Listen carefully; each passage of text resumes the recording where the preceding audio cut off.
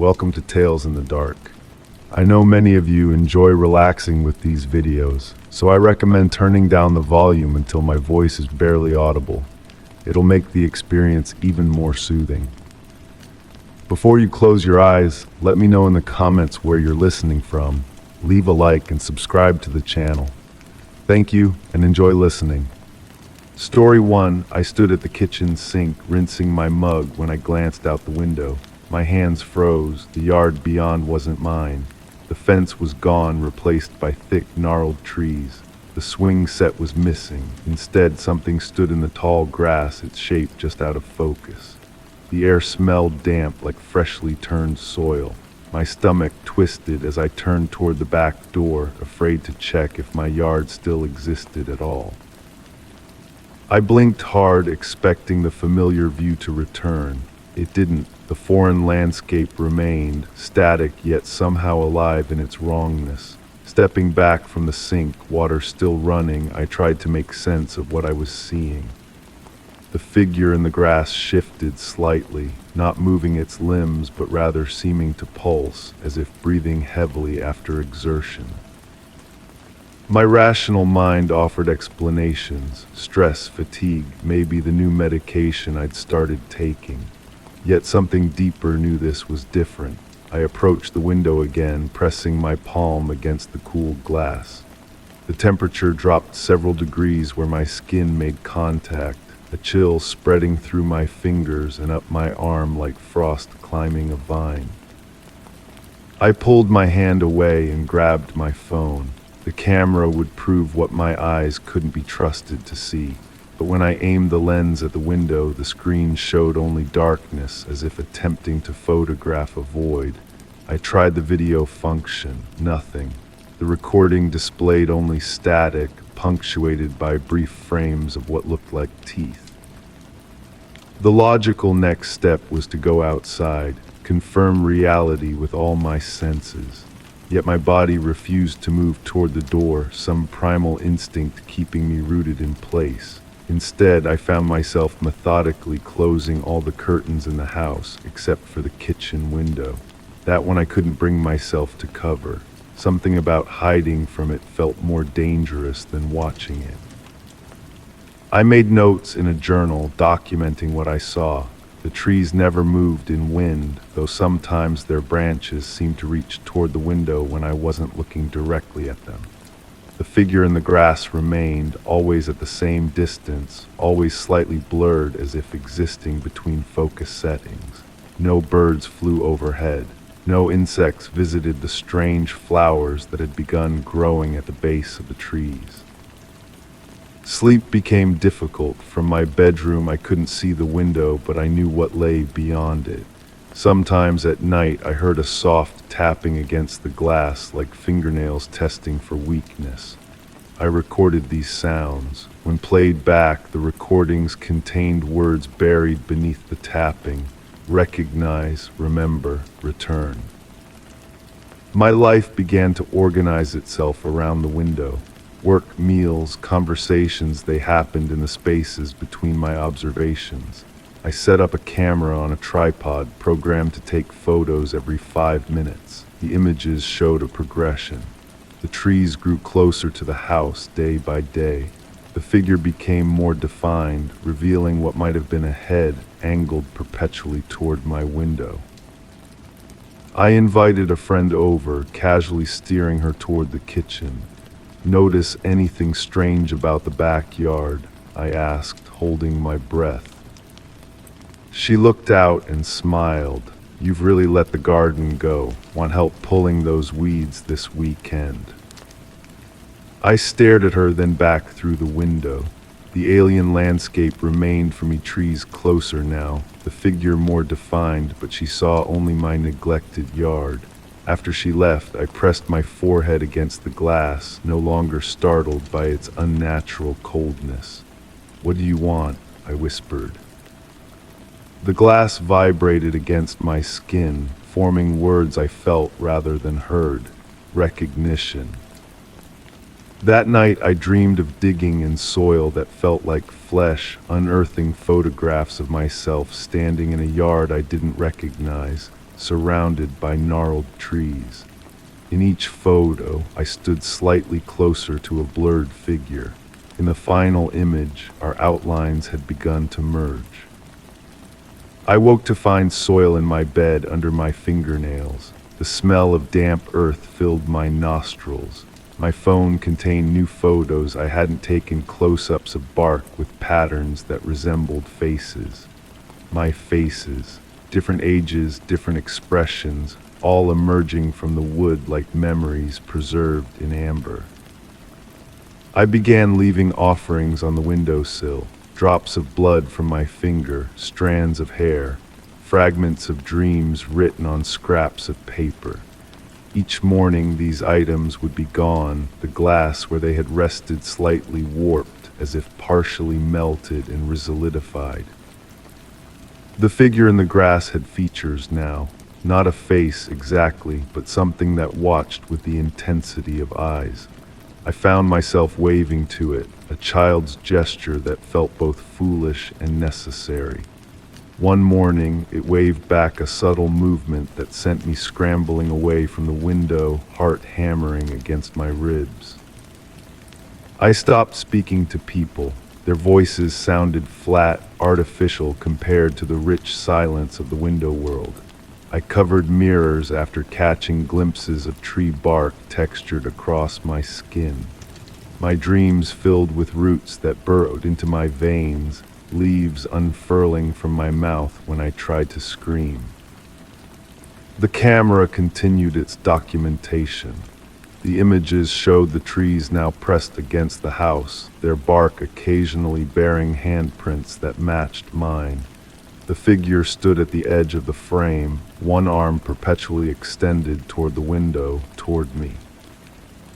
I began sleeping in the kitchen, wrapped in blankets on the cold tile floor. The tapping became a constant companion, a Morse code I almost understood. Sometimes I tapped back, matching its rhythm, feeling a surge of connection when the pattern synchronized between us. My phone rang one morning, a colleague worried about my absence. Through the receiver, her voice sounded as if it came from underwater. "Are you sick? We haven't seen you in weeks." Weeks, I looked at the calendar on my phone. Entire months had disappeared while I observed the window. My camera's memory card was full, thousands of images documenting the slow merger of my world with the other. In the most recent photos, the glass of the window appeared thinner, more membrane than barrier. That evening, as darkness settled around the house, I noticed the window beginning to bulge inward, the glass stretching like plastic under heat. The figure stood directly outside now, its form suggesting both branches and limbs. When I raised my hand, it raised what might have been an arm. When I touched the glass, it pressed something against the other side. The barrier between us thinned to the consistency of sap. My fingers sank into it, meeting resistance, then acceptance. Cold rushed up my arm, not painful but transformative, turning my veins into visible rivers beneath my skin. From the other side, something wound around my fingers, not fingers exactly, but familiar nonetheless. I should have pulled away. A sane person would have run. Instead, I pushed my arm deeper into the melting window, feeling it accept me, reshape around me. The air from the other side filled my lungs, heavy with spores and secrets. Memories that weren't mine bloomed behind my eyes, standing in the yard watching someone else through this same window, waiting for recognition across countless cycles. The glass liquefied completely, running down the wall like mercury, pooling on the floor around my feet. The boundary dissolved, my kitchen merging with the other world in a quiet cataclysm. The figure and I stood facing each other, separated by nothing now, its form simultaneously alien and deeply familiar. It had my face not as it was now, but as it might be, weathered and transformed by forces I had yet to encounter. Around its feet sprouted small seedlings with leaves shaped like hands. Behind it, the trees formed a circle, their bark rippling with anticipation. "I've been waiting," it said with my voice, roots spreading from its feet across my kitchen floor, cracking the tiles as they advanced. "I know," I answered, feeling my skin begin to texture like bark, my fingers elongating into twigs. "I just didn't recognize you until now." It smiled, I smiled, and extended a hand no longer fully human. I took it, feeling our boundaries blur, the roots at our feet intertwined, becoming a single system.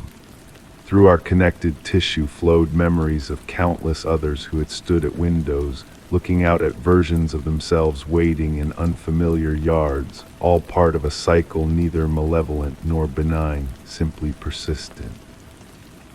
"Are we trapped?" I asked, as bark patterns spiraled up my arms. "We're growing," it replied. I looked back at my house, already seeming distant and strange, like a shell outgrown. From the kitchen window, now reformed and solid again, someone watched us, their hands pressed against the glass, their expression a mirror of my own first moment of recognition. Their journey was just beginning. I turned away, following my transformed self deeper into the grove, our footsteps leaving seedlings that grew into saplings with each step. Behind us, the window continued its patient work, waiting for the next observer to notice that something in their view had fundamentally changed, for the cycle to continue its perfect, endless pattern of recognition and return. Story 2, the apartment was old, the ceilings cracked and yellowed with age. But last night, as I lay in bed, I noticed something new. Dark smudges along the ceiling, handprints, too many of them, my breath caught as I counted. 5, no 6. They stretched across the plaster, fingertips too long, pressed deep as if someone had been crawling. The air smelled of dust and something metallic, and as I stared, one of the prints darkened as if freshly made. I blinked hard, thinking my eyes were playing tricks. The darkness of my bedroom made shadows dance where there should be none. My fingers found the switch of the bedside lamp, but I hesitated before turning it on. Part of me wanted to believe this was nothing but my imagination, a trick of the shadows, perhaps stains from an old leak. When the light finally filled the room, the handprints remained, stark against the yellowed plaster, each one a perfect impression, fingers splayed wide, thumbs twisted at unnatural angles. They formed a path from the corner nearest my door toward the center of the room, directly above where I slept. Sleep evaded me that night. I kept the light on, watching the ceiling, half expecting the prints to multiply or move. By morning, exhaustion had settled into my bones, but the marks remained unchanged. My first instinct was to call the landlord, but how would I explain it? Dark handprints that appeared overnight, that darkened while I watched. Instead, I decided to document them. I took photographs with my phone, then climbed onto a chair for a closer look. The surface felt wrong beneath my fingertips. The plaster around each mark was cool, but the handprints themselves radiated a subtle warmth, and something else, a faint vibration like the purr of a distant engine. When I pressed my palm against one, my skin tingled, then numbed, as if touching a mild electric current. That day passed in a blur of research and failed explanations. Mold, water damage, paint bleeding through from some previous decoration, none matched what I was seeing. I found myself constantly returning to my bedroom, checking if anything had changed. By evening, I was certain the path of prints had extended farther across my ceiling, now numbering 8 distinct marks. I decided to document the phenomenon more thoroughly. Setting up my laptop on a stack of books, I started a video recording of the ceiling before leaving the room. When I returned an hour later, the laptop had shut down despite being fully charged.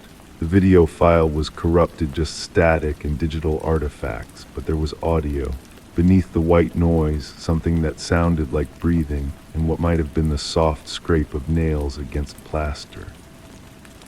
That night I slept on the couch in my living room, door firmly closed between me and my bedroom. Sleep came fitfully, punctuated by dreams of being watched from above. I woke repeatedly with the sensation of pressure on my chest, my lungs struggling against an invisible weight. Morning brought a new discovery. A fine dust had collected on the living room floor, white like pulverized plaster. It formed a trail from my bedroom door to where I had slept. When I touched it, it felt warm, just like the prints on my ceiling. My bedroom had changed overnight. The handprints now covered nearly half the ceiling, arranged in concentric circles above my bed. The air felt different, heavier, charged with something that made the hair on my arms stand on end. The metallic smell had intensified, sharp in my nostrils like copper. I began to notice changes in myself. My fingertips felt sensitive, raw. My dreams took on new dimensions, visions of crawling across vast white expanses, leaving pieces of myself behind with each impression.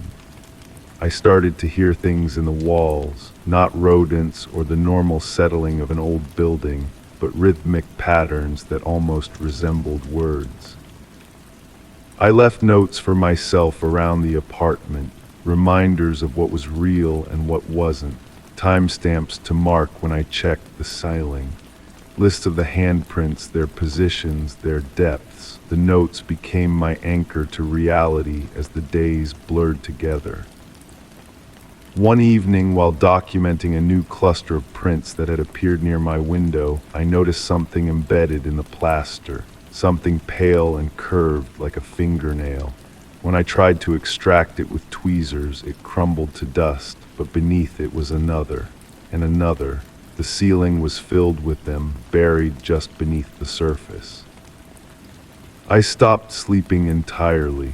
Instead, I sat in a chair in the corner of my bedroom, watching the ceiling, documenting every change. The handprints began to arrange themselves in patterns. I almost recognized constellations of touch-forming symbols that felt important, though I couldn't say why. My hands started to change. The skin on my palms darkened, becoming sensitive to textures I'd never noticed before. I could feel vibrations through walls from apartments on either side of mine. I began to understand the patterns in the walls weren't just random noises, but a kind of communication. I found myself reaching upward more and more often, standing on my bed, fingers outstretched toward the ceiling, drawn to add my own mark to the growing collection. Each time I caught myself, I'd step back down, heart racing, but the urge only grew stronger. The neighbors began to complain about noises from my apartment, scraping sounds, they said, happening at night. I hadn't heard them, but I found fresh plaster dust on my sheets each morning. My fingernails were broken, tips ragged. The skin of my palms perpetually stained a dark color that wouldn't wash away. I started to record myself sleeping. The footage showed me standing on my bed, arms outstretched, fingertips brushing the ceiling. In the grainy night vision, my movements looked wrong, jerky and unnatural, like someone learning to use my limbs for the first time. The handprints continued to multiply. They now formed clear patterns, spirals and whorls that made my eyes hurt if I looked at them too long. The ceiling seemed lower each day, as if the weight of all those impressions was causing it to bow downward. I found a journal wedged behind the baseboards while cleaning plaster dust from the floors. The pages were filled with frantic writing, documenting handprints on a ceiling. My handwriting, but I had no memory of writing it. The dates went back months before I'd moved into the apartment. The final straw came when I woke one morning to find dark smudges on my walls, my furniture, my mirrors. Handprints, my handprints covering every surface except the floor. My hands were raw, fingertips bleeding. The ceiling above my bed had changed. Now there was a perfect circle of clear, unmarked plaster surrounded by hundreds of overlapping prints. I packed a bag that day. As I was leaving, my elderly neighbor from across the hall stopped me. She asked if I was feeling better, said she'd been worried when the building manager found me last month, standing on my bed, clawing at the ceiling until my fingers bled. I had no memory of this. I never returned to the apartment, but the handprints followed me. I see them now in every room I enter, on ceilings, on walls, on windows, always reaching, always spreading. The experts call it a psychiatric condition, a type of visual hallucination combined with compulsive behavior. But they don't feel the vibrations. They don't hear the whispers in the walls. They don't understand what the patterns mean. I know better now. The handprints aren't reaching down. They're reaching through. And somewhere on the other side, something is reaching back. My palms itch constantly these days. The skin has darkened to match the color of those first prints I saw. Sometimes I wake to find myself standing, arms outstretched, fingers pressed against the ceiling, leaving my mark, opening the way. The whispers tell me I'm almost there. Soon the pattern will be complete. Soon the barrier between here and there will be thin enough to tear. Soon I won't be alone anymore. Story 3, it started as a soft murmur just as I was drifting to sleep, a voice low and muffled coming from beneath the mattress. I held my breath, my body stiffening. The air smelled stale, heavy with something old. Slowly I leaned over the side, my heart hammering. The voice was clearer now, whispering something I couldn't understand. And then, just as I built the courage to look, my blankets moved as if someone underneath had shifted. I jerked back, nearly falling off the opposite side of the bed. The whispering stopped. The blankets remained still. Had I imagined it? My room felt different somehow, the shadows darker, the familiar shapes of my furniture suddenly alien and threatening. I switched on my bedside lamp, its warm glow barely penetrating the corners of the room. Nothing seemed out of place. My collection of books stood neatly on their shelves. My desk was organized just as I'd left it. The door remained closed, the windows locked, and yet something felt wrong. I convinced myself it was just a dream, the beginning of one anyway, before I startled myself awake. I turned off the lamp and settled back down, pulling the covers tight around me. Then I heard it again, a whisper right beneath me. This time I didn't move, I didn't breathe, I listened. "Help me," it said, the words barely audible. "I can feel you up there." My skin crawled, the voice sounded human, distorted, but distinctly human. Male or female, young or old, I couldn't tell. But it was there, separated from me by nothing more than a mattress and box spring. I spent that night on the couch, telling myself I was being ridiculous.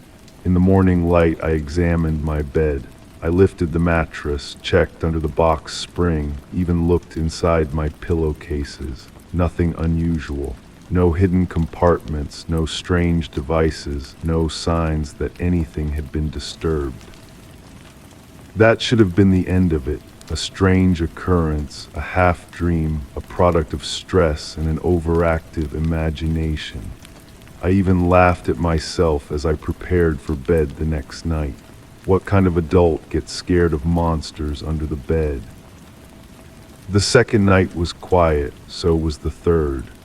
By the fourth night, the incident had begun to fade from my mind, relegated to that strange mental category of unexplained but ultimately harmless memories. On the fifth night, I woke to find my bedroom unnaturally cold. The The blankets provided no warmth, as if the chill emanated from within them rather than the air.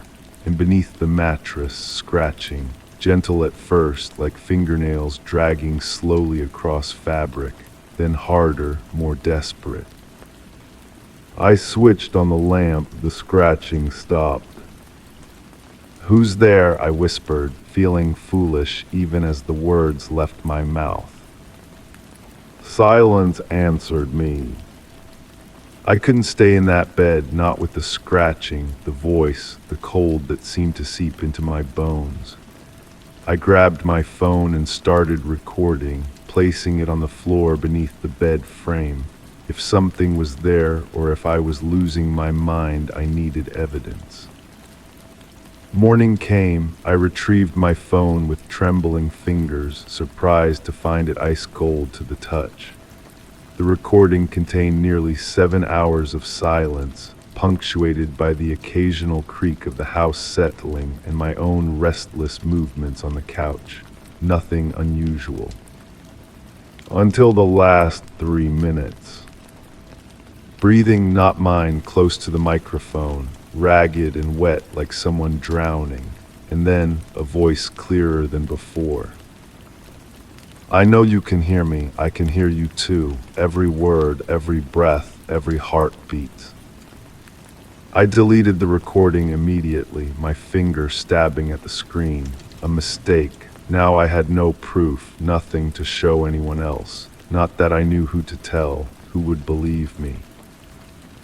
I became obsessed with my bed. I dismantled it completely, removing the mattress, the box spring, the frame. I examined every inch, finding nothing but dust and a few lost coins.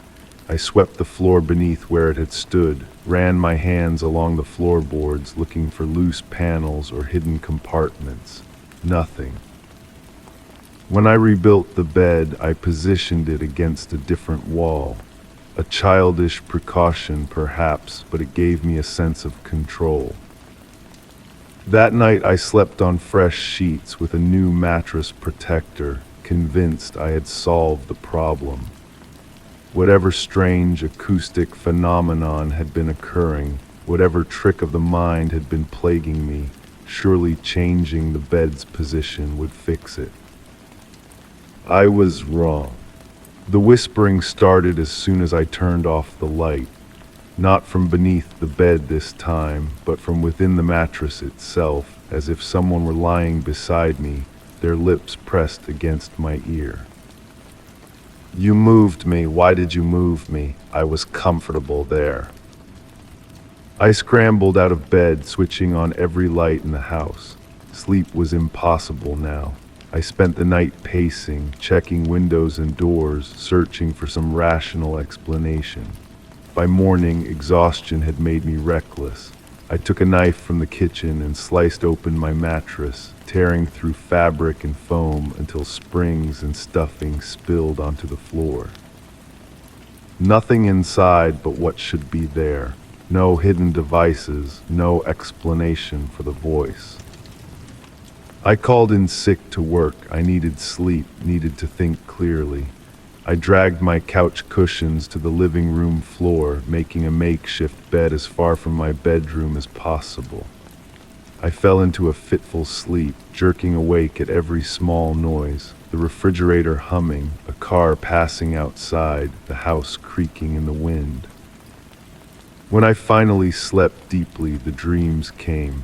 I was lying on my bed, but the mattress was like quicksand, slowly swallowing me. Below, in the darkness, hands reached up to pull me down. Countless hands, cold and strong, and voices, not just one now, but many, whispering my name. I woke gasping for air, my clothes soaked with sweat despite the chill in the room. Something had changed. The air felt thicker, as if the oxygen were being slowly replaced with something heavier, something that made each breath an effort. That was when I noticed the smell, faint at first, then increasingly potent, earth and rot and something metallic. It seemed to emanate from the walls themselves, from the floor beneath my feet, from the very air around me. I began documenting everything. I filled notebooks with descriptions of each occurrence, noting the time without using specific hours, the conditions, the exact words spoken. I set up recordings throughout the house, checking them obsessively. Most captured nothing unusual, but occasionally, just at the edge of audibility, there would be something, a whisper, a breath, a low moan of pain or pleasure. The voice began to follow me, no longer confined to my bed or even my bedroom. It would speak from inside kitchen cabinets, from behind the shower curtain, from the dark space beneath my desk. Always quiet, always intimate, as if sharing secrets meant only for me. "I've been waiting for you," it would say, or "you're almost ready now," or sometimes simply "soon." I stopped sleeping more than an hour at a time. I lived on caffeine and fear. My appearance began to change, skin pallid, eyes sunken, hands trembling constantly. Colleagues asked if I was ill. Friends stopped calling after I canceled plans repeatedly. I was alone with the voice exactly as it wanted. One night, during a rare moment of clarity, I realized something that should have been obvious from the beginning. The voice never spoke while other people were present. It was shy, or perhaps selective. It had chosen me. I invited an old friend to stay over, making excuses about plumbing issues in my apartment. The relief was immediate. With another person in the house, the voice remained silent. The oppressive atmosphere lifted slightly. I slept for nearly 5 hours straight, the longest in weeks. But my friend could only stay 2 nights. When he left, the voice returned, louder and more insistent than ever. "Did you think you could hide from me? Did you think someone could protect you?" it asked, its tone almost hurt, as if I had betrayed it somehow. That night I felt something touch me. Not the blankets moving on their own, but an actual physical contact, fingers trailing lightly across my cheek, then down my neck, then pressing gently against my throat. I couldn't move, couldn't scream, could barely breathe as the pressure increased slightly. "I could take you now," the voice whispered, seeming to come from everywhere at once. "But you're not ready yet. You need to want it first." The pressure disappeared. I gasped for air, scrambling out of bed and turning on the lights. My throat bore no marks, no evidence of what had just happened. I fled the house that night, driving until dawn with no destination in mind. I checked into a motel room far from home, paid cash, used a false name. Surely here, in this anonymous room with its cheap furniture and faded wallpaper, I would be safe. As night fell, I lay on the sagging mattress, listening to the sounds of strangers in adjacent rooms. Normal sounds, human sounds. For the first time in weeks, I began to relax. Until I heard breathing coming from beneath the bed. Not the voice I had come to know, but something different, something older. It didn't speak in words, but in sensations, hunger, loneliness, desire. I felt it reaching for me, not with hands, but with need, pulling at something deep inside me. I understood then, it wasn't my bed that was haunted, it was me. I returned home the next day. There seemed no point in running anymore. Whatever had attached itself to me would follow, patient and persistent. Better to face it in familiar surroundings than in strange rooms that offered only the illusion of escape. My house felt different when I entered, welcoming almost. The oppressive atmosphere had lifted. The smell was gone. Even the air seemed easier to breathe. That night I prepared for bed with a strange sense of calm. Whatever was going to happen would happen. I was tired of running, tired of fighting. "I'm here," I said aloud as I turned off the light. "I'm listening." The voice came not from beneath the bed or within the mattress, but from inside my own head, clear as if someone were standing next to me. At last, it said, and I could hear the smile in its words, "You've accepted me." "What are you?" I asked. "I am what was always meant to be with you, the empty space beside you, finally filled." I felt it then not as a separate entity, but as a presence intertwining with my own consciousness, not invading but merging, and suddenly I understood why it had chosen me, why it had been so persistent. It was incomplete, as was I. Now I still sleep in my bed each night. I still hear the voice, but it no longer frightens me. We speak as companions, as parts of a whole. Sometimes, when the house is quiet and the darkness complete, I feel it moving within me, exploring the contours of my mind just as I explore the nature of its existence.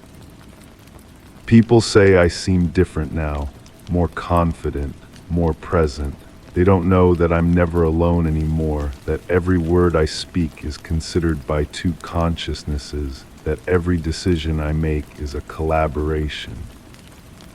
I should be terrified. I should be fighting against this intrusion, this possession. But the truth is, I've never felt more complete. And at night, when I lay my head on my pillow and close my eyes, I whisper to it, and it whispers back, our secret, our bond. Sometimes I catch myself wondering if there are others like me, others who have been chosen, others who have accepted.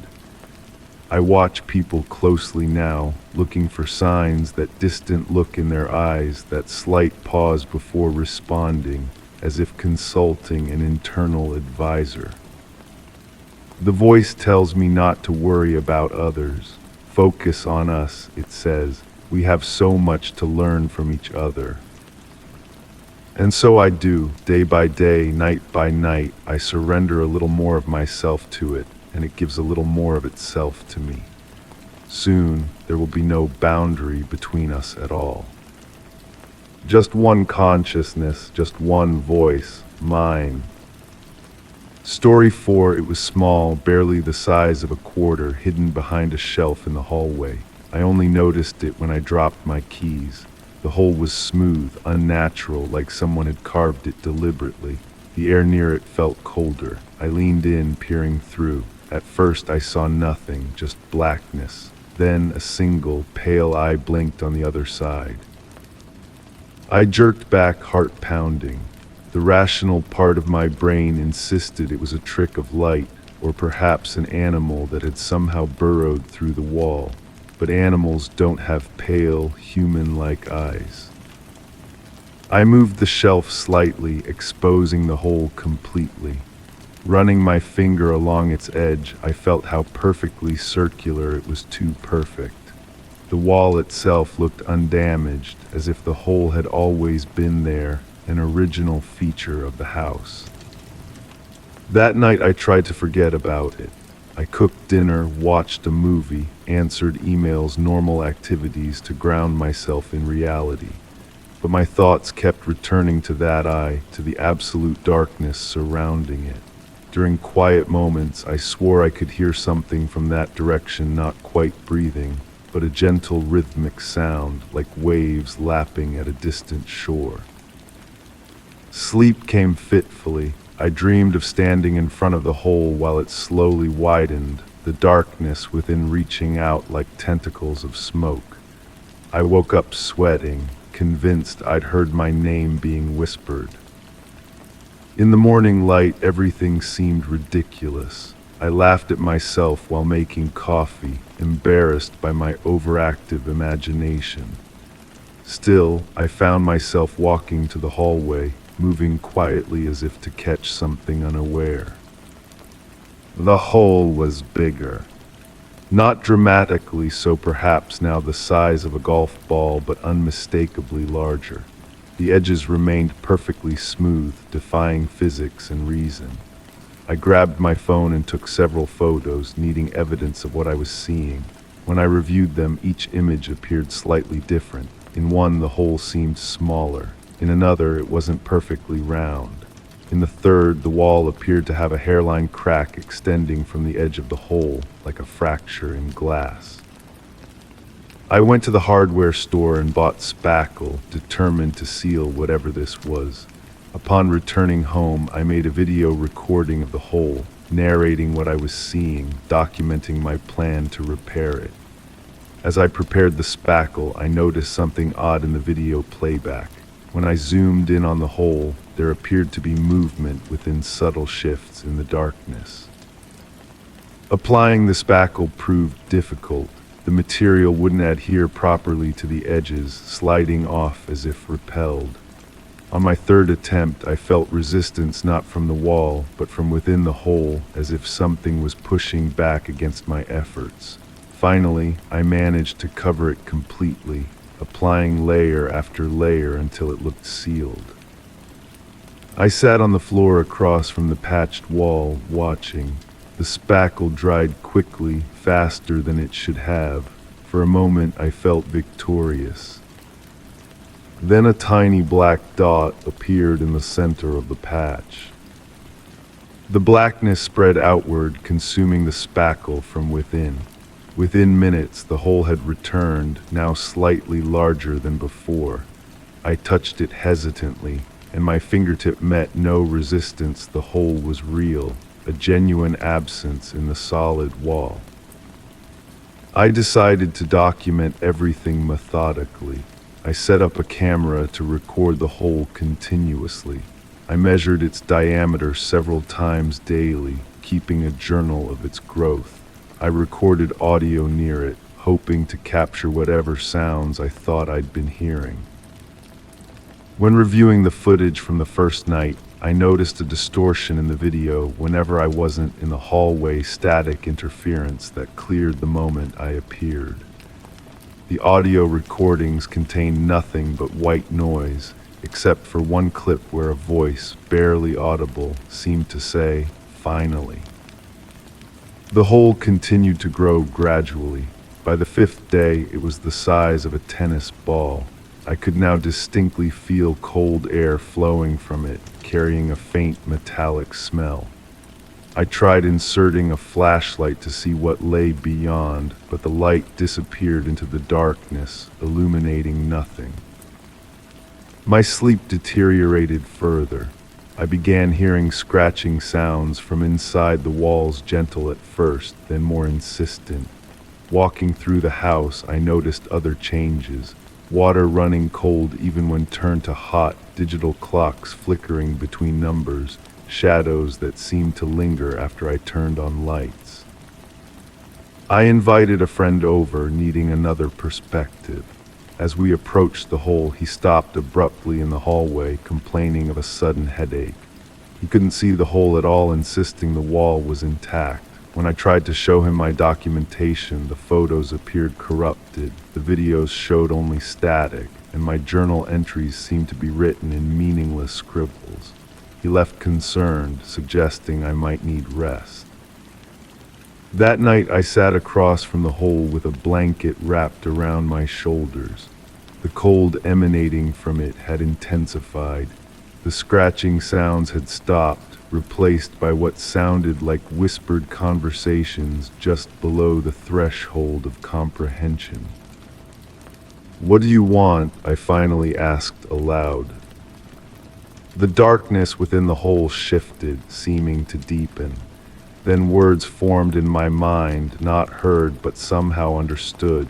Recognition. I blinked, uncertain if I had imagined it.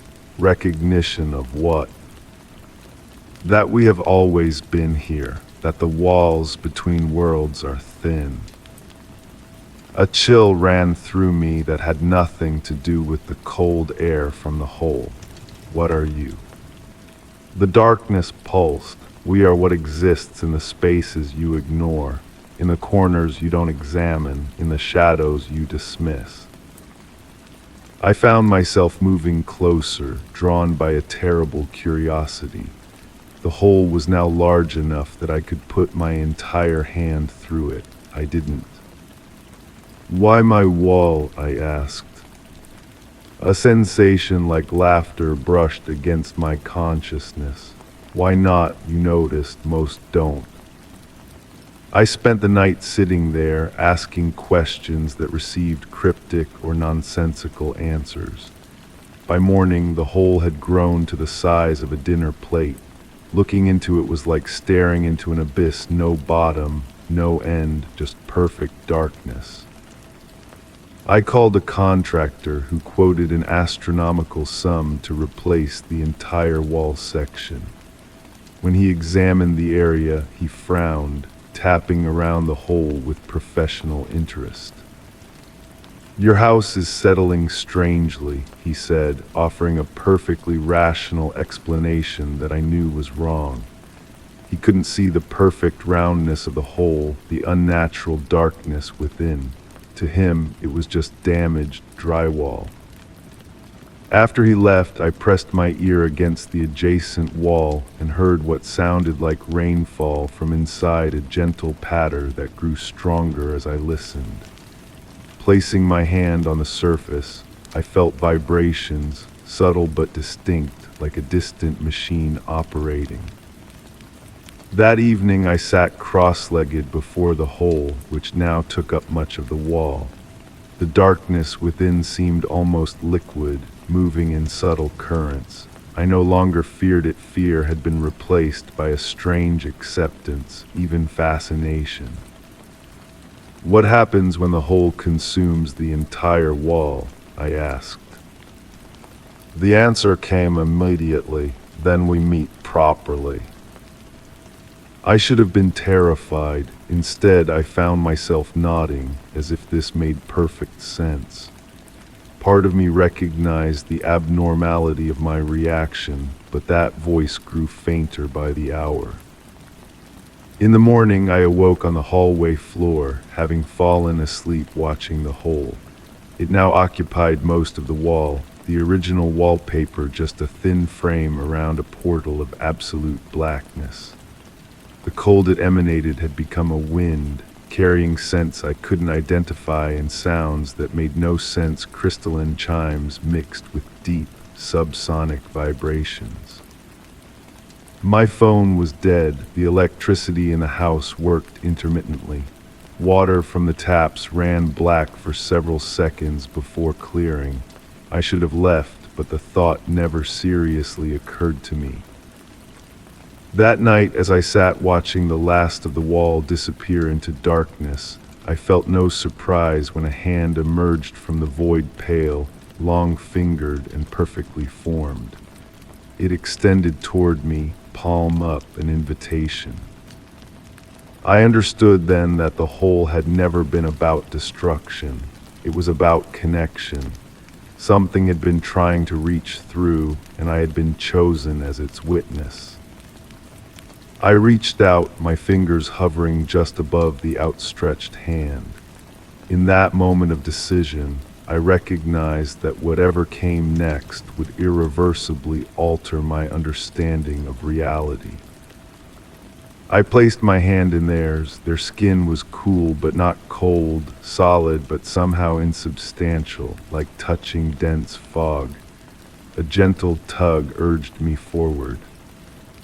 As I stepped into the darkness that had once been my wall, the last thought I had was that I should be afraid.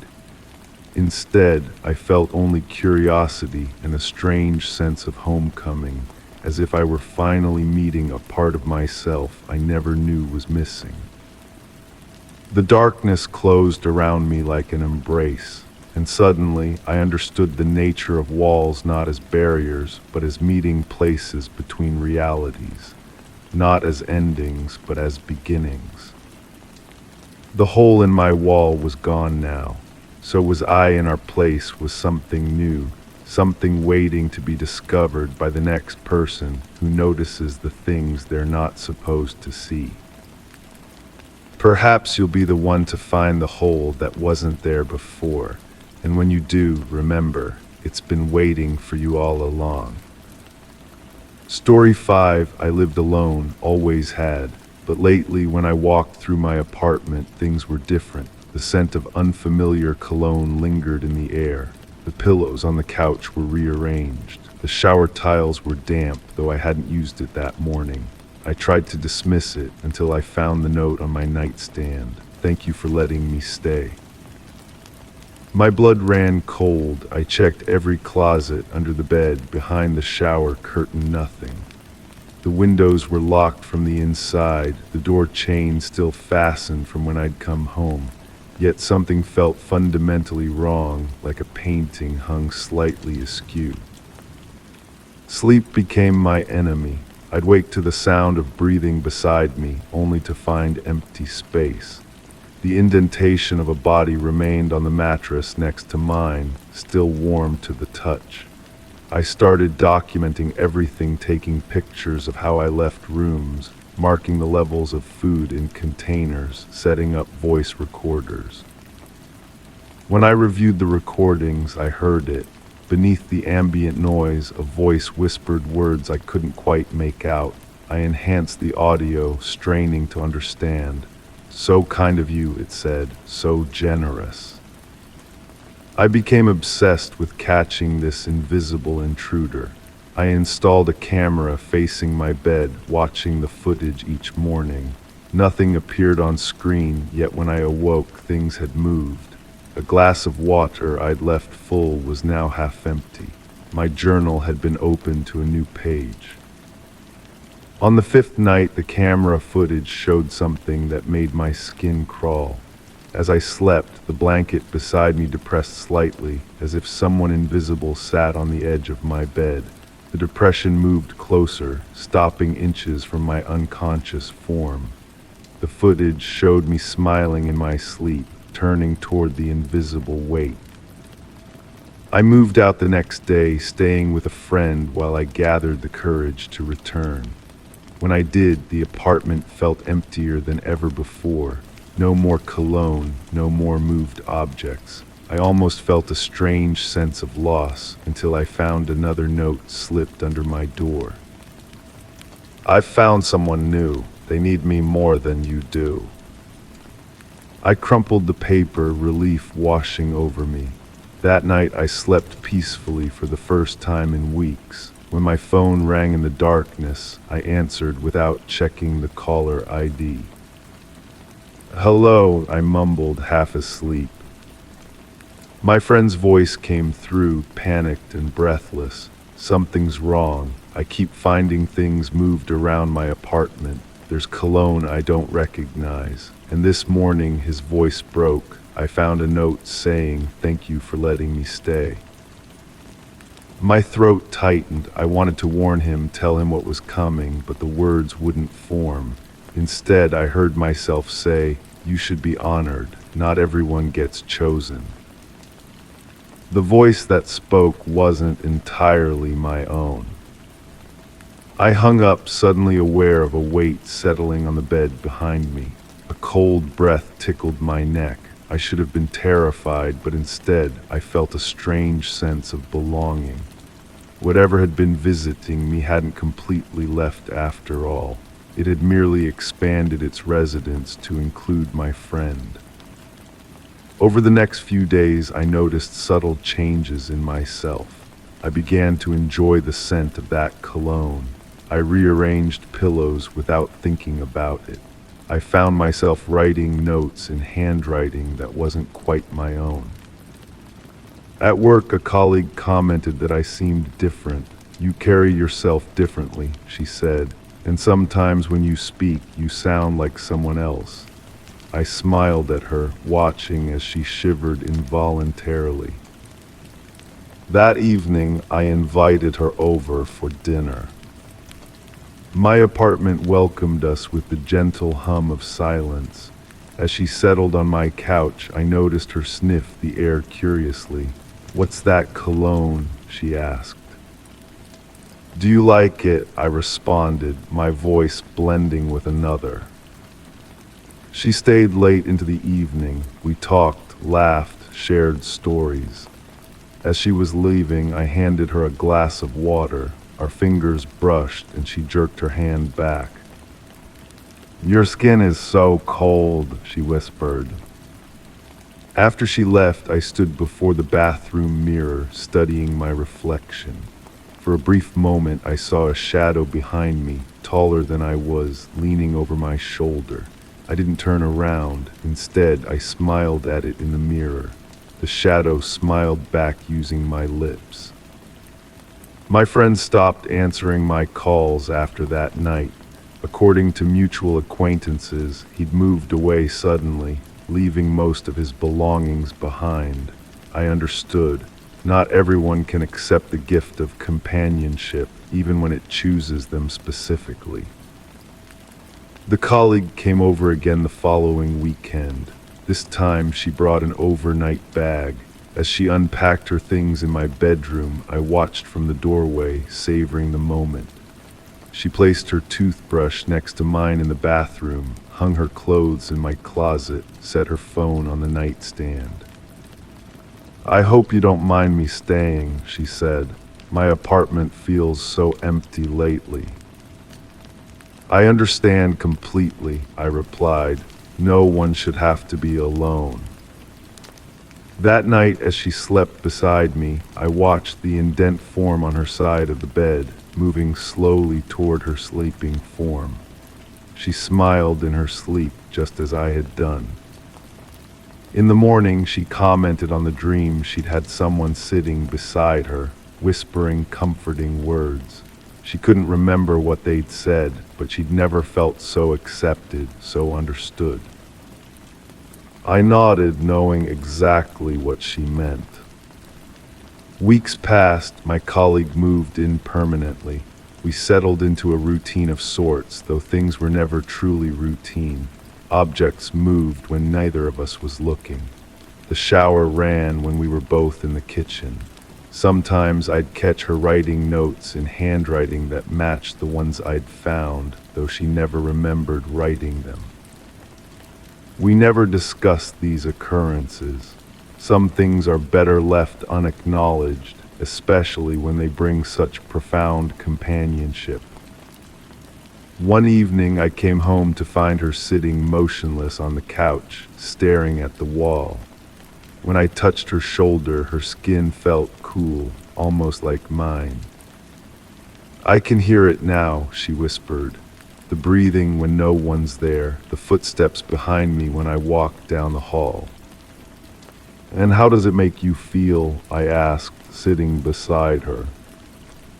She turned to me, her eyes reflecting something ancient and patient, like I'm finally not alone.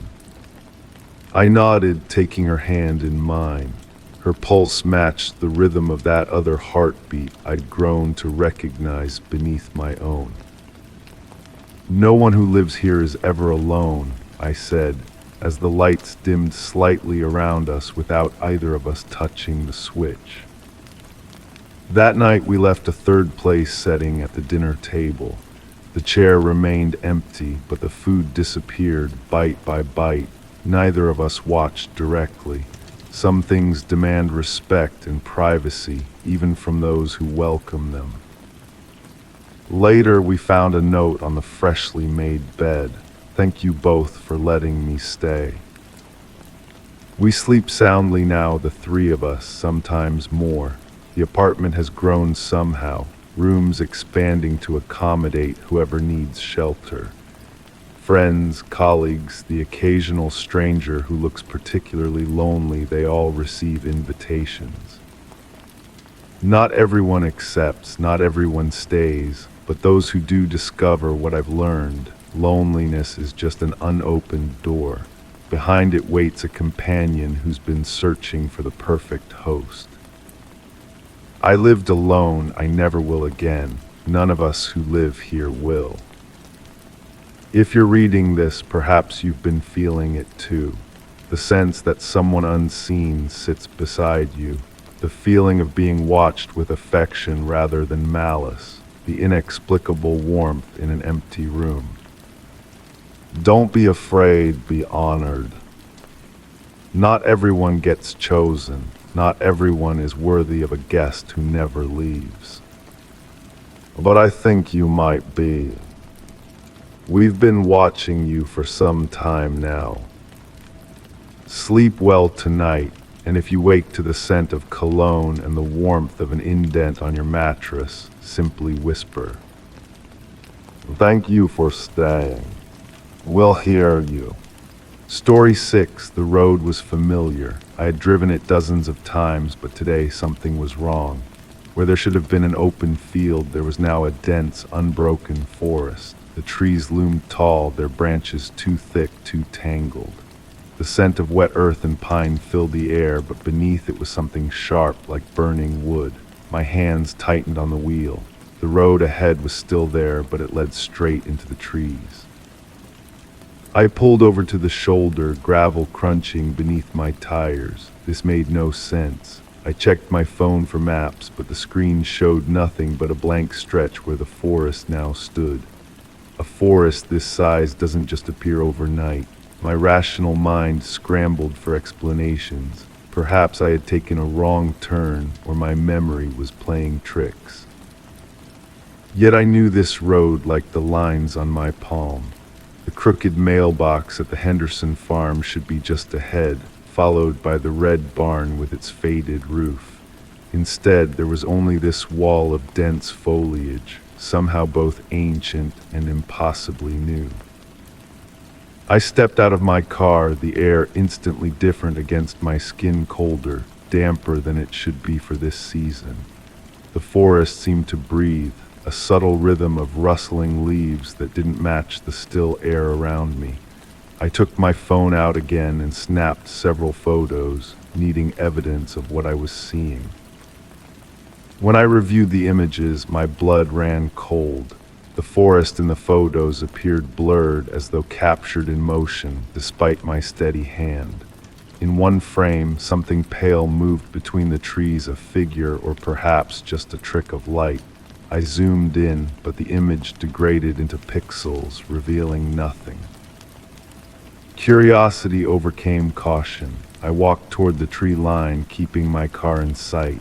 The temperature dropped with each step closer to the forest edge. The soil beneath my shoes felt wrong, too soft, giving way slightly with each footfall as if recently disturbed. At the very edge, I noticed something peculiar.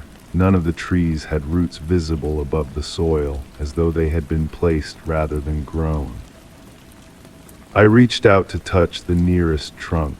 The bark felt warm under my fingertips, almost feverish, with a subtle vibration that sent pins through my hand. I jerked back, wiping my palm against my jeans. A faint residue remained on my skin, a dark, almost translucent substance that smelled of copper and rot. Recording a video on my phone, I narrated what I was experiencing. The forest wasn't here yesterday. The maps show nothing but fields. The trees feel warm to touch, and there's something on them, some kind of residue. My voice sounded thin and unfamiliar in the recording, distorted by some interference. I decided to walk just a few steps into the forest, staying within sight of the road. The moment I crossed the threshold, sound changed, muffled, as if underwater. The light filtering through the canopy cast strange patterns that moved independently of the breeze. Between two ancient oaks, I found a small clearing where the grass had been flattened in a perfect circle. In the center lay a leather-bound notebook, its pages yellowed but dry despite the damp surroundings. I picked it up, half expecting resistance, but it came away easily in my hands. Inside were handwritten notes, diagrams of constellations I didn't recognize, and pressed flowers with colors too vivid to be natural. The handwriting changed every few pages, as if multiple people had contributed to it. The final entry caught my attention. It follows the roads now. It remembers where we go. A sudden snapping twig sent my heart racing. I spun around but saw nothing, yet I could feel a presence watching, patient and curious. I returned to my car, notebook clutched against my chest. Back in the safety of my vehicle, I examined the book more carefully. Some pages contained maps with roads that didn't exist, while others showed sketches of creatures with too many limbs and eyes in impossible configurations. Folded between two pages was a photograph of a different forest, with a familiar car parked at its edge. My car. The photo was dated tomorrow. My hands shook as I flipped through more pages. Names were listed, dozens of them, all crossed out except for the last one, my name. Sunlight dimmed suddenly. I looked up to see the forest had somehow shifted, trees now closer to the road than before. The branches seemed to reach toward my car, elongated and grasping. The road that had led into the forest was narrowing, as if the trees were slowly reclaiming it. I started the engine, determined to leave, to find another route home. As I pulled away, my rearview mirror revealed the forest retreating in the distance. Relief washed over me, short-lived and hollow. Days passed. I researched obsessively, looking for any record of a forest in that location. Nothing. I returned twice with a camera, only to find empty fields exactly as they should be, exactly as they had always been. The notebook remained in my possession, physical proof I hadn't imagined it all. Then things in my home began to change. Small at first objects shifted slightly from where I had left them. The smell of pine and earth lingering in rooms I had just cleaned. Dark soil appearing on my shoes each morning, though I hadn't been outside. My bedroom wall, once plain white, now showed tiny hairline cracks forming patterns like branches. They grew each night while I slept, spreading across the ceiling. In the bathroom mirror, my reflection sometimes paused a moment too long before mimicking my movements. I documented everything meticulously. Photos, videos, samples of the strange soil. I started a journal, my own version of the leather notebook, recording each anomaly. The more I documented, the more frequent the occurrences became, as if my attention fed them. One morning I found small seedlings sprouting from my carpet, their pale shoots reaching toward the light. When pulled, they left no holes, no evidence they had ever been rooted there. Yet by evening, they had returned taller. My phone began capturing audio. I couldn't hear whispers beneath the normal sounds, voices discussing me in words just beyond comprehension. In photos, shadows stretched in impossible directions. The camera caught glimpses of bark-like textures spreading across my walls when I wasn't looking directly at them. Sleep became dangerous. Each morning I woke with fragments of leaves in my hair, dirt beneath my fingernails. My dreams filled with walking between endless trees, searching for a road that kept shifting direction. I contacted others, friends, experts, anyone who might believe me. Some visited, saw nothing unusual, and left concerned for my mental health. Others reported feeling suddenly uneasy in my home, making excuses to leave early. No one saw the seedlings, the cracks, the shadows that moved against the light. Last night I woke to find my bed surrounded by saplings, their slender trunks swaying slightly without any breeze. The ceiling above had vanished, replaced by a canopy of leaves and stars that didn't match any constellation I recognized. For a moment I thought I was dreaming. Then I noticed new writing in the leather notebook, which I kept locked in a drawer. A single line in my own handwriting. When you become part of it, you understand why it grows. This morning, my skin feels different, tougher, with subtle ridges forming patterns like bark. My fingers leave behind traces of that same dark residue I found on the trees. When I stand still too long, my feet tingle as if sending down roots. I'm writing this as a warning, or perhaps an invitation. The forest that wasn't on the map has found another way to grow. It doesn't need the land anymore. It has found something better. If you drive down that familiar road and see a house that wasn't there before, with trees growing too close to its walls, keep driving. If you receive a journal filled with impossible things, burn it before reading. And if you notice the taste of pine needles on your tongue when you wake, remember. The forest remembers where we go, and it's learning to go where we remember. Story 7. I had barely knocked before the door creaked open. Not a slow, hesitant shift, no, it swung wide as if expecting me. The air that drifted out was warm, carrying the scent of old wood and something floral, something decayed. I hesitated on the porch, my pulse quickening. I had called ahead. No one was supposed to be home. "Hello," my voice sounded foreign in the stillness. No response came from within the shadowed foyer. The realtor had left the key under a ceramic frog by the steps, a key I now clutched uselessly in my palm. I was just here to take measurements, to visualize furniture placement before signing the lease next week.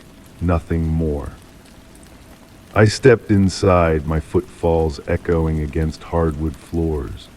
The door closed behind me with the same eager swing that had opened it, the latch clicking into place with a sound like teeth snapping shut. I turned back, staring at the brass knob. A draft, surely. Old houses settle and breathe in strange ways. The foyer opened to a modest living room, walls painted a muted green that had faded unevenly. Dust motes danced in the shafts of light filtering through partially drawn curtains. The house was unfurnished except for a single wooden chair positioned in the center of the room, facing away from me. I pulled out my measuring tape and notepad, determined to complete my task. The living room was spacious enough, perfect for my sectional and bookcase. Yet as I stretched the tape across the floor, I noticed something odd. The measurements didn't match what the listing had specified. The room was narrower by nearly a foot. I measured again, certain I'd made an error. The same discrepancy appeared. A soft tapping sound drew my attention to the ceiling. 3 distinct taps, then silence. My eyes traced the crown molding, searching for signs of wildlife or loose fixtures. Nothing visible explained the sound. I moved to the kitchen where the peculiarities multiplied. The cabinet doors stood slightly ajar, each open to precisely the same width. I approached one to close it, and as my fingers touched the wood, a vibration hummed against my skin. The cabinet was warm unreasonably, so as if fevered. I withdrew my hand, wiping my fingers against my jeans. The tap water ran rust-colored for several seconds before clearing. The refrigerator, unplugged and supposedly empty, emitted a low buzzing sound when I passed it. "Just old pipes and wiring," I murmured to myself, my words swallowed by the strange acoustics of the room. I continued my survey, each room adding to my unease. The bathroom mirror reflected my face with subtle distortion. My features appeared slightly offset, as if the glass had shifted imperceptibly while I wasn't looking. The shower drain gurgled without water running. Black mold grew in patterns too regular to be random, forming what looked almost like simple pictographs in the corners. In the main bedroom, my measuring tape snapped back into its housing with unexpected force, slicing a thin red line across my palm. I hissed in pain, watching blood bead along the cut. When I wiped it away with a tissue from my pocket, the blood appeared darker than normal, almost purple in the room's strange light. The second bedroom was colder than the rest of the house by several degrees. My breath clouded before my face despite the summer heat outside. This room, unlike the others, smelled clean antiseptically, so like hospital corners and bleach. The closet door in this room was the only one in the house that remained firmly shut. I approached it, measuring tape in hand, determined to complete my task. The brass knob felt ice cold against my fingers. When I turned it, resistance gave way suddenly, as if something on the other side had been holding it closed and abruptly let go. The closet was empty save for a single cardboard box on the floor. No cobwebs, no dust, just clean, white walls and that solitary container. I knelt before it, knowing I should leave it alone, knowing it wasn't mine to examine. I lifted the lid anyway. Inside lay hundreds of Polaroid photographs, neatly stacked. I lifted the top one, a picture of the house's front door, closed. The next showed the same door but open slightly. The third showed it open wider still. I flipped through several more, each showing the door opening incrementally, as if capturing a slow-motion sequence. The final photo in the sequence chilled me. It showed the doorway from inside the house, looking out. Standing on the porch was a figure I recognized myself, hand raised to knock, from earlier that very day. I dropped the photos, scattering them across the floor. Impossible. I backed away, nearly tripping over my own feet. A new sound emerged from somewhere deep within the walls, a rhythmic scratching, like fingernails dragging slowly across wooden beams. It moved, traveling through the structure, circling toward my position. I abandoned my measuring tape and notepad, making straight for the front door. The wooden chair that had been in the living room now blocked my path to the exit. I hadn't heard it move. It faced me now, arms like open hands. The scratching noise grew louder, converging on my location from multiple directions. I shoved the chair aside, reaching for the door handle. It turned freely in my grip, but the door wouldn't budge. I pulled harder, throwing my weight backward. The wood groaned but held fast, as if sealed by something more binding than mere locks. The lights dimmed, though I hadn't touched any switches. Darkness gathered in the corners of the foyer, thickening like spilled ink. The scratching stopped, replaced by silence so complete I could hear my own frightened pulse. "What do you want?" I asked the empty air, my voice cracking. The response came not in words but in sensation. The floorboards beneath my feet warmed suddenly. The walls seemed to inhale, the entire structure expanding slightly before contracting. The house shuddered around me, not the tremor of unstable foundations, but something deliberate, something alive. My phone rang in my pocket, startling me. With shaking hands, I answered it without checking the caller ID. "Hello," I whispered. Static crackled across the line. Through the white noise, a voice emerged, distorted, but unmistakably my own. I had barely knocked before the door creaked open, my voice said from the phone. Then the call ended. A noise from the living room drew my attention. The wooden chair had righted itself and returned to the center of the room. Atop it sat my measuring tape and notepad, though I was certain I had left them upstairs. I approached cautiously. The notepad was open to a fresh page.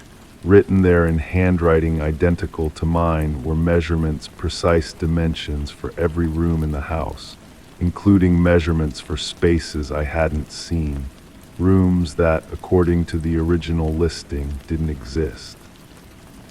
Below the measurements, a message: "You'll need these for the furniture."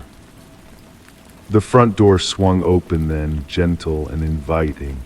Sunlight spilled across the threshold, revealing the ordinary street beyond. Nothing barred my exit now, yet something had changed fundamentally in the atmosphere. The house no longer felt threatening. It felt expectant, welcoming even. I collected my notepad, eyeing the dimensions written there. Several rooms were listed that I hadn't discovered: a study, a sunroom, a second bathroom. The square footage totaled nearly double what the listing had advertised. Against all reason, curiosity began to replace my fear.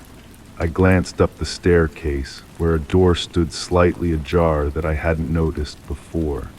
Beyond it, I caught glimpses of bookshelves lining the walls of what must be the study mentioned in my notes. The front door remained open behind me. I could leave, forget this place, tear up the lease agreement, start fresh somewhere normal. Instead, I found myself climbing the stairs, drawn toward the study door. The wood was warm beneath my palm as I pushed it wider. Leather-bound books filled floor-to-ceiling shelves. A mahogany desk stood before a window that overlooked a lush garden, a garden that couldn't possibly exist given the asphalt parking lot I knew bordered the back of the property. On the desk sat a leather journal and fountain pen. I approached, knowing what I would find even before opening the cover. The first page bore a title in fresh ink, still gleaming wet. The House That Answered the Door on Its Own. Beneath it, the beginning of a story in my handwriting. I had barely knocked before the door creaked open. I should run, I know this with absolute certainty, but my fingers reach for the pen, tracing its smooth contours. The house creaks around me, not threatening now, but encouraging. I sit at the desk, pulling the journal closer. The house has stories it wants told. It chose me to tell them. I begin to write. Story 8, I found it tucked between my books, an old Polaroid slightly curled at the edges. My bedroom, my bed, and me lying asleep beneath the covers, my stomach twisted. I had never seen this picture before. I lived alone. The air smelled faintly of dust and something sweet, almost like perfume. My hands trembled as I flipped it over. On the back, in neat handwriting, were 3 words: "You looked peaceful." The photograph slipped from my fingers, floating to the hardwood floor with a soft tap. I stared at it as if it might transform into something else if I looked hard enough. But the image remained unchanged, undeniably my room, unmistakably me, soundly asleep. I picked it up again, scrutinizing each detail. The blanket draped exactly how I arranged it each night, bunched slightly on the left where I tended to kick. My hair splayed across the pillow in the same pattern it always did. The window blinds partially open, just how I preferred them. Everything was correct, which made it all the more disturbing. My heart raced as I inspected the space around me. Nothing seemed disturbed, no sign of forced entry. The closet door remained shut, its contents unremarkable when I flung it open. Under the bed, nothing but dust. I sat at my desk and placed the Polaroid under my desk lamp, examining it with renewed intensity. The shadows in the image struck me as odd. They fell at angles that suggested the photo was taken during early morning. I kept my blinds open enough for the sunrise to filter through, which meant whoever took this had been in my room at dawn. The handwriting bothered me, most neat, precise, almost formal in its presentation, not threatening, which somehow made it worse. There was an intimacy to it, an observer who found peace in watching me sleep. That night I placed the photograph in my desk drawer, but sleep evaded me. The whisper of the heating system sounded like breathing. The shadows on my wall resembled a figure standing motionless. Every creak of the building became footsteps approaching. When morning arrived, I extracted the photo again, half expecting it to have changed. It hadn't, but something about holding it made my skin prickle. The photograph felt colder than it should, as if it had been stored somewhere frigid. I decided to document everything. I took pictures of my apartment, focusing on entry points. I recorded the ambient sounds of my home on my phone, listening back with headphones for anything unusual. I even set up my laptop to record my room while I was away. The footage revealed nothing when I reviewed it, just an empty room, shadows moving with the sun, occasional dust motes floating through the frame. But when I replayed it a second time, I noticed something, a brief distortion in the video, lasting maybe a single frame. I rewound, paused, advanced frame by frame. There it was, a blur where my desk chair should be. Not a person, not exactly, but a disruption in the visual field, as if reality had briefly unraveled.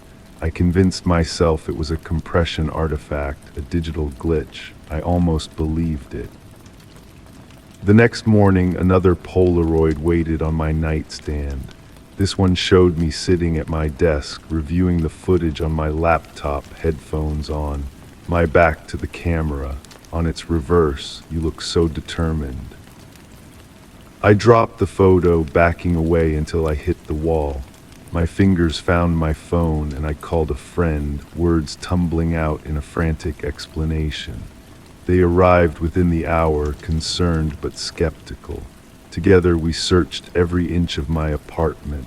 We found nothing unusual, no hidden cameras, no entry points I'd overlooked. Maybe someone's playing an elaborate prank, they suggested, turning the Polaroids over in their hands. The expression on their face shifted from concern to something deeper as they studied the handwriting. "This looks familiar," they said, but couldn't place it. After they left, I felt more alone than ever. The walls of my apartment seemed to close in. I stood at my bathroom sink, splashing cold water on my face. As I straightened, the mirror reflected something behind me, a dark shape at the edge of the frame. I whirled around to empty space, heart hammering against my ribs. That night I didn't sleep. I sat with my back against the headboard, lights on, a kitchen knife beside me. The hours stretched. My eyelids grew heavy despite my terror.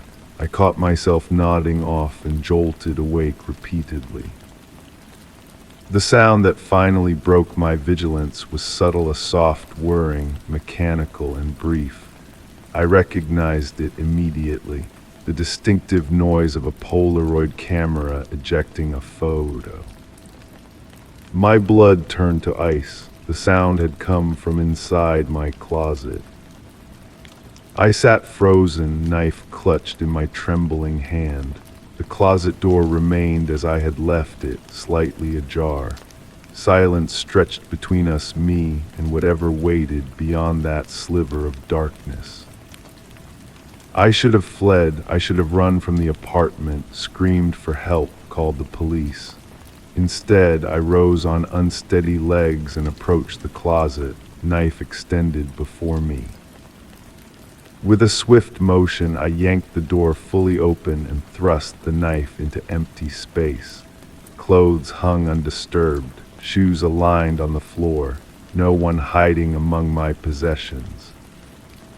But there on the closet floor lay a Polaroid, the chemicals still developing, the image gradually revealing itself. I watched in horror as my own figure appeared in the photograph, me, standing at the closet door, knife in hand, back to the camera. I snatched it up, flipped it over. The ink was still wet. "You look scared, don't be." The knife slipped from my grasp. I spun around, scanning the room with frantic eyes. Empty. I was alone, or appeared to be. I backed toward the door, grabbed my keys, and fled my apartment. I spent the night in a hotel, windows locked, chair wedged under the doorknob. Sleep came in fitful bursts. When morning arrived, I returned to my apartment with a locksmith who changed every lock. I purchased motion sensors and cameras that connected to my phone. For several days, nothing happened. No photographs appeared. The cameras recorded nothing unusual. I began to breathe easier, convincing myself the nightmare had ended. Perhaps the intruder had moved on, finding another subject to terrorize. Then I noticed something about my mirror. At first, it was just an impression. Something felt wrong when I looked at my reflection. I studied it carefully one morning, leaning close, watching as my reflection mimicked my movements with perfect synchronicity. Perfect except for a nearly imperceptible delay, as if my reflection followed my movements by a fraction of a second. I tested it with quick gestures. Again and again, I caught that slight lag blink and you'd miss it, but it was there. My reflection was not quite in sync with me. That evening, I avoided the mirror. I showered in the dark, dressed without looking at myself. But as I prepared for bed, movement in my peripheral vision drew my unwilling gaze to the bathroom mirror.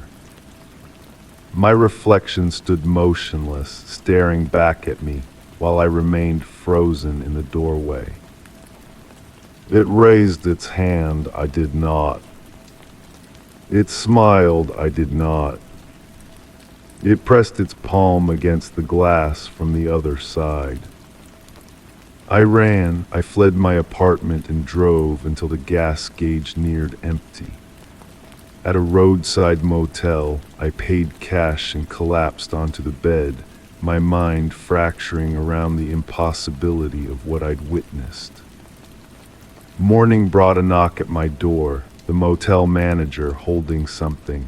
"This was slipped under my office door for you," he said, confusion evident on his weathered face. A Polaroid photograph, my car in the motel parking lot. On the back, "You can't run from yourself."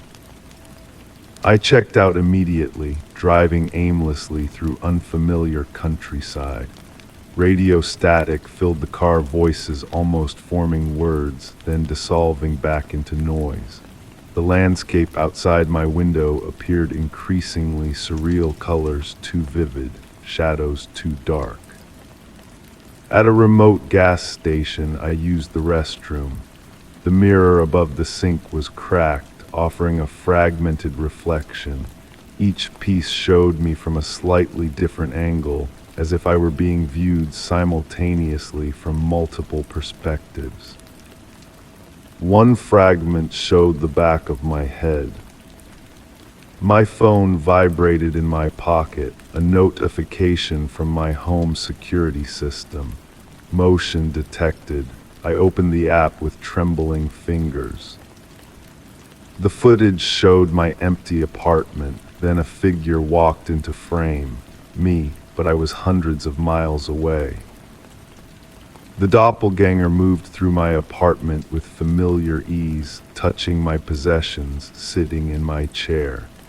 Then it turned toward the camera, smiling. It held up a Polaroid photograph.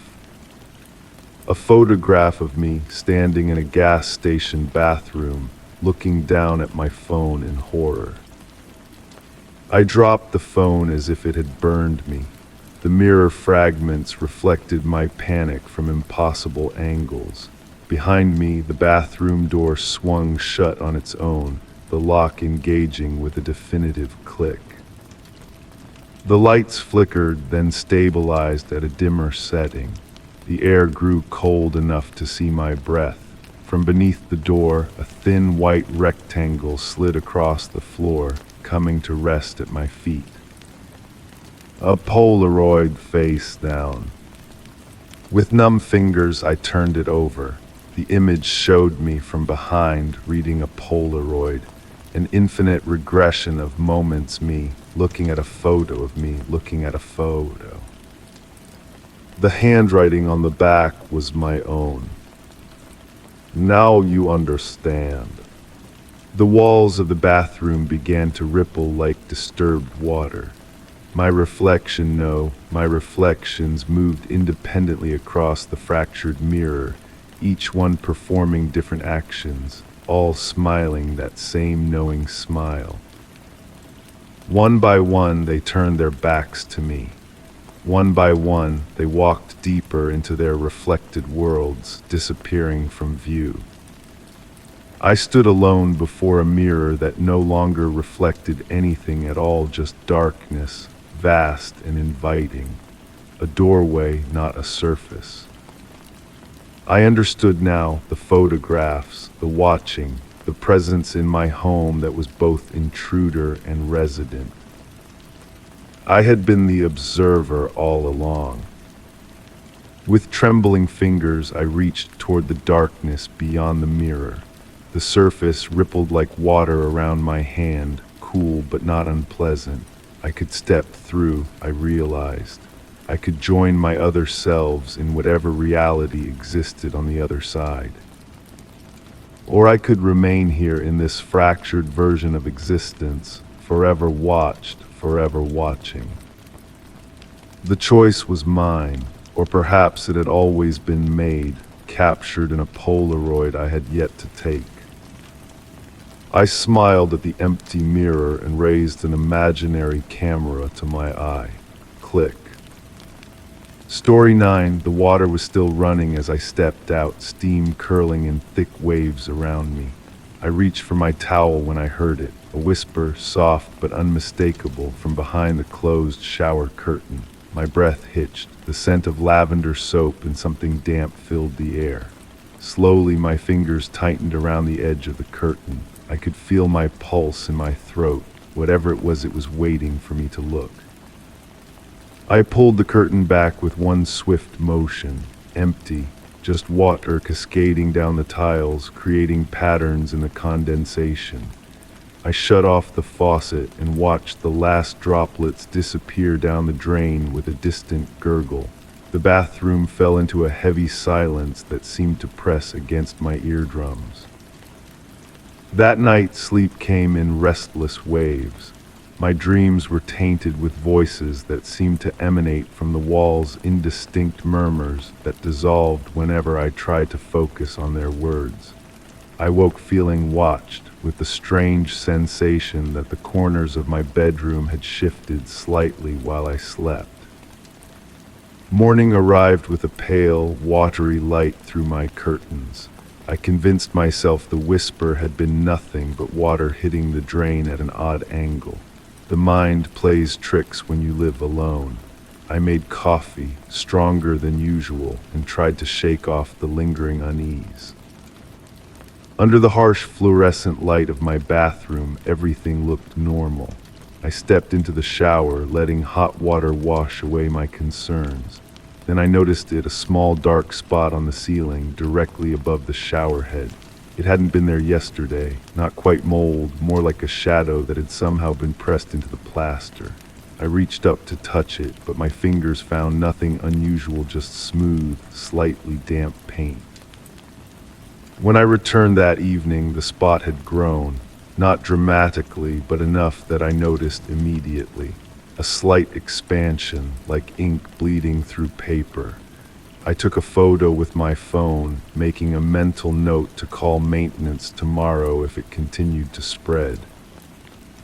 That night the whispers returned, not from the shower this time, but from my kitchen sink. I was washing dishes when I heard a soft, sibilant sound emerging from the drain. I leaned closer, telling myself it was just air in the pipes, but the sound stopped the moment I bent toward it. I turned the faucet on, then off. Nothing. I waited 5 minutes, perfectly still, barely breathing. Just as I was about to walk away, it came again, a murmur so faint I might have imagined it, words just below the threshold of comprehension. I started keeping a journal. Day 1, spots on bathroom ceiling, whispers from drains. Day 2, bedroom mirror shows slight distortion in the bottom right corner, objects appear farther away than they should. Day 3, kitchen faucet dripped black liquid for 3 seconds before running clear. Nobody believed me. My sister suggested stress. My friend recommended a carbon monoxide detector. My neighbor looked at me with thinly veiled concern when I asked if he ever heard voices from his plumbing. The spots continued to spread, small, subtle stains appearing on ceilings and walls near water sources. I took dozens of photos, comparing them day by day. The progression was unmistakable, but so gradual that anyone else might dismiss it as normal wear of an aging building. I began to avoid showering. The whispers grew more insistent whenever water ran for more than a few minutes. Instead, I used wet wipes and dry shampoo, telling colleagues I was trying a new environmental conservation routine. The smell of lavender soap lingered in my bathroom despite my not having used it for days. During a rainstorm, I noticed something troubling. Raindrops hitting my windows made patterns not random as they should be, but organized into swirls and whorls that reminded me of the dark spots on my ceiling. I pressed my hand against the cool glass, and the droplets seemed to respond, converging toward my fingertips like tiny, seeking creatures. My sleep became fragmented, punctuated by the soft but persistent sound of water dripping somewhere in my apartment, though I could never locate the source. When I did sleep, I dreamed of vast, dark spaces filled with gently lapping water. Something moved beneath that surface, something large and patient. I bought a voice recorder and left it running near my bathroom drain. For hours, nothing but the normal sounds of an apartment building. Then, at exactly midnight on the recording, a voice clearer than before but still maddeningly difficult to understand. Playing it at different speeds revealed nothing but distortion. Sharing it online brought only ridicule and accusations of digital manipulation. The dark spots began to connect, forming tendrils across my bathroom ceiling. I scrubbed them with bleach. They disappeared momentarily, but returned darker within hours. The smell of lavender intensified, now mixed with something mineral and ancient, like wet stone in a deep cave. My reflection started changing, subtle at first, a delay in mimicking my movements, a shadow that lingered after I walked away. My eyes in the mirror seemed darker, with small flecks of something moving within the irises when I looked closely. I stopped using mirrors. I covered the one in my bathroom with a towel. Water began behaving strangely throughout my home. Ice cubes melted into perfect squares. Tap water swirled counterclockwise, then clockwise, then counterclockwise again in the same sink. During my rushed, anxiety-filled showers, the water temperature fluctuated wildly despite the steadiness of the knob. I discovered a pattern in my journal entries. Words I had written began to shift position when I wasn't looking, rearranging themselves into new sentences. Black spots growing became growing black watching. Strange sounds from drain transformed into drain sounds name calling. The whispers gained clarity. My name spoken in a voice that sounded like water rushing over stones. Questions I couldn't quite hear. Promises made in languages I almost understood. I stopped drinking tap water, switching to bottled. But even then, I noticed tiny dark particles suspended in the liquid, visible only when held against bright light. They moved independently of the water's movement, swimming rather than floating. My sister visited, concerned by my increasingly erratic messages.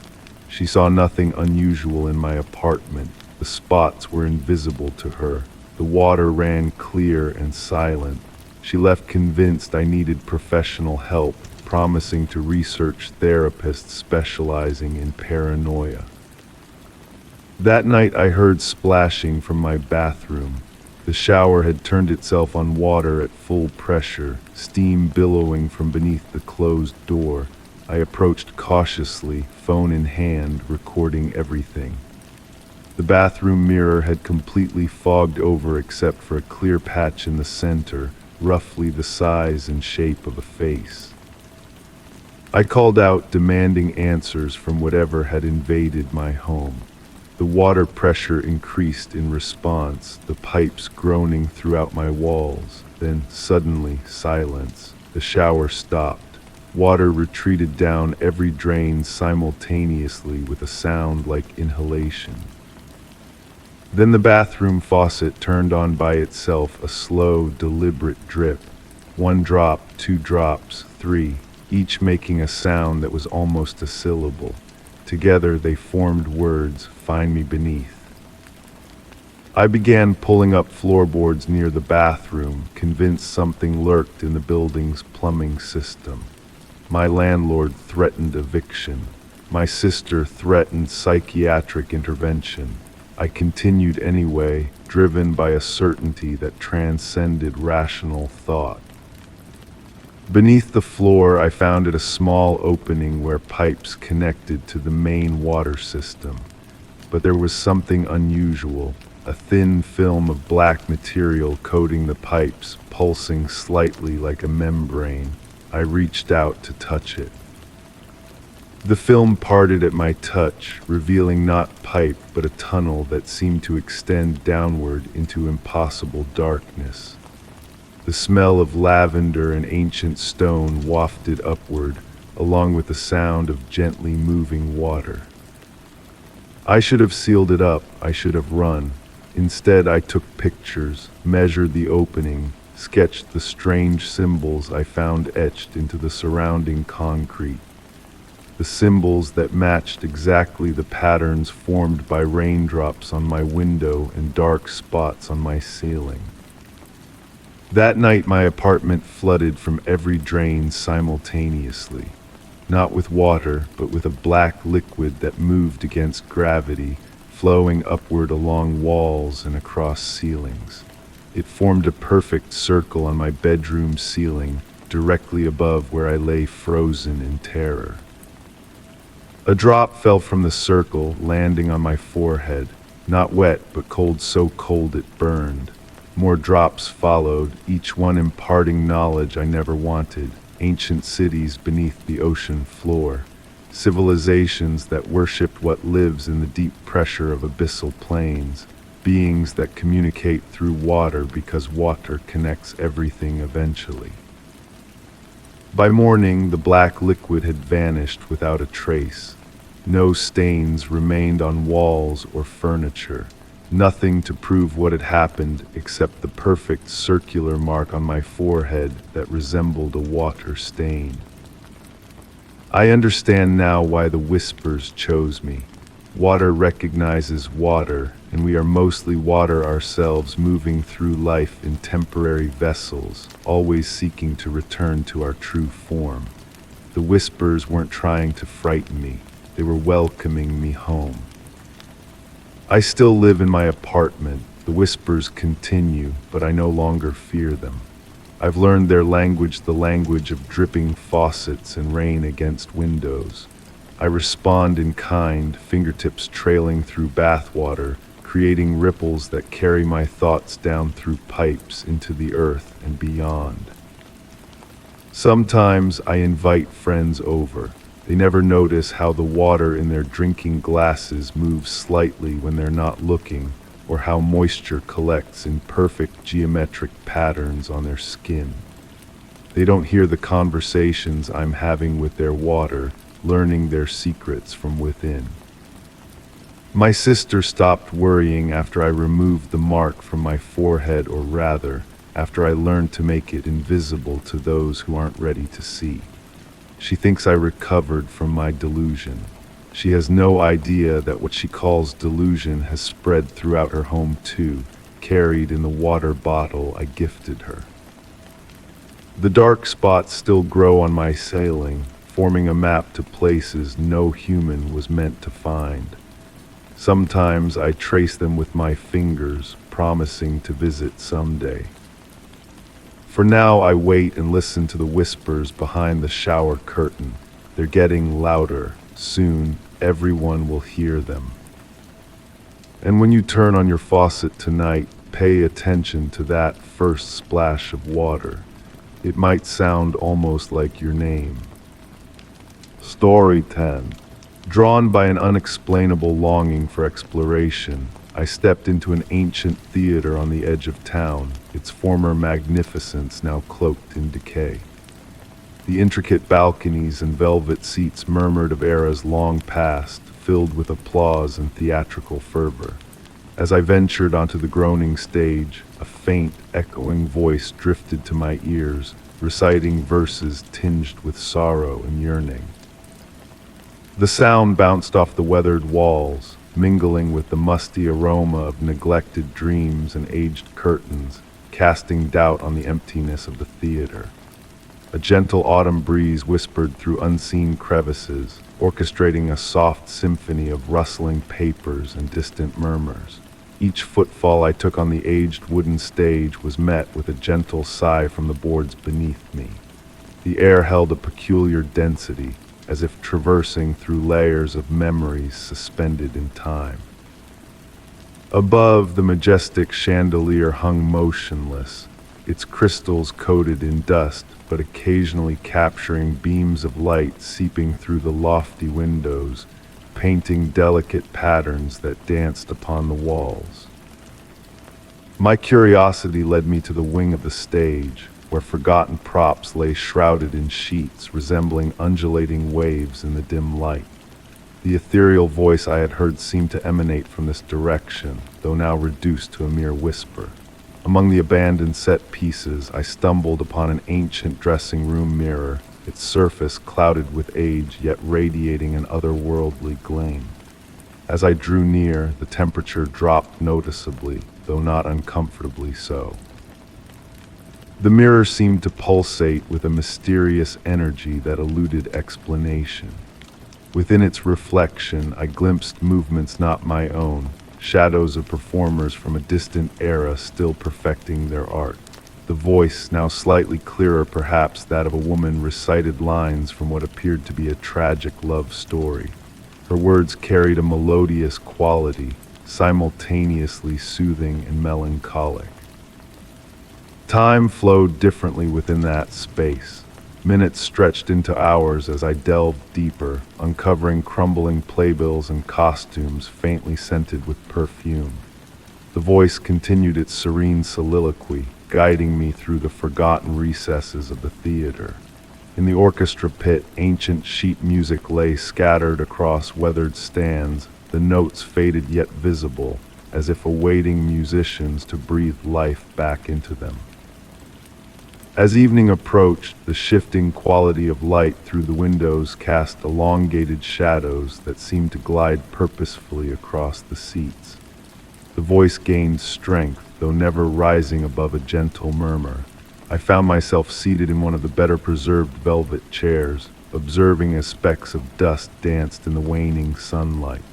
The theater seemed to pulsate around me, its walls expanding and contracting under the weight of countless tales. In that moment of tranquility, I comprehended that the voice was not addressing anyone in particular. It was the very essence of the theater, reminiscing. Each word carried shards of performances past, of ovations and tearful farewells, of premieres and final bows. The soothing rhythm of the voice wove these memories into a delicate tapestry, enveloping me in a cocoon of nostalgia. With the onset of night, the darkness lent a new depth to the voice. It appeared to emanate from all directions and none simultaneously, filling the space with a warm resonance that vibrated through the air with gentle energy. The words grew clearer, though their significance remained just beyond reach, akin to recalling a dream upon waking. The chandelier above now caught the moon's glow, casting iridescent refractions that danced like northern lights across the ceiling. I found myself drifting between wakefulness and slumber, the voice acting as a soothing lullaby, the boundary between reality and dream blurred. In those twilight moments of awareness, I almost discerned the phantom audience, their presence suggested by the interplay of moonlight and shadow. They sat in reverent quiet, as captivated by the voice as I was. With the deepening night came a profound sense of serenity. The voice began to fade, not abruptly but gradually, like the tide receding from the shore. As it waned, it left behind a lingering sense of gratitude, as if my presence had somehow acknowledged and validated the myriad stories held within those walls. The theater settled around me, groaning and sighing like an old companion preparing for slumber. When I finally rose to depart, the voice had dwindled to a mere memory, a faint echo in my mind. Yet the theater felt altered, more vibrant somehow, despite its abandonment. Moving toward the exit, each footfall accompanied by the gentle protest of aged floorboards, I realized that certain places never truly empty. They merely bide their time, cradling their narratives close until someone arrives willing to lend an ear. Even now, months later, I find myself drawn back to that theater in the twilight hours. The voice remains ever present, at times a mere whisper, a gentle nudge reminding me that beyond every curtain and beneath every layer of dust lie tales waiting to be heard by those who pause to listen. The theater endures as a sanctuary of sorts, where the boundary between past and present fades, and where memories swirl like dust motes in the moonlight, forever preserved in the soft echoes of that enigmatic voice. Story 11.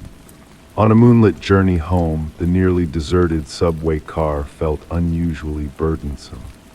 In the distant corner, a solitary figure sat in silence, their gaze fixed upon me as the train rumbled through shadowed tunnels. The air hung heavy with a mingled sense of perspiration and stagnant air, and a disquieting sensation of being observed settled over me. The gentle sway of the car and the rhythmic clatter of wheels against tracks wove a hypnotic melody that typically would have ushered me into slumber. Yet this night was different. My focus kept drifting back to the stranger, whose presence seemed to warp the very essence of reality around them. The fluorescent lights overhead intermittently flickered, casting eerie shadows that danced along the worn metal walls. I observed a peculiarity about my fellow traveler. Their outline appeared slightly blurred, as if glimpsed through a rain-splattered window. With each blink or shift of my gaze, their contours would briefly sharpen before softening once more. This subtlety might have been dismissed as a trick of tired eyes if not for what unfolded next. The stranger lifted their hand in what seemed a gesture of greeting, yet the motion left lingering trails in the air, akin to the way sparklers trace light patterns across the night sky. Each movement created ripples in the space surrounding them, distorting the advertisements on the walls behind. A chill permeated the car, causing goosebumps to prickle along my arms. Time itself seemed to stretch and contract with each breath, the gaps between stations expanding, the darkness beyond the windows deepening into profound obscurity. The usual ambient noises of the subway, the rush of air, the mechanical groans, the distant echoes all faded into a soft, velvety silence, leaving only the rhythmic drumming of wheels on tracks. I found myself studying the stranger's attire, a blend of modernity and antiquity. A coat that could have graced a figure from yesterday or a century ago, shoes that shifted styles in the periphery of my vision. Their visage remained shrouded in shadow despite the harsh lighting above, as though darkness itself was drawn to them. The stranger began to hum, a melody too faint for my ears to discern. Instead, it resonated within my chest, a haunting tune evoking childhood lullabies and faded dreams. My eyelids grew heavy, yet I resisted the pull of sleep, caught in a liminal state between comfort and disquiet. Subtle transformations unfolded within the subway car. Advertisements morphed into different images when viewed askance. Metal poles appeared to bend at impossible angles before snapping back to reality upon focus. The windows reflected scenes of gardens, libraries, distant stars, visions that defied logic. The stranger rose gracefully, moving with a fluidity akin to water in weightlessness. Drifting closer, I noticed their feet barely touched the floor. An opalescent shimmer enveloped them, like heat waves rising from scorching pavement. Their presence exuded an aura of ancient wisdom and boundless patience. Taking a seat across from me, I caught a fleeting glimpse of their countenance, kind yet ancient, familiar yet impossible to fully grasp. Their voice, though soundless, whispered like wind through autumn foliage. "You possess keen perception," they conveyed without moving their lips. "Rare is it to encounter one awake at this hour of reality." Desiring to respond, to unravel the mysteries swirling within my mind, I found myself enveloped in a profound tranquility. The swaying of the train became a cradle. The darkness beyond the windows transformed into a comforting embrace. The stranger's presence no longer felt menacing, but rather akin to reuniting with a long-lost friend whose name lingered just beyond remembrance.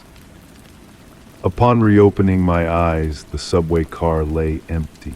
The fluorescent lights buzzed with their familiar harshness. The advertisements displayed mundane products and services. The air had reverted to its customary temperature, and the subway's sounds resumed their routine cadence. Yet an alteration had occurred. In the window's reflection, I detected a subtle iridescence clinging to my attire, akin to dewdrops on a spider's web. Nestled in my pocket, I discovered a ticket stub of unknown origin, imprinted with characters from an unfamiliar alphabet that I comprehended with inexplicable clarity. From that night onward, during late subway rides, I scrutinized my fellow passengers with heightened awareness. Occasionally, when light strikes just so, I glimpse blurred edges and lingering afterimages.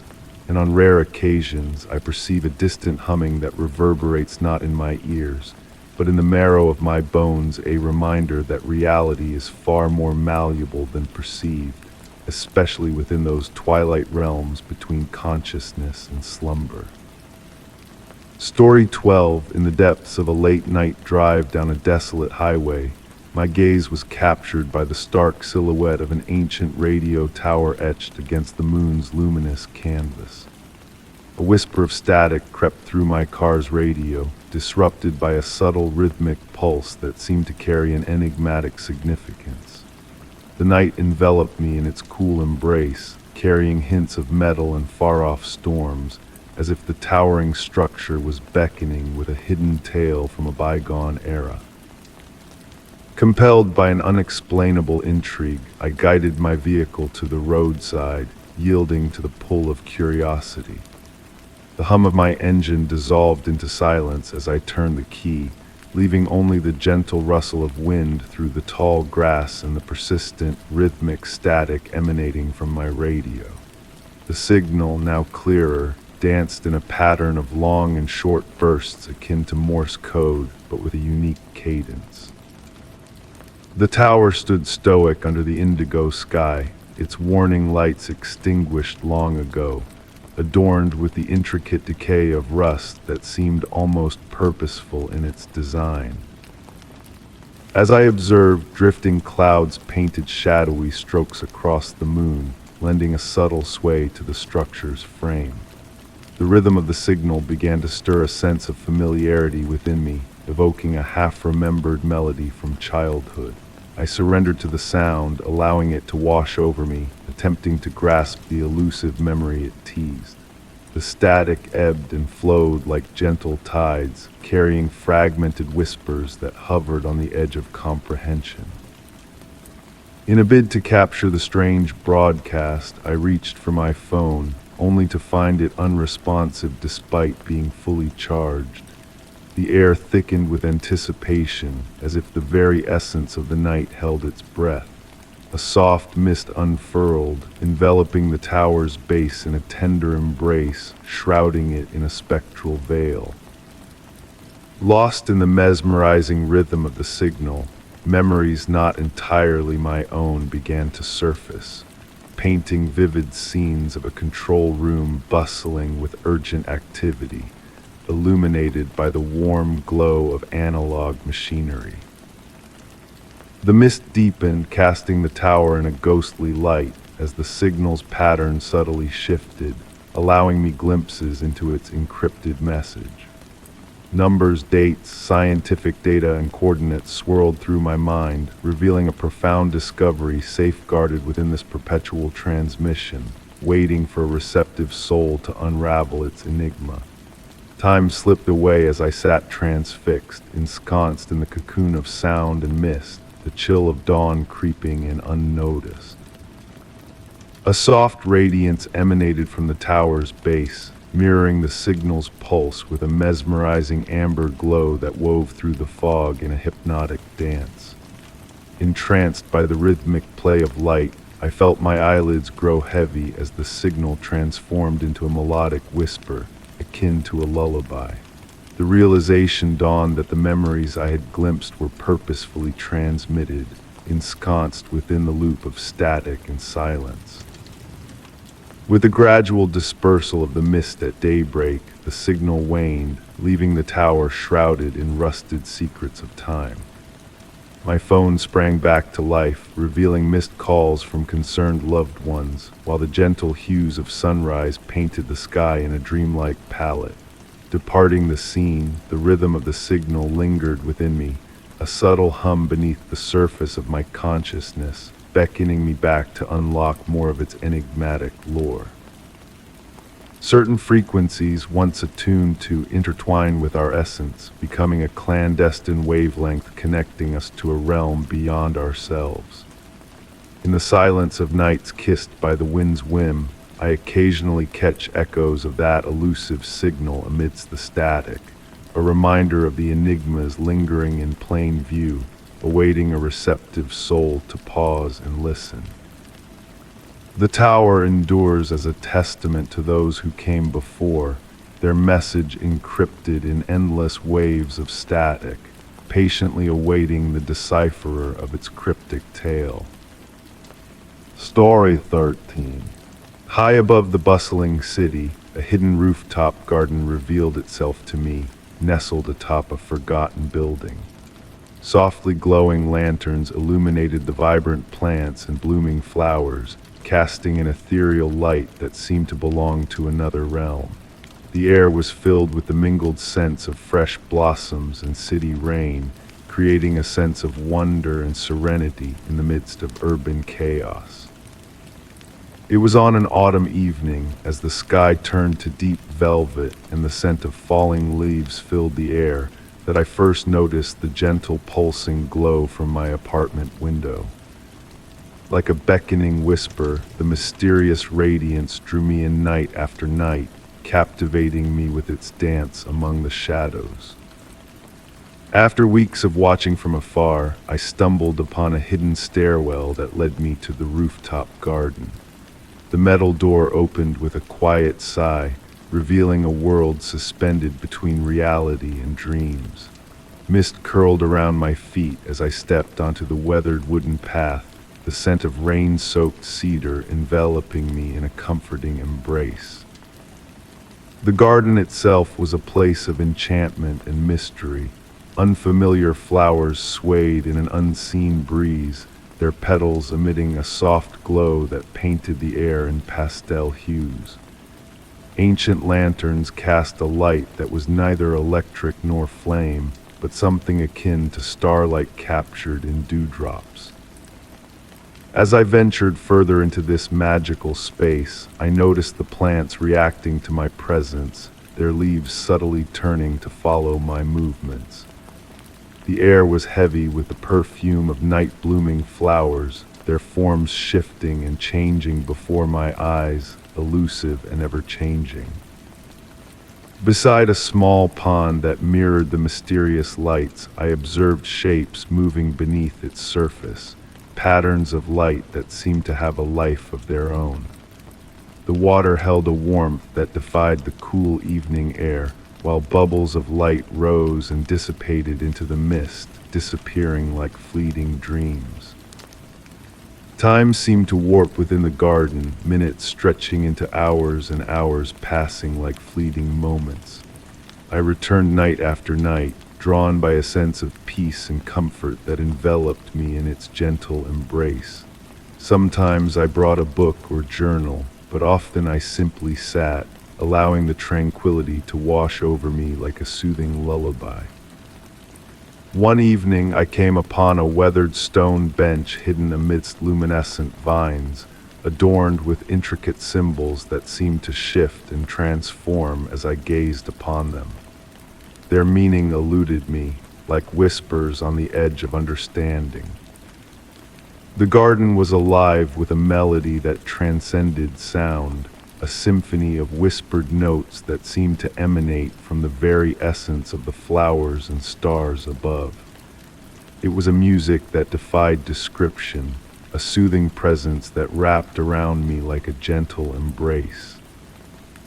During my visits, I discovered small tokens left behind by unseen visitors: a glowing pearl button, a warm brass key, a script that changed languages before my eyes. These mysteries hinted at a world beyond my own, a realm where secrets and wonders intertwined in a delicate dance. As the seasons shifted, so did the garden, defying the laws of nature with its blooms of impossible colors and dancing leaves. Yet the mist remained, the gentle glow persisting as a beacon in the night sky, calling out to those who sought solace in its embrace. I continue to visit the rooftop garden, no longer seeking answers, but finding solace in the questions that linger in the air. It has become my sanctuary, a place where reality and dreams intertwine, where time flows like honey and the world below fades into insignificance. Among the luminescent blooms, I catch glimpses of other gardens reflected in the lanterns, similar sanctuaries that exist on the threshold of the known and unknown. I believe that this rooftop oasis is just one of many hidden havens scattered across the world, waiting to be discovered by those in need. The gentle pulse of light against the night sky reminds me that some mysteries are not meant to be unraveled but embraced, experienced in all their wonder and magic. In this enchanted space high above the city, I have learned that true peace comes from accepting the mysteries that surround us, from finding contentment in the unknowable. Story 14. On a misty coastal evening under the shroud of fog, I found myself drawn to an abandoned pier that reached out into the dark, churning waters. Etched into a weather-beaten beam were intricate symbols, softly aglow in the ethereal light of the moon above. The tang of the sea hung in the air, carrying with it a sense of enigma that whispered through the night. Tracing the symbols with gentle fingers, I felt a connection to a hidden truth lurking beneath the restless tides. The rhythmic lull of the waves against the aged pillars cast a spell, beckoning me into a state of deep contemplation. Each step I took upon the wooden planks seemed to awaken echoes of bygone footsteps, resonating with the whispers of time. The salty breeze mingled with the earthy scent of aged wood, evoking memories of ancient tomes and forgotten chambers. Night after night, I found myself drawn back to the pier, captivated by an inexplicable force. With each visit, the mysterious symbols revealed new intricacies, curves that danced in the moon-esque glow, lines that weaved into ever-changing patterns mirroring the ebb and flow of the tides. The soft creaking of the time-worn planks became a familiar melody, a dialogue between the sea and the structure that dared to breach its realm. During my fifth visit, a peculiar discovery awaited me. The air around the marked beam held a warmth that defied the cool coastal breeze.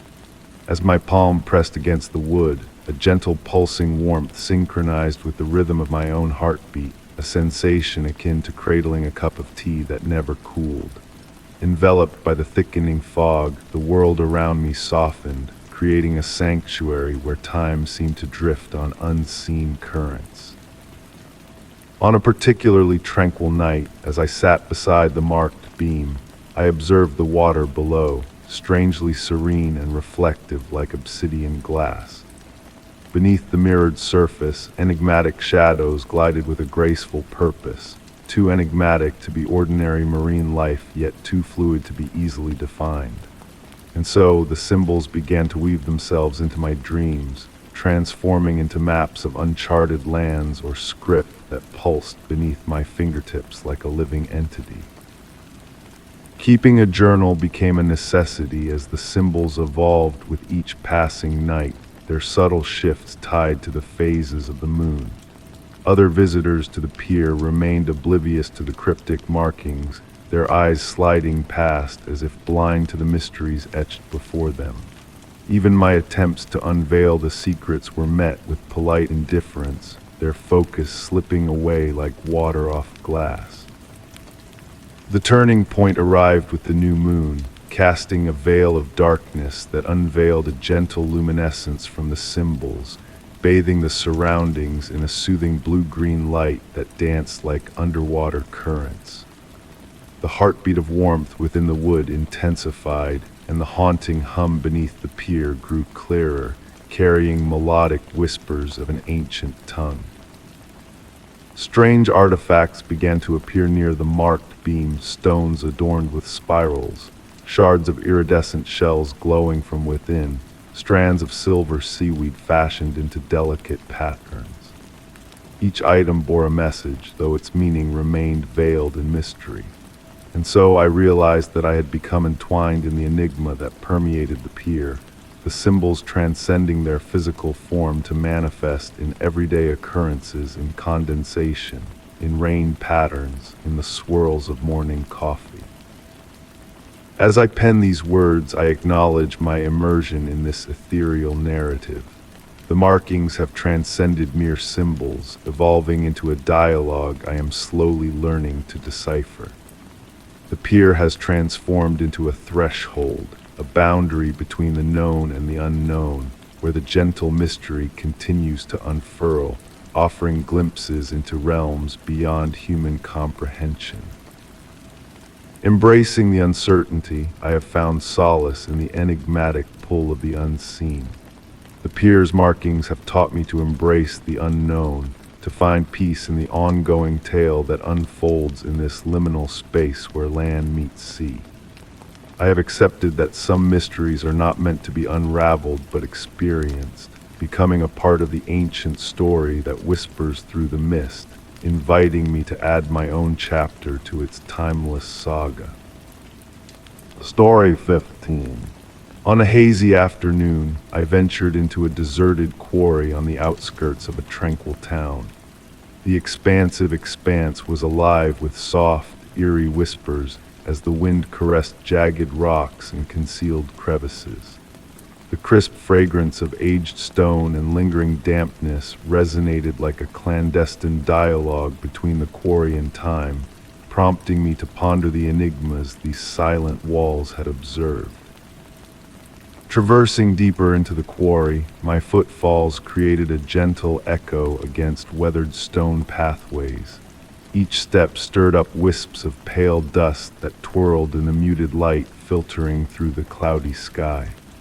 The atmosphere grew noticeably cooler as I descended, carrying with it an inexplicable sweetness reminiscent of rain-kissed flowers. My affinity for abandoned places drew me here, yet this quarry held a unique allure, a subtle hum of energy that seemed to emanate from its very core.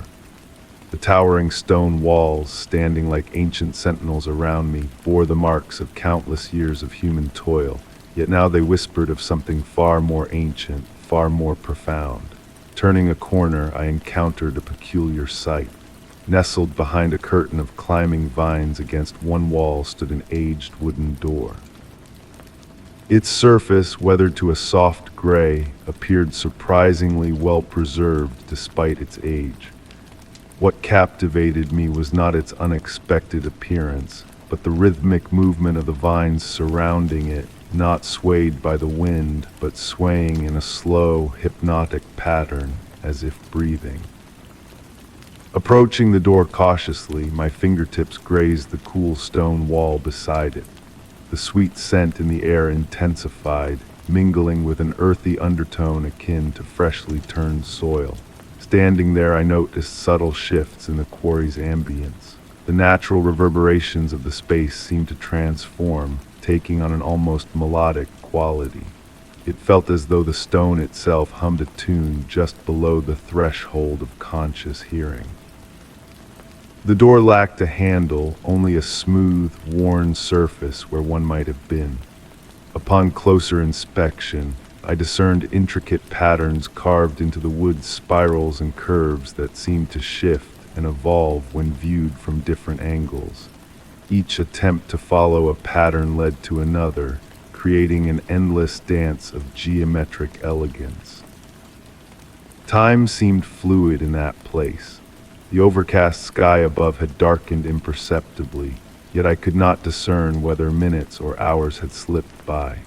The quarry's murmurs had grown more defined, though still indecipherable. They resembled distant conversations overheard through walls, the rhythm of speech without the clarity of words. Enthralled, I found myself seated on a smooth boulder near the door, mesmerized by the gentle sway of the vines and the steady pulse of energy coursing through this space. The rock beneath me exuded warmth despite the cool air, as if retaining an ancient memory of the sun's embrace. As twilight descended, faint points of light emerged from the quarry wall's recesses. Though not bright enough to illuminate, they moved with purpose, resembling stars shifting in a stone firmament. Their movements mirrored the carvings on the wooden door, forming a silent conversation between light and shadow. The sweet scent grew more potent, accompanied by a sensation of weightlessness, as if the air itself had thickened to support me. The quarry's murmurs evolved into a gentle symphony of stone and wind, punctuated by sounds reminiscent of footsteps or heartbeats, perhaps both.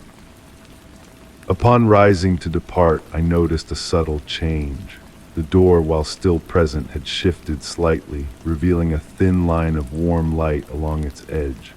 The vines continued their rhythmic motion, but now seemed to elongate slowly, extending delicate tendrils toward me, softly glowing in the encroaching darkness. On that day, I refrained from touching the door, yet I returned to the quarry countless times thereafter. Sometimes I would sit for hours, observing the interplay of light and shadow, listening to the stone's whispered tales. The door remained, static yet ever-changing in subtle ways I could not quite grasp. What mysteries lay beyond it? The question lingered in my thoughts, but I came to accept that some enigmas are best left unsolved. The quarry guarded its secrets, divulging them through whispers and clues, in the gentle dance of vines and the faint gleam of hidden lights. Perhaps the true enchantment lay not in unveiling the door's secrets, but in quietly contemplating its existence. In my dreams, I often returned to that spot, feeling the warmth of the stone beneath me and the caress of the cool air on my skin. The quarry's murmurs accompanied me into slumber, a soothing melody of stone and time, reminding me of the places existing between knowledge and imagination, between sight and sensation. The door stood, nestled amidst breathing vines, neither beckoning nor forbidding entry. And the quarry sustained its age-old dialogue with time, speaking through whispers and lights, in shadows and fragrances, weaving tales for those willing to listen with an open heart and a tranquil mind. Story 16. In the cozy embrace of my cherished coffee haunt on a rainy morning, I stumbled upon a neatly folded note resting on my table. The paper, pristine with elegant, unfamiliar script, carried a subtle hint of lavender intertwined with the aroma of coffee. As I delved into its enigmatic message, a shiver cascaded down my spine, not a mere coincidence, but a deliberate clue to a hidden enigma within the ordinary. The message, simple yet enigmatic, read, "Seek the woman in the pearl gray coat. She graces us every Tuesday at precisely 9:17 a.m. She never indulges in a sip, nor does she engage in conversation, yet she always leaves a trace." Intrigued, I found myself drawn back to the cafe every Tuesday, captivated by an inexplicable allure. The gentle rhythm of raindrops dancing on the windows became my constant companion, weaving a tranquil melody as I quietly observed. The familiar essence of freshly ground coffee beans mingled with the comforting warmth of baked goods, enveloping me in a cozy cocoon as I patiently waited. On the inaugural Tuesday, I arrived early, selecting a secluded corner table affording a clear view of both entrances.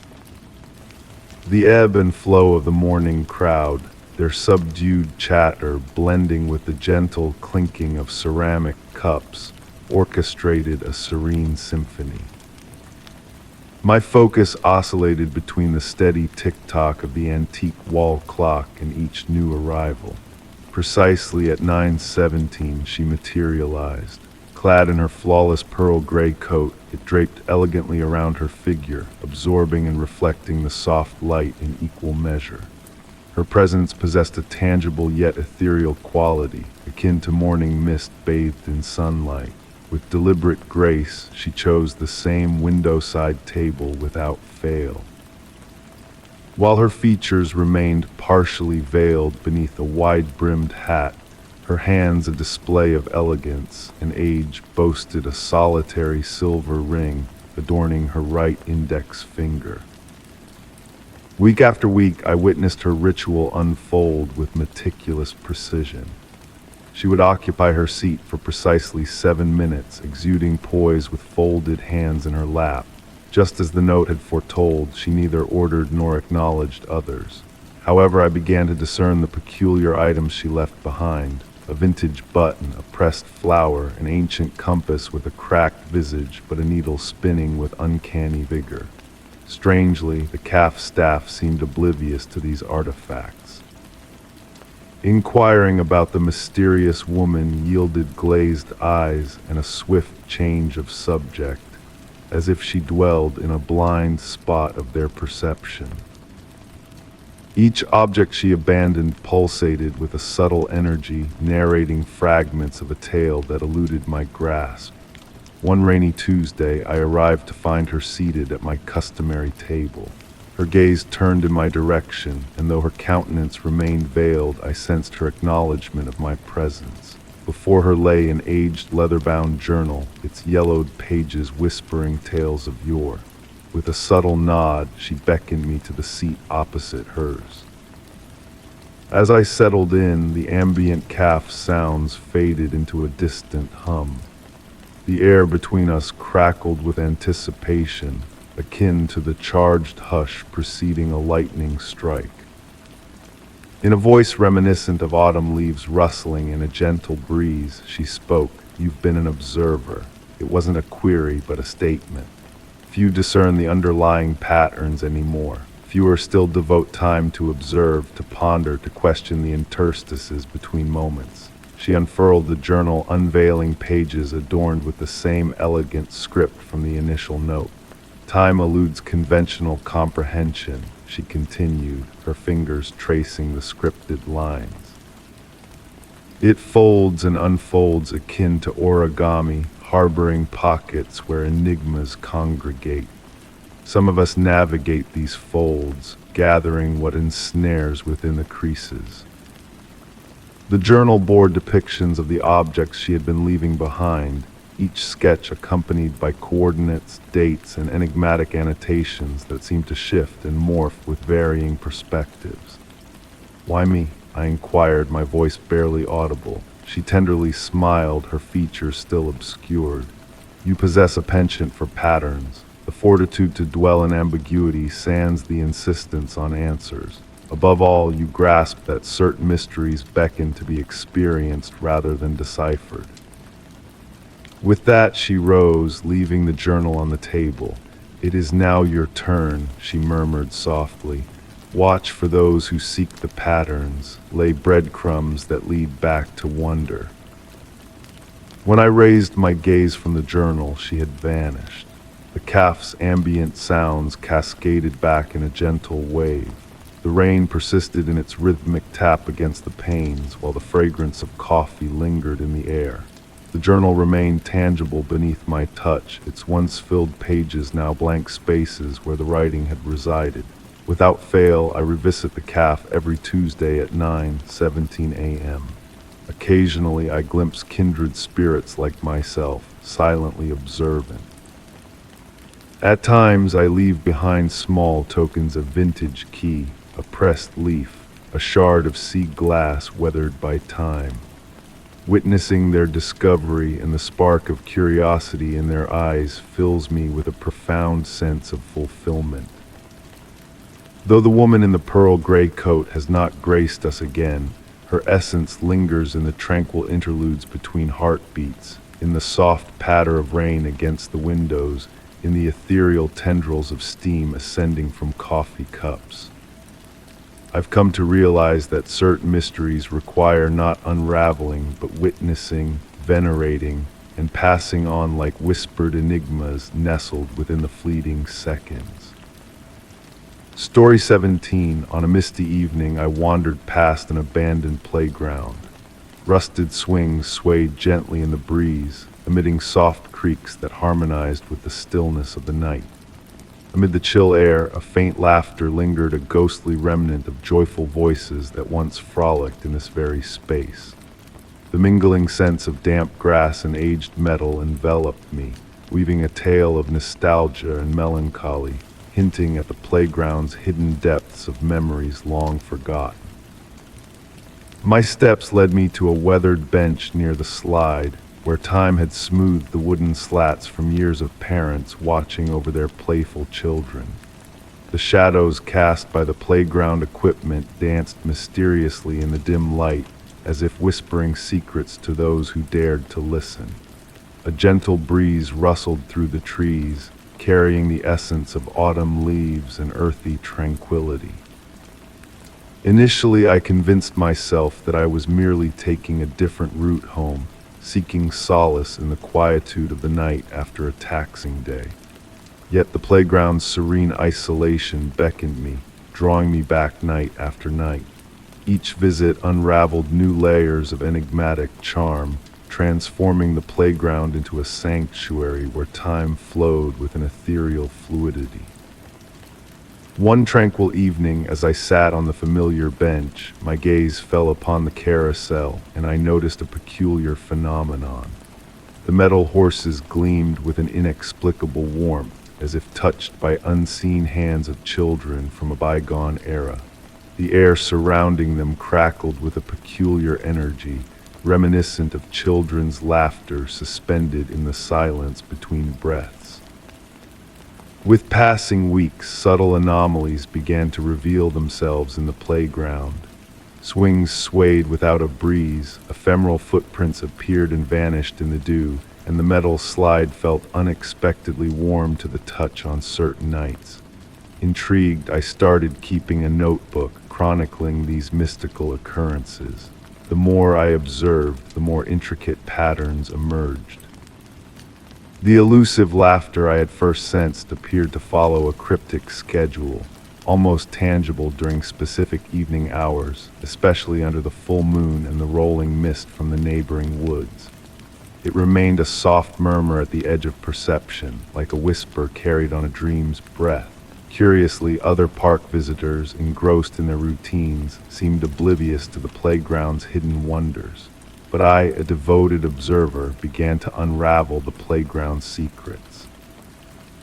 One evening, a small red ball sat motionless on the carousel platform, then rolled as if nudged by an unseen force.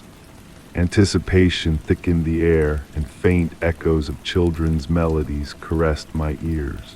The ball traced a perfect circle around the carousel's axis, imbuing the night with a sense of enchantment. That night I lingered beneath the rising moon, witnessing the playground's equipment come alive with spectral movements.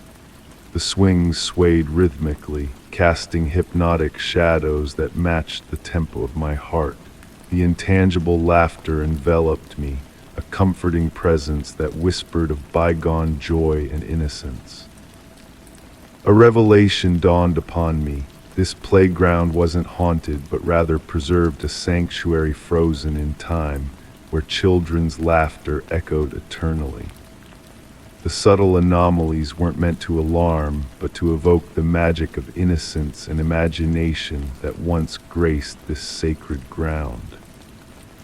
Months passed and my nightly visits persisted.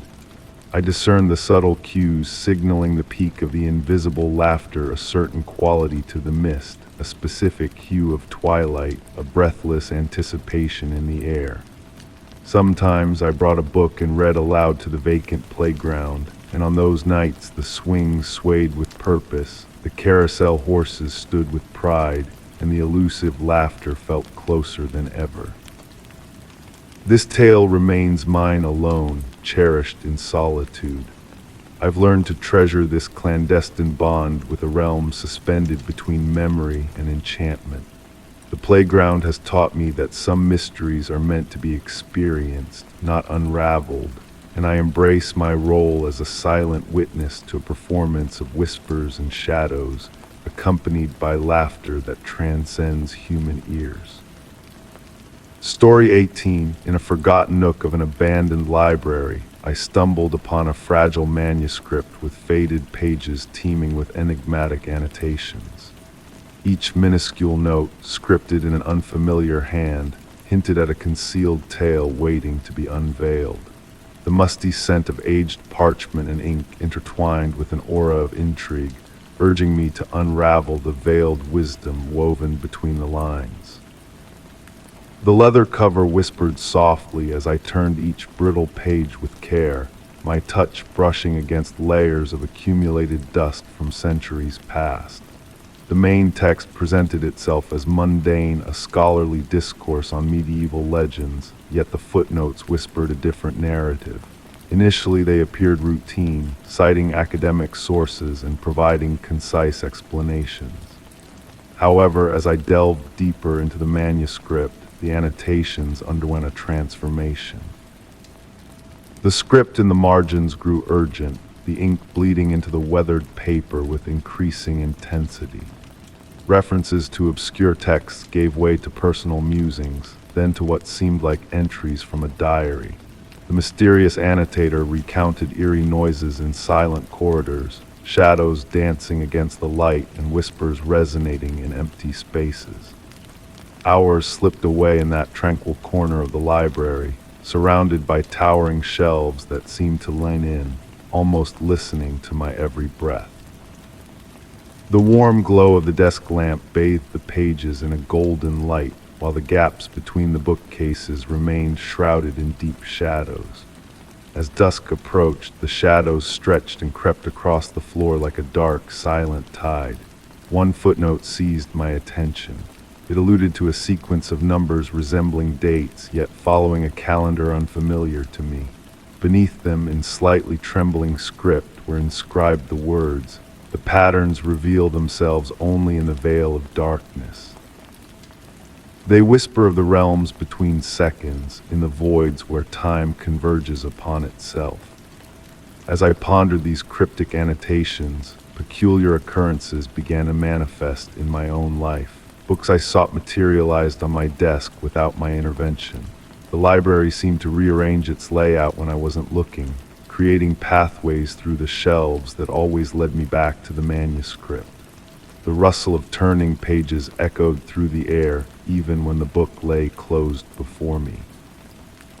The footnotes grew more personal, as though the annotator knew they were communicating with a future reader, with me.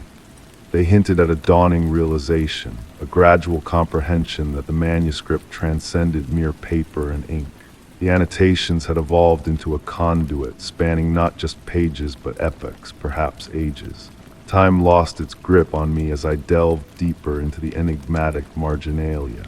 The gentle tick-tock of the library clock seemed to slow, then cease altogether. The quality of light remained constant despite the hours spent engrossed in reading, as if the sun had paused in its celestial journey.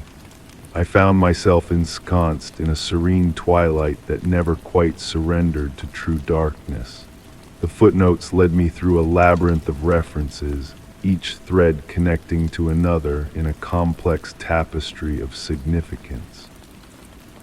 They recounted ancient civilizations that had unraveled the secrets of folding time like parchment, of scholars who had deciphered the spaces between words, of libraries existing concurrently in multiple epochs.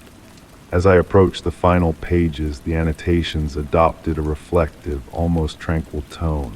The frenzied energy of earlier notes had metamorphosed into a peaceful, embracing essence. The concluding footnote simply stated, "To fathom time, one must first step beyond its confines." You, the reader of these words, you have already embarked on the journey. When I lifted my gaze from the manuscript at last, I sensed a shift in the silence enveloping me. It felt profound, resonant, as though the very atmosphere had thickened with untold narratives.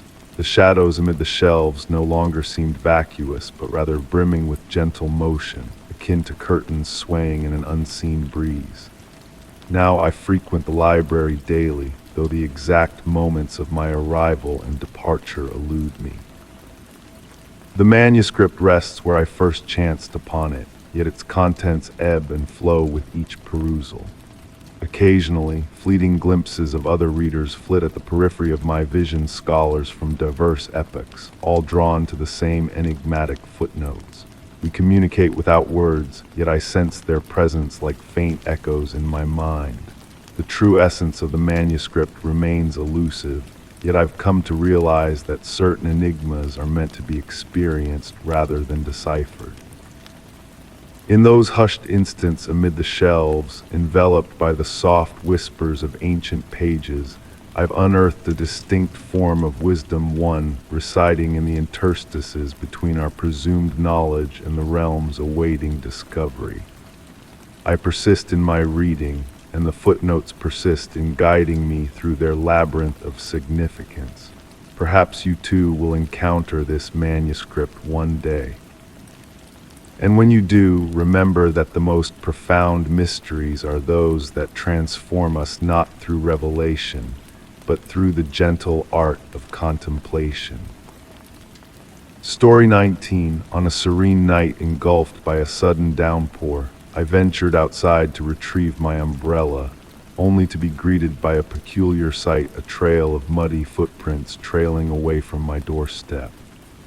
The rain fell steadily, its rhythmic pitter-patter on the pavement creating a calming symphony that blended with the chilly, damp air, setting the stage for an unspoken visitor's mysterious presence.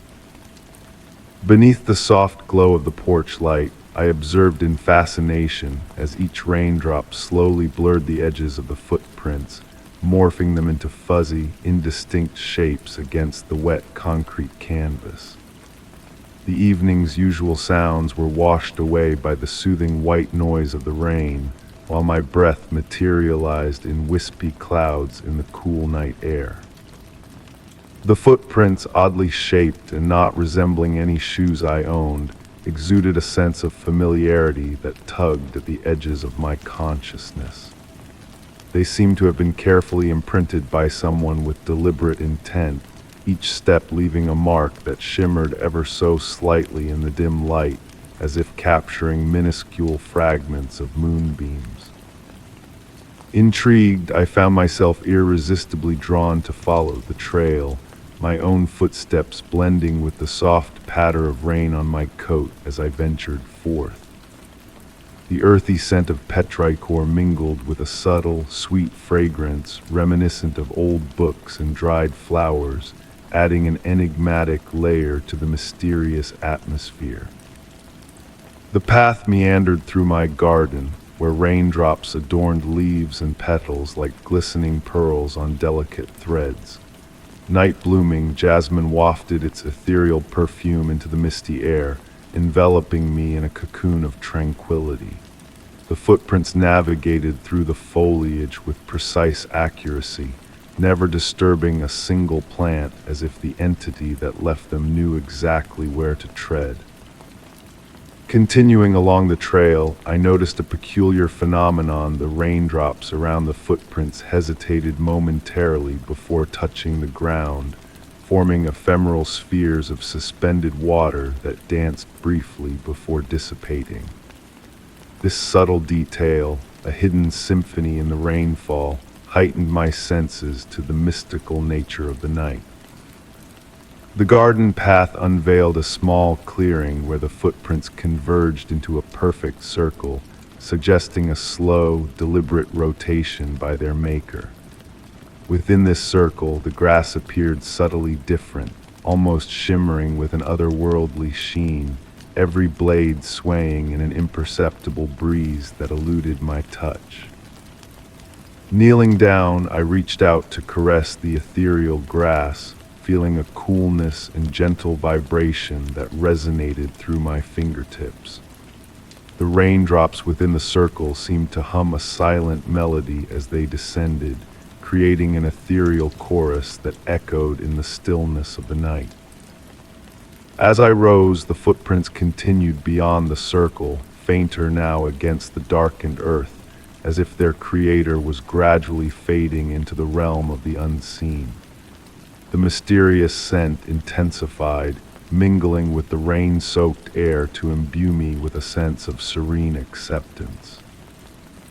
Following the diminishing trail led me to the ancient oak tree at the edge of my property, its majestic branches outstretched like protective sentinels whispering secrets to the rain-soaked earth. The footprints ceased at the tree's base, blending seamlessly with the bark's natural patterns in the dim light and rain. Placing my hand against the oak's damp bark, I felt a subtle pulse, akin to a slumbering heartbeat resonating through the tree's core.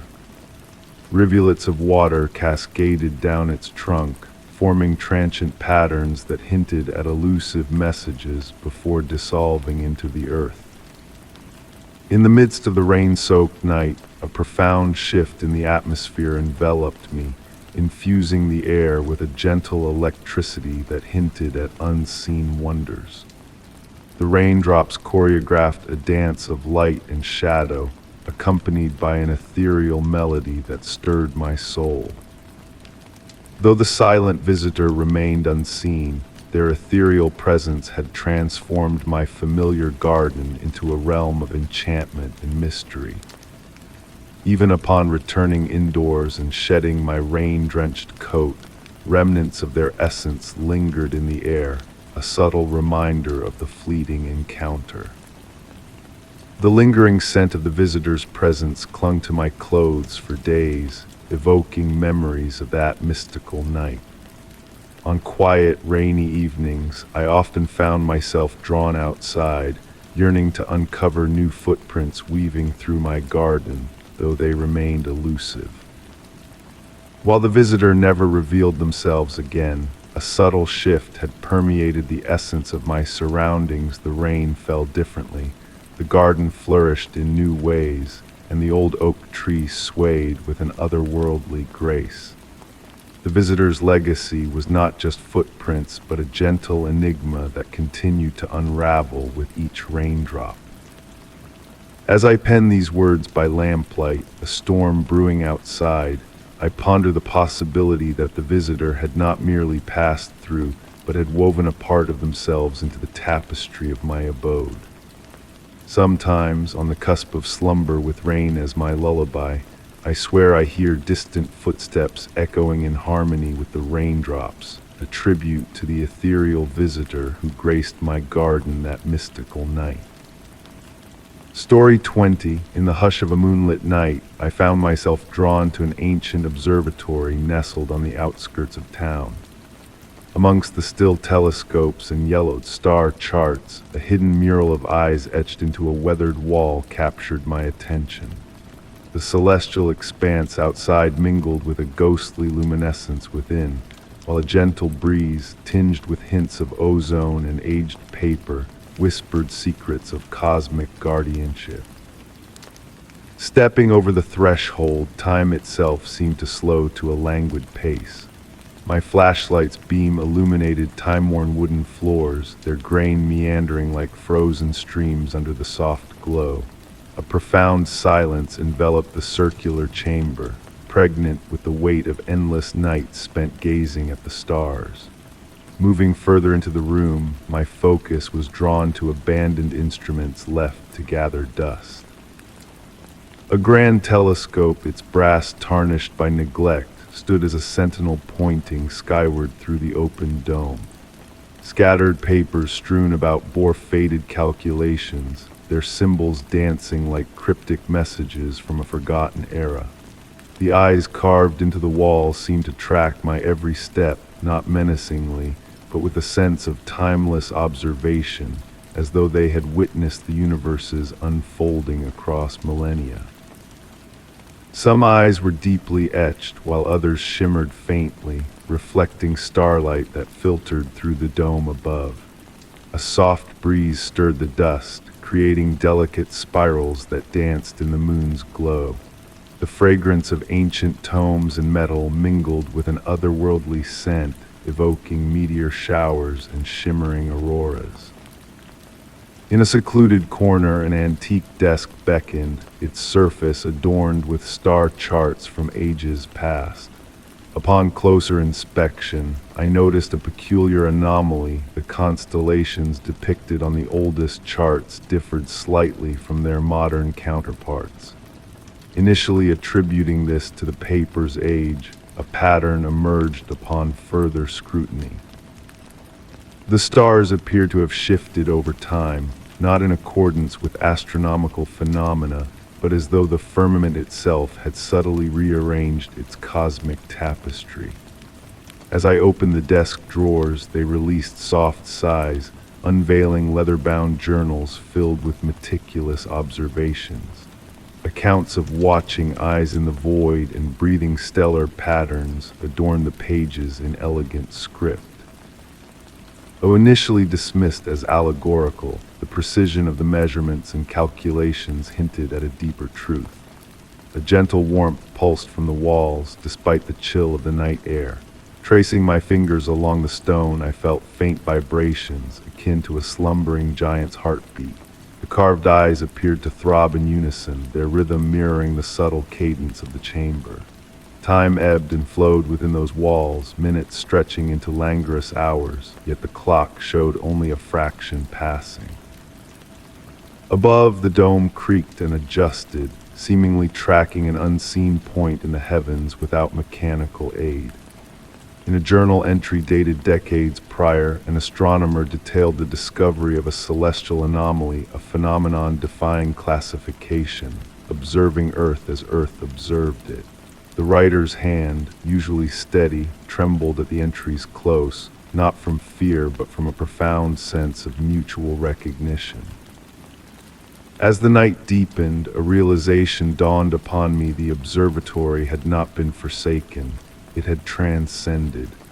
The eyes carved into the walls were not mere adornments but heralds of metamorphosis.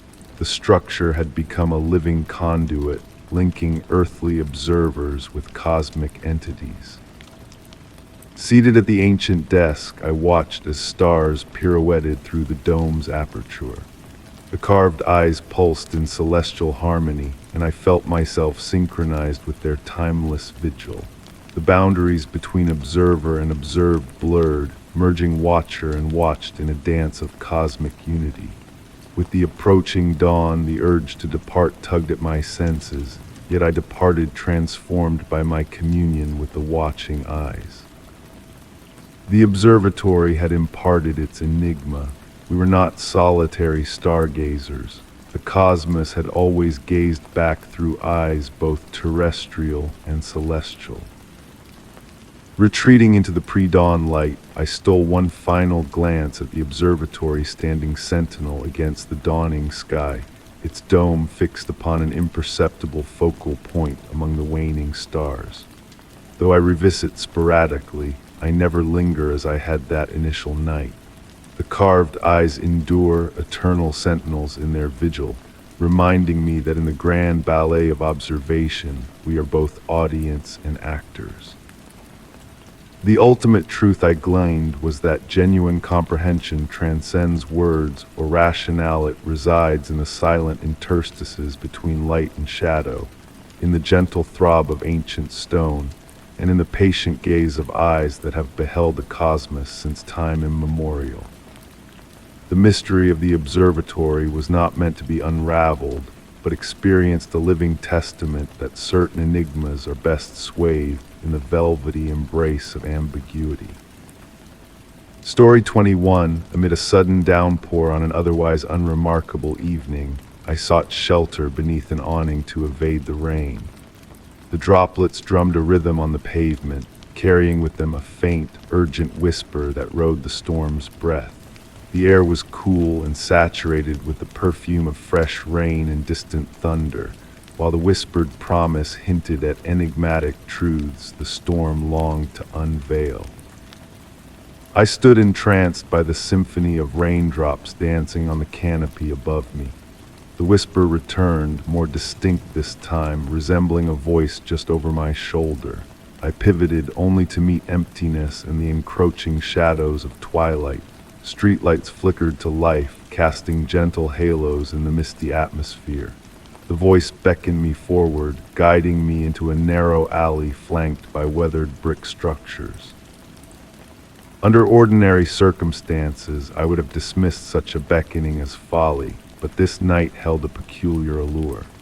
The whisper bore no ill intent, only a soft insistence reminiscent of my grandmother's bedtime tales. As I cautiously ventured into the alley, the rain transitioned into a gentle mist. The brick walls, though cool to the touch, exuded a residual warmth as if they harbored centuries of sunlight, now slowly releasing it back into the world. My footsteps created soft splashes in shallow puddles, forming mesmerizing patterns that caught the light from above. The alley widened into a secluded courtyard, shielded from the street by surrounding edifices. At its heart stood an ancient fountain, its stone weathered smooth by time and the elements. Water cascaded from its spout in a melodic harmony with the rain, crafting a tranquil symphony. The whisper seemed to emanate from the very essence of the fountain, growing more pronounced as I drew near. Clusters of small blue flowers adorned the fountain's base, their petals aglow with an otherworldly light pulsating in synchrony with the falling water. These flowers, a sight unfamiliar to me, appeared both age-old and freshly blossomed, existing in multiple temporal realms simultaneously. Kneeling beside the fountain, I felt a surge of inexplicable familiarity. Faint markings adorned the stone, resembling inscriptions in an unknown script. As my fingers traced the symbols, they shifted beneath my touch, akin to words dissolving in water. The whisper evolved into coherent phrases, hinting at memories, vows, and time's cyclical nature, mimicking the fountain's spiraling waters. It spoke of past visitors who, drawn by the same gentle summons on rainy nights, had discovered this hidden sanctuary throughout the ages. Within the fountain's pool, I glimpsed reflections defying reality, echoes of bygone eras, alternate lives, and fleeting moments of shared presence in that very spot. Each reflection wavered and dissipated like dreams upon waking, leaving behind a faint imprint of what I had witnessed. The blue flowers continued their gentle pulsing, casting ethereal shadows that danced along the courtyard walls. Time here flowed languidly, akin to honey cascading from a spoon, sweet, unhurried. Unburdened by urgency or fear, I basked in the whispers, akin to a lullaby from childhood half remembered. As the rain persisted in its gentle descent, a curtain of water separated this hidden refuge from the ordinary world beyond. The secrets whispered were destined to linger in my deepest dreams, forever beyond complete recollection, yet eternally retained. Upon rising to depart, I noticed a solitary blue flower had detached, resting in my open palm. Its glow had waned to blend with the natural world, yet its beauty remained undiminished. The whispers faded as I retraced my steps through the alley, yet their warmth lingered like a tender embrace. Emerging onto the street, the rain had ceased, yet the air retained a weighty humidity. The street lamps bathed the wet pavement in their familiar glow, and life resumed its customary cadence. Nevertheless, I knew I had been transformed by the enigmatic charm of that concealed courtyard. On rainy evenings, since I occasionally catch the faint echo of those whispers carried upon the breeze, the blue flower rests on my windowsill, appearing unremarkable to all but me. In the hush of night, when the world falls silent, it pulsates with a soft radiance that evokes memories of vows spoken in the rain and mysteries lurking just beyond our perception, patiently awaiting discovery by those attuned to the whispers in the storm. Story 22. On a night unusually cool, I ventured into a deserted train yard at the outskirts of town. Surrounded by rusted tracks and silent, decaying engines, a single light flickered intermittently atop an ancient signal tower. The scent of rust mingled with the musty dampness of concrete, while that stuttering glow pulsed like a heartbeat in the shadows, whispering of untold tales from journeys long paused. Each step I took on the gravel path echoed softly, accompanied by the gentle murmur of wind through hollow train cars. The air held a peculiar stillness, the kind that settles in places forgotten by time. Moths twirled around the few functioning lampposts, casting delicate shadows that danced across worn metal surfaces. Drawn towards the solitary blinking light in the tower, its rhythm neither regular nor random but purposeful, I felt a familiarity I couldn't quite grasp, a distant memory or a fragment of a dream. As I neared, I observed how the tower's windows remained dark, emphasizing the significance of that sole illumination. The door creaked ajar, emitting a mournful note as the wind nudged it open. Inside, a different atmosphere enveloped me, heavy, charged with an electric anticipation that prickled my skin. The wooden stairs groaned under my weight, releasing the scent of aged timber and decades-old dust with each ascending step. Ascending to the top floor, I entered an antiquated control room filled with obsolete equipment. Switches, levers, and dial gauges adorned the walls, their brass and copper fittings dulled by years of disuse. However, it was the source of the enigmatic light that captivated me, an old signal lamp that should not have been powered but persisted in its hypnotic pulse. I soon noticed something extraordinary unfolding before my eyes. The light's pattern began to synchronize with the gentle rhythm of my breath, as if acknowledging my presence. The ambience of the room subtly shifted, and I felt an unexplainable connection to this forgotten space. Whispers of bygone conversations lingered in the cool air, mingling with the phantom echoes of train whistles and the spectral commotion of travelers from eras past. Seating myself in an aged operator's chair, I found myself entranced by the interplay of light and shadow across the control panel. The rhythmic blinking seemed to narrate a tale, one of solitary nights, of signals dispatched into the darkness, of bonds forged and dissolved. Tracing the worn edges of the control panel with my fingertips, I sensed the lingering warmth of hands that had toiled here long ago. Time slipped away as I sat there, enveloped in the gentle pulse of light and the nocturnal symphony of sounds. The distant call of an owl merged with the whisper of wind through shattered windows, weaving a melody of solitude. I noticed the light's pattern evolving, growing more intricate, resembling a code. It dawned on me then, sending a gentle shiver down my spine. I wasn't merely observing the light, it was observing me. Not with menace, but with the patient curiosity of something ancient and aware. The glow of the signal lamp seemed to extend, casting warm tendrils of light that painted tales on the walls in Morse code shadows. As the night deepened, I stumbled upon faded logbooks filled with meticulous handwriting, detailing the passage of trains through the yard, each entry more captivating than the last. The final notation from decades past cryptically stated, "The light knows the way home." Beneath it, a sequence of dots and dashes had been inscribed a message, eluding my deciphering, but resonating in my heart. Upon departing the tower hours later, the light persisted in its steady pulse behind me. I understood then that I would return, beckoned by the enigma of that singular beacon in the darkness.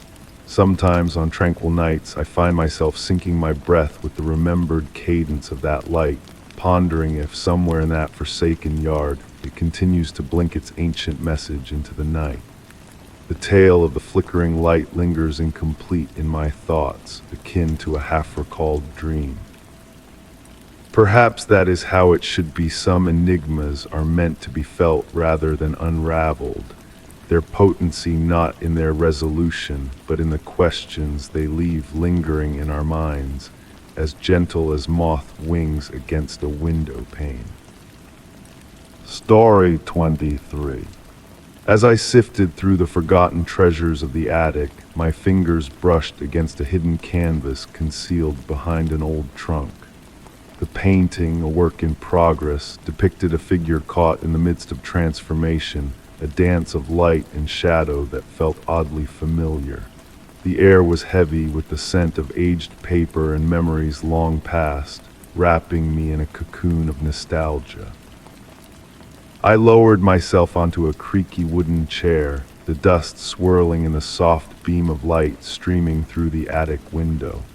The portrait before me seemed to shimmer, its edges blending into the raw canvas like whispers fading into the night.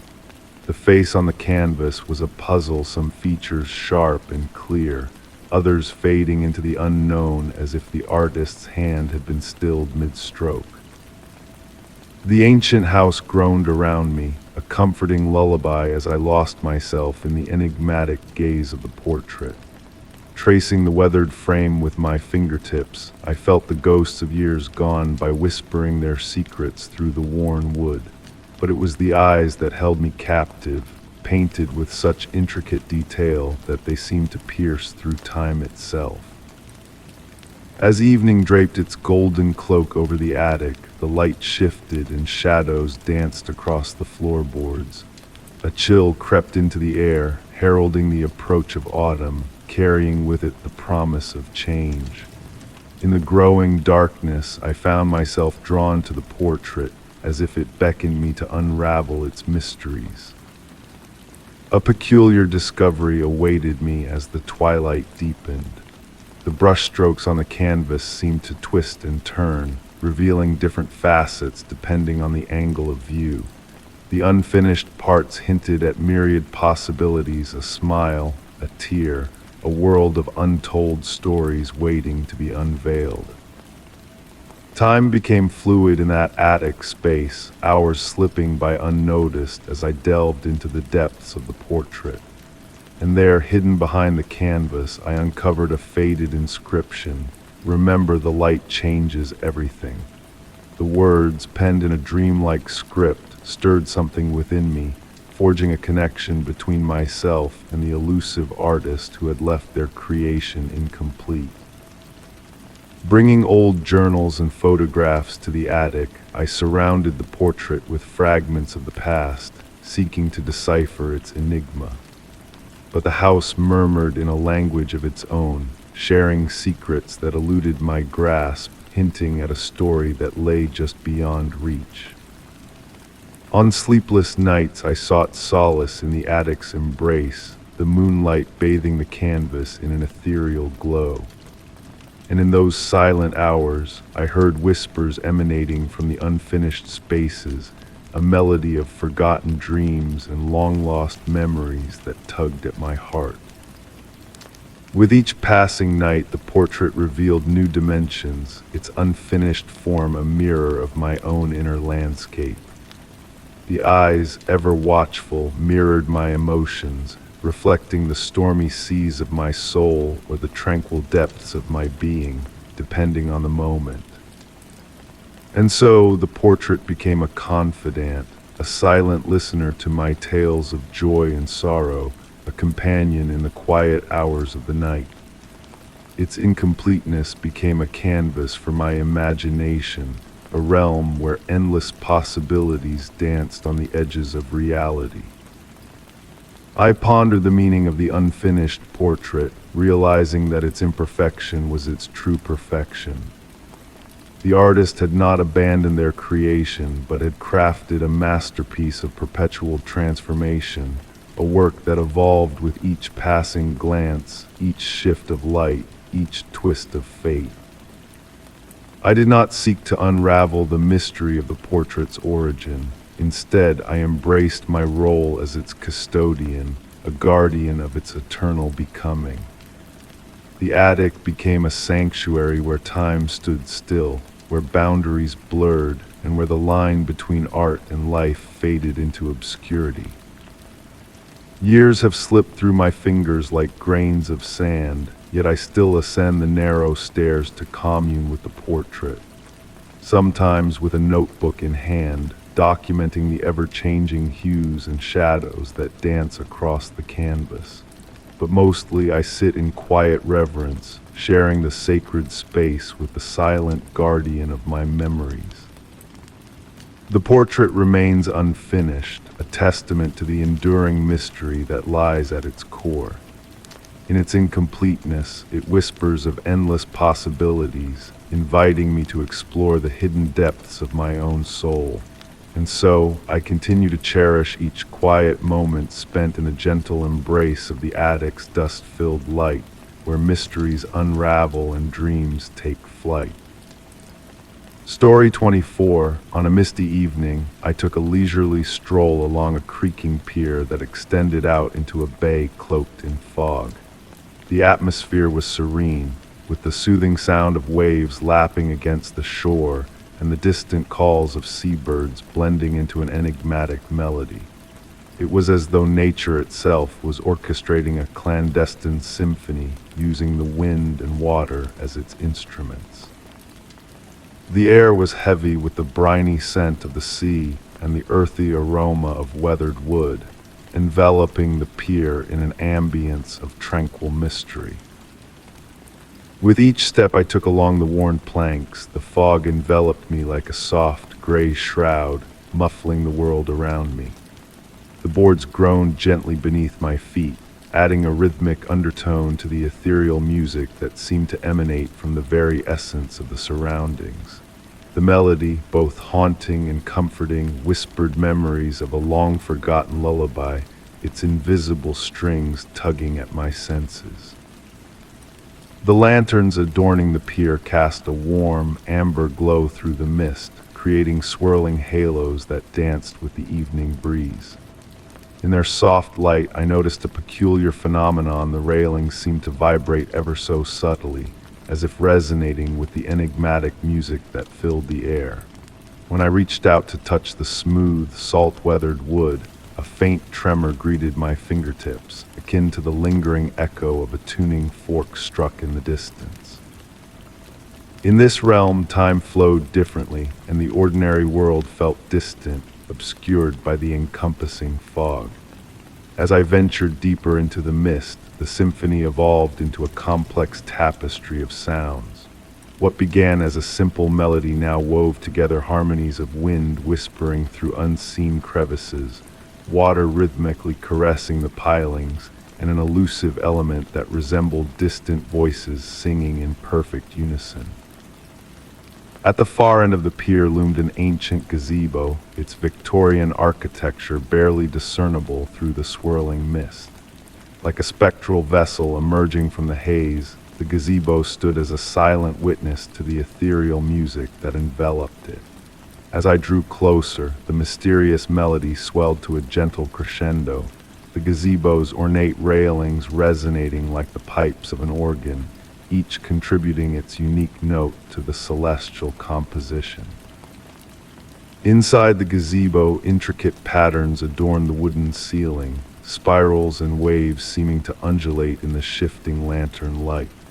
A weathered brass plaque, nearly obscured by time and salt, caught my eye. Though most of its inscription had faded, I could make out the words in memory of the symphony and a date from a bygone era. The gentle music continued to weave its spell as I settled onto an aged wooden bench within the gazebo, the mist swirling around me in a mesmerizing dance that blurred the lines between reality and reverie. As night descended, an unusual warmth lingered in the air, cradling me like a tender embrace. The lanterns pulsed softly, their light synchronizing with the tempo of the mysterious song. Each pulse revealed new facets of the intricate carvings above, casting a mesmerizing play of light and shadow that seemed to breathe with a life of its own. In this liminal state between wakefulness and dreams, I came to realize that the pier itself was a grand instrument, a colossal, weather-beaten contrivance played by the deft hands of nature. Every plank, every railing, every post had been meticulously positioned not just for utility, but for the symphony they collectively produced when stirred by the elements. The faded inscription on the plaque assumed a deeper significance, hinting that the pier held a purpose beyond mere functionality, a tribute to something or someone lost to time. When I eventually prepared to depart, the melodic strains accompanied me, fading gradually with each step but never vanishing entirely. The fog parted slightly, guiding me along a gentle path back to land. Even upon solid ground, the rhythmic cadence of that mysterious music resonated within me, akin to a half-remembered dream. To this day, I find myself drawn back to that pier on misty evenings, though the symphony never plays the same way twice. It remains an enigmatic enchanter, its music shifting with the whims of weather, tides, and perhaps the souls who pause to listen. Some mysteries are best left unsolved, serving as poignant reminders that beauty often lies in the inexplicable. The experience left me pondering a lingering question: was I witnessing a natural phenomenon, a serendipitous fusion of wind and architecture? Or had I stumbled upon something far more extraordinary, a fragment of history preserved not in archives or artifacts, but in the enduring notes of an eternal symphony conducted by the sea itself? Story 25. As I sifted through a forgotten trove of art supplies in a dusty thrift store, my fingers brushed against a weathered sketchbook hidden amongst the clutter. Its once vibrant cover now worn and faded, the pages within held a treasure trove of intricate blueprints detailing a structure unknown to me. The scent of aged paper and graphite wafted up, transporting me to a realm where time held no sway. Night after night, I found myself ensconced in my study, the soft glow of my lamp casting dancing shadows across the delicate pages. Rain tapped gently against the window, a soothing melody that accompanied my exploration of the mysterious drawings. Each line, each curve hinted at a purpose beyond ordinary comprehension, a design that straddled the realms of art and enigma. The corridors depicted in the blueprints twisted and turned in ways that defied logic, staircases leading to rooms that seemed to exist outside the bounds of reality. Windows caught light at angles that whispered of hidden mysteries, challenging the very fabric of conventional architecture. Yet amidst this apparent chaos, there was a meticulous precision in the measurements, a grace in the flowing script that annotated the pages. In the margins, faded ink revealed cryptic notes, whispers of threshold spaces and liminal architecture. These concepts beckoned to me, pulling me into a realm where reality blurred and dreams took flight. I found myself lost in contemplation, my own sketches mirroring the enigmatic designs as I sought to unravel their secrets. The scratch of pencil on paper became a mantra, a soothing rhythm that lulled me into a state of trance. Time lost its meaning as I delved deeper into the geometries that seemed to dance before my eyes. It was on quiet evenings in the hush before dawn that I felt a presence beside me, guiding my hand as if to reveal a truth hidden within the lines. With each passing day, the world around me began to shift, shadows deepening, corners twisting imperceptibly. My home became a canvas for the mysteries I had uncovered, its very essence transformed by the touch of the unknown architect. The language of architecture whispered in the settling sounds of the night, in the play of light and shadow that seemed to hold a secret message just beyond reach. One fateful night, bathed in the silvery glow of moonlight, I stumbled upon a hidden sequence of numbers woven into the borders of the blueprints. They danced before my eyes, a melody of mathematics and artistry that begged to be deciphered.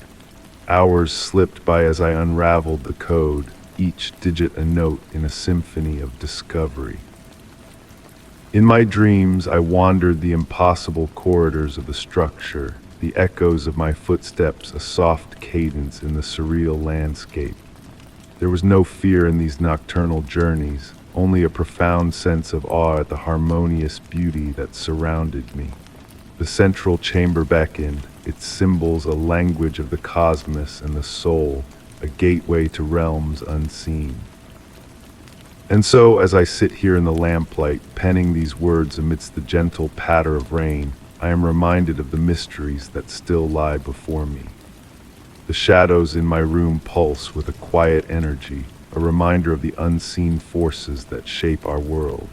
In the stillness of the night, I find solace in the unknown, in the knowledge that some secrets are meant to remain hidden, like whispers in the wind, like dreams that linger long after waking. Story 26. Late one evening, I found myself drawn to an abandoned arcade nestled on the outskirts of the city. The neon lights flickered intermittently, casting eerie shadows over the dusty arcade machines.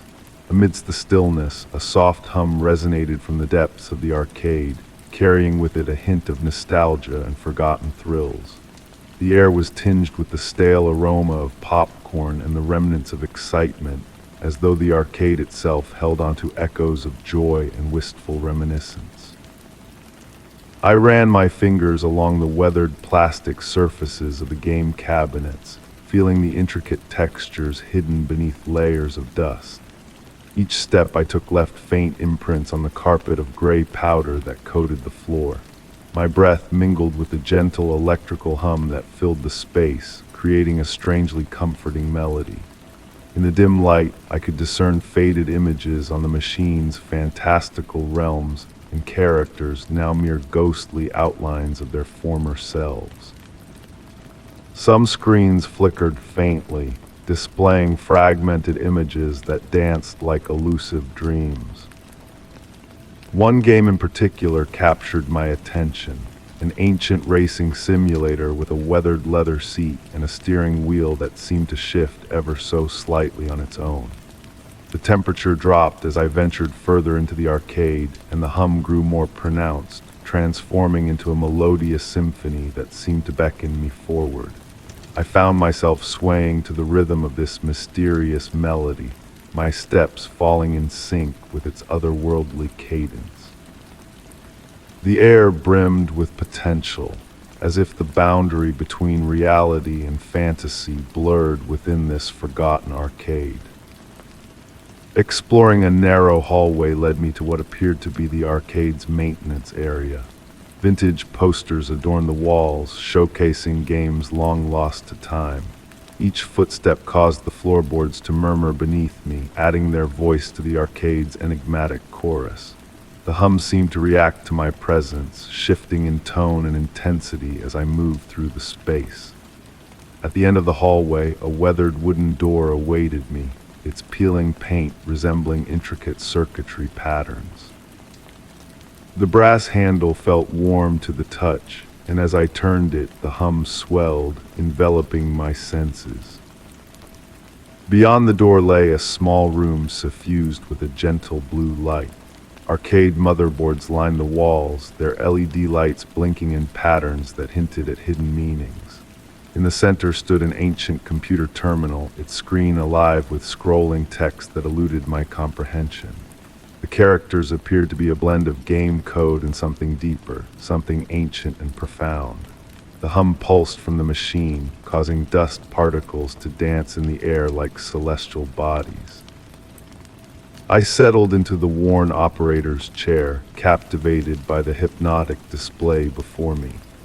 The text on the screen began to form patterns that almost made sense, akin to grasping at fading memories upon waking. My fingers hovered over the aged keyboard, and as if guided by an unseen force, I began to type.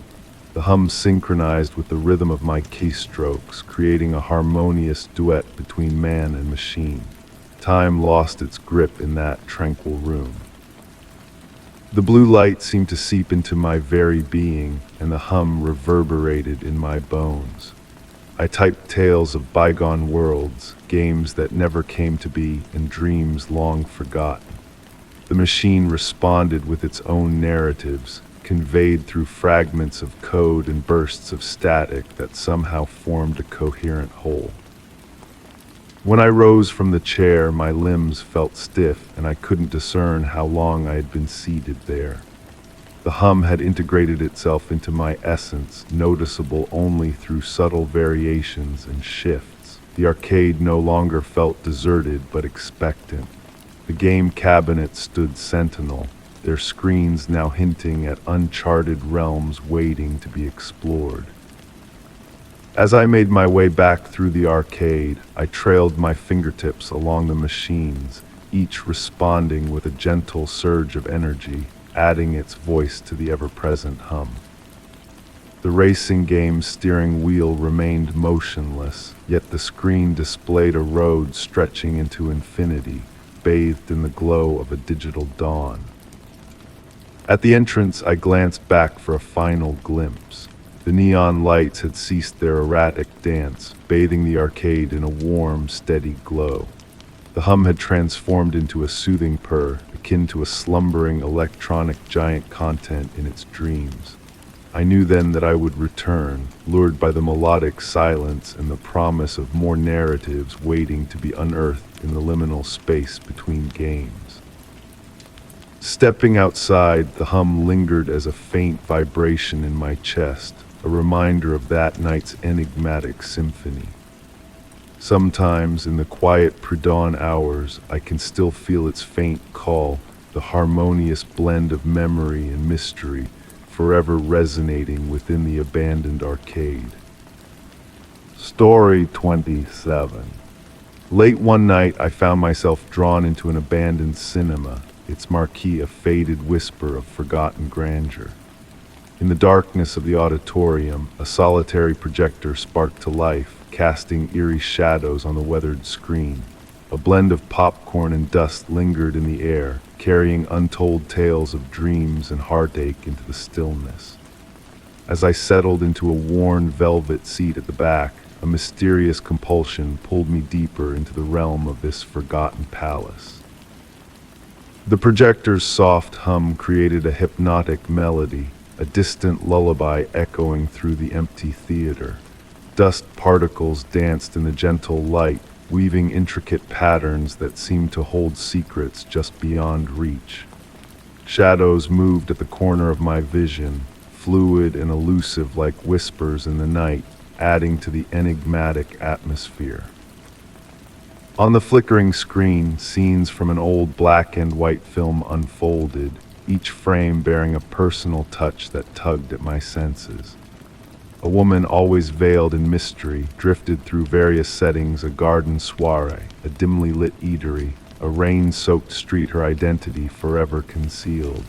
Her purpose seemed clear yet elusive, a quest that drove her through each frame with a poignant elegance. A soft voice brushed against my ear, murmuring indistinct words that stirred a sense of longing within me. The room's temperature shifted, creating ethereal currents that brushed against my skin, carrying with them a profound melancholy. The leather armrests beneath my touch radiated warmth, a presence lingering in the empty seat beside me. As the film played on, subtle anomalies emerged, details that defied the logic of the narrative, subtle alterations that hinted at a deeper truth. The soundtrack crackled with the sound of breath, a haunting rhythm that mirrored the beating of my own heart. The woman on screen mirrored my movements with an eerie precision, a dance of shadows and light that blurred the lines between reality and fiction. A scent of jasmine permeated the air, intertwining with the musty theater aroma, wrapping me in a cocoon of nostalgia and yearning. Each inhale carried a whisper of sorrow, a melody of the past that resonated within me, a harmony of emotions both foreign and intimately familiar. Suddenly the film shifted, revealing the theater itself in its former glory, bustling with life and energy. Among the crowd, the veiled woman appeared, her elusive presence a constant thread woven through time. She searched, she waited, her face forever obscured, her purpose enigmatic. A hidden treasure awaited me between the seat cushions, a weathered diary, its pages yellowed with age, filled with entries chronicling visits to the theater. Each passage ended with the same poignant phrase, a plea for closure in an endless tale. The handwriting evolved over time, yet retained a distinct elegance that hinted at the writer's unfulfilled quest. As the last entry faded into silence, the woman on screen turned towards the camera, a moment pregnant with anticipation. But before her face could be revealed, static consumed the screen, plunging the room into darkness. The projector fell silent, leaving me alone in the dim glow of the exit signs. Returning the diary to its resting place, a fleeting touch brushed against mine, a presence felt but unseen, a connection forged in the shadows of the past. The scent of jasmine intensified, then vanished, leaving only a memory lingering in the air. In the lobby, a figure in a vintage dress caught my eye, a ghostly silhouette against the darkened screen. A silent gesture, a final farewell, and then she was gone, leaving me to ponder the mysteries of her unfinished story. And in quiet moments since, the scent of jasmine lingers, a reminder of unseen eyes watching, waiting for a fellow traveler in the realm of lost tales. Story 28. As I delved into the forgotten corners of my home, a whisper of nostalgia led me to an antique desk hiding a secret drawer. With a gentle tug, the drawer revealed its long-held mystery, a fragile note nestled within. The paper, aged to a golden hue, bore elegant script that beckoned me to uncover the hidden truths of the past. A delicate scent of cedar and ink wafted from the note as I unfolded it, the parchment whispering secrets of bygone days. Soft light filtered through lace curtains, casting tranquil shadows that danced upon the desk's surface, creating an atmosphere thick with anticipation, yet soothing as a prelude to rainfall. The note bore a date from a distant era and began, "My dearest friend, I must unburden my heart." Each word drew me deeper into a narrative of strange occurrences within these very walls, whispers in empty corridors, objects moving of their own accord, and the mysterious appearance of fresh blooms in a vase under the full moon. Enthralled, I sank into my chair, captivated by the tale unfolding before me. The writer spoke of a concealed chamber within the house, a repository of cherished memories rather than riches. The steady tick of the grandfather clock provided a hypnotic backdrop as I read on, the author recounting the discovery of a hidden journal detailing the lives of past residents, their dreams and conversations transcending time. As twilight descended outside, I illuminated an old brass lamp, its warm glow bathing the pages in golden light. The note spoke of cryptic symbols etched into door frames, forming a map to the hidden chamber. My fingers traced the symbols described, the house seeming to pulse with a living memory that embraced rather than frightened. The writer's dreams intertwined with reality, unveiling scenes of a woman in a blue dress, her silent presence pregnant with meaning. The note concluded with a riddle. When midnight tolls 13 and moonlight graces the 7th step, the path reveals itself to those who listen with their hearts. Breathless, I reread the enigmatic message, attuned to the subtle symphony of my home, the whisper of wind, the rustle of leaves, the heartbeat of time itself. Unfinished and unsigned, the note left me with a sense of wonder and intrigue, a puzzle waiting to be solved. Returning the note to its resting place, I noticed a sketch on the corner, a familiar pattern teasing my memory. The room had shifted, enveloped in a new awareness of its storied past, every shadow and creak imbued with significance. The drawer remained unlocked, a silent invitation to unravel the unfolding mystery.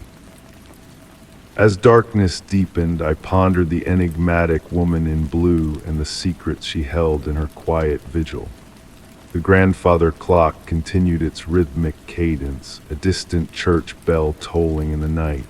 Lost in contemplation, I counted the chimes, my thoughts adrift in the mystery that lingered like a haunting melody.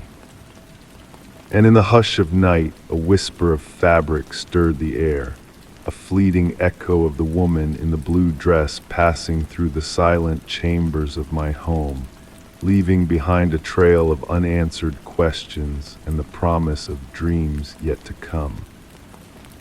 Story 29.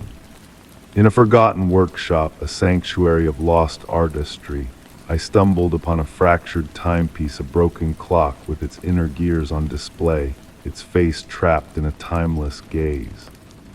As I observed the erratic dance of its wayward hands, the chilly, damp air enveloping me carried whispers of stories untold, of stolen moments and memories suspended in the spaces between ticks.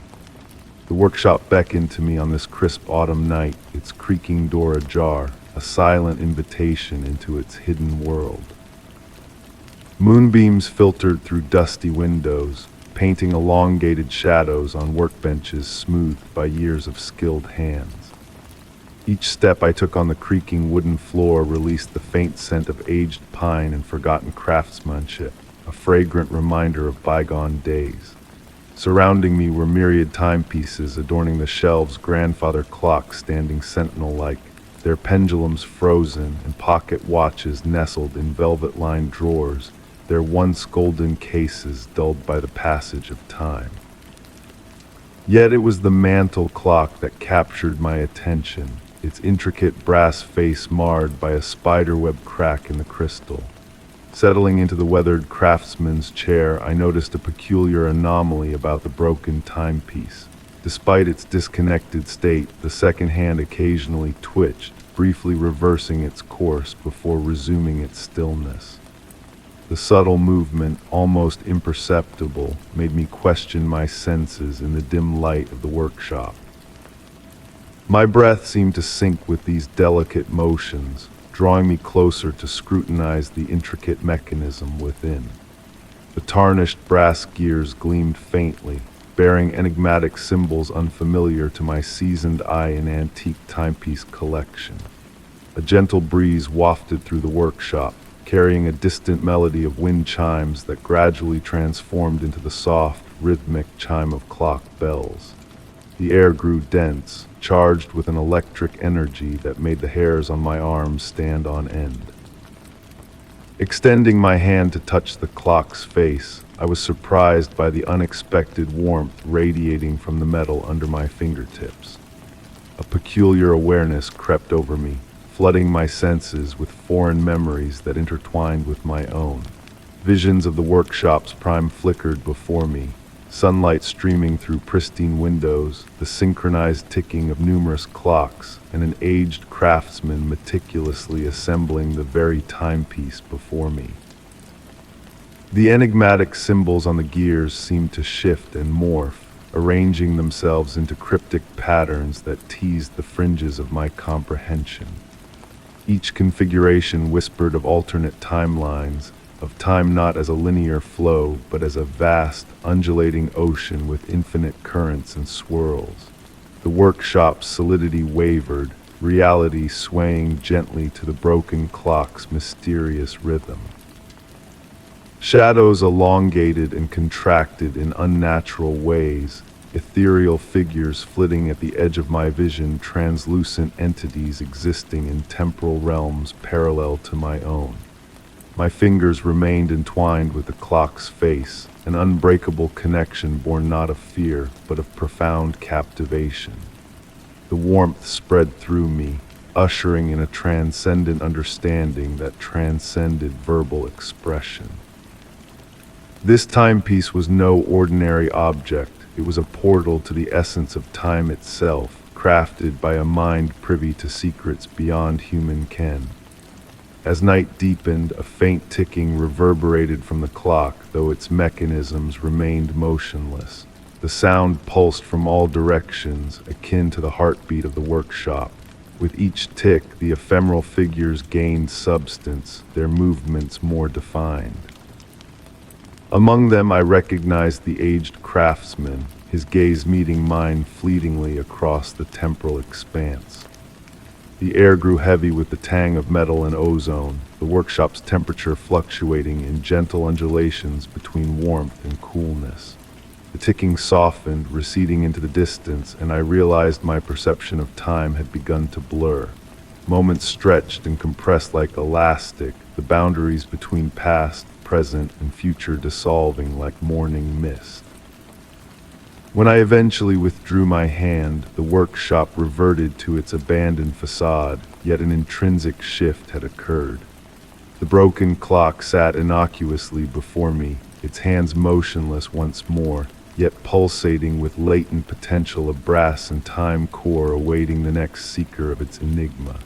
I frequent the workshop now, though its location remains a mystery, lost in the folds of time. Sometimes I spend hours in the craftsman's chair, entranced by the interplay of light and shadow on the fractured timepiece.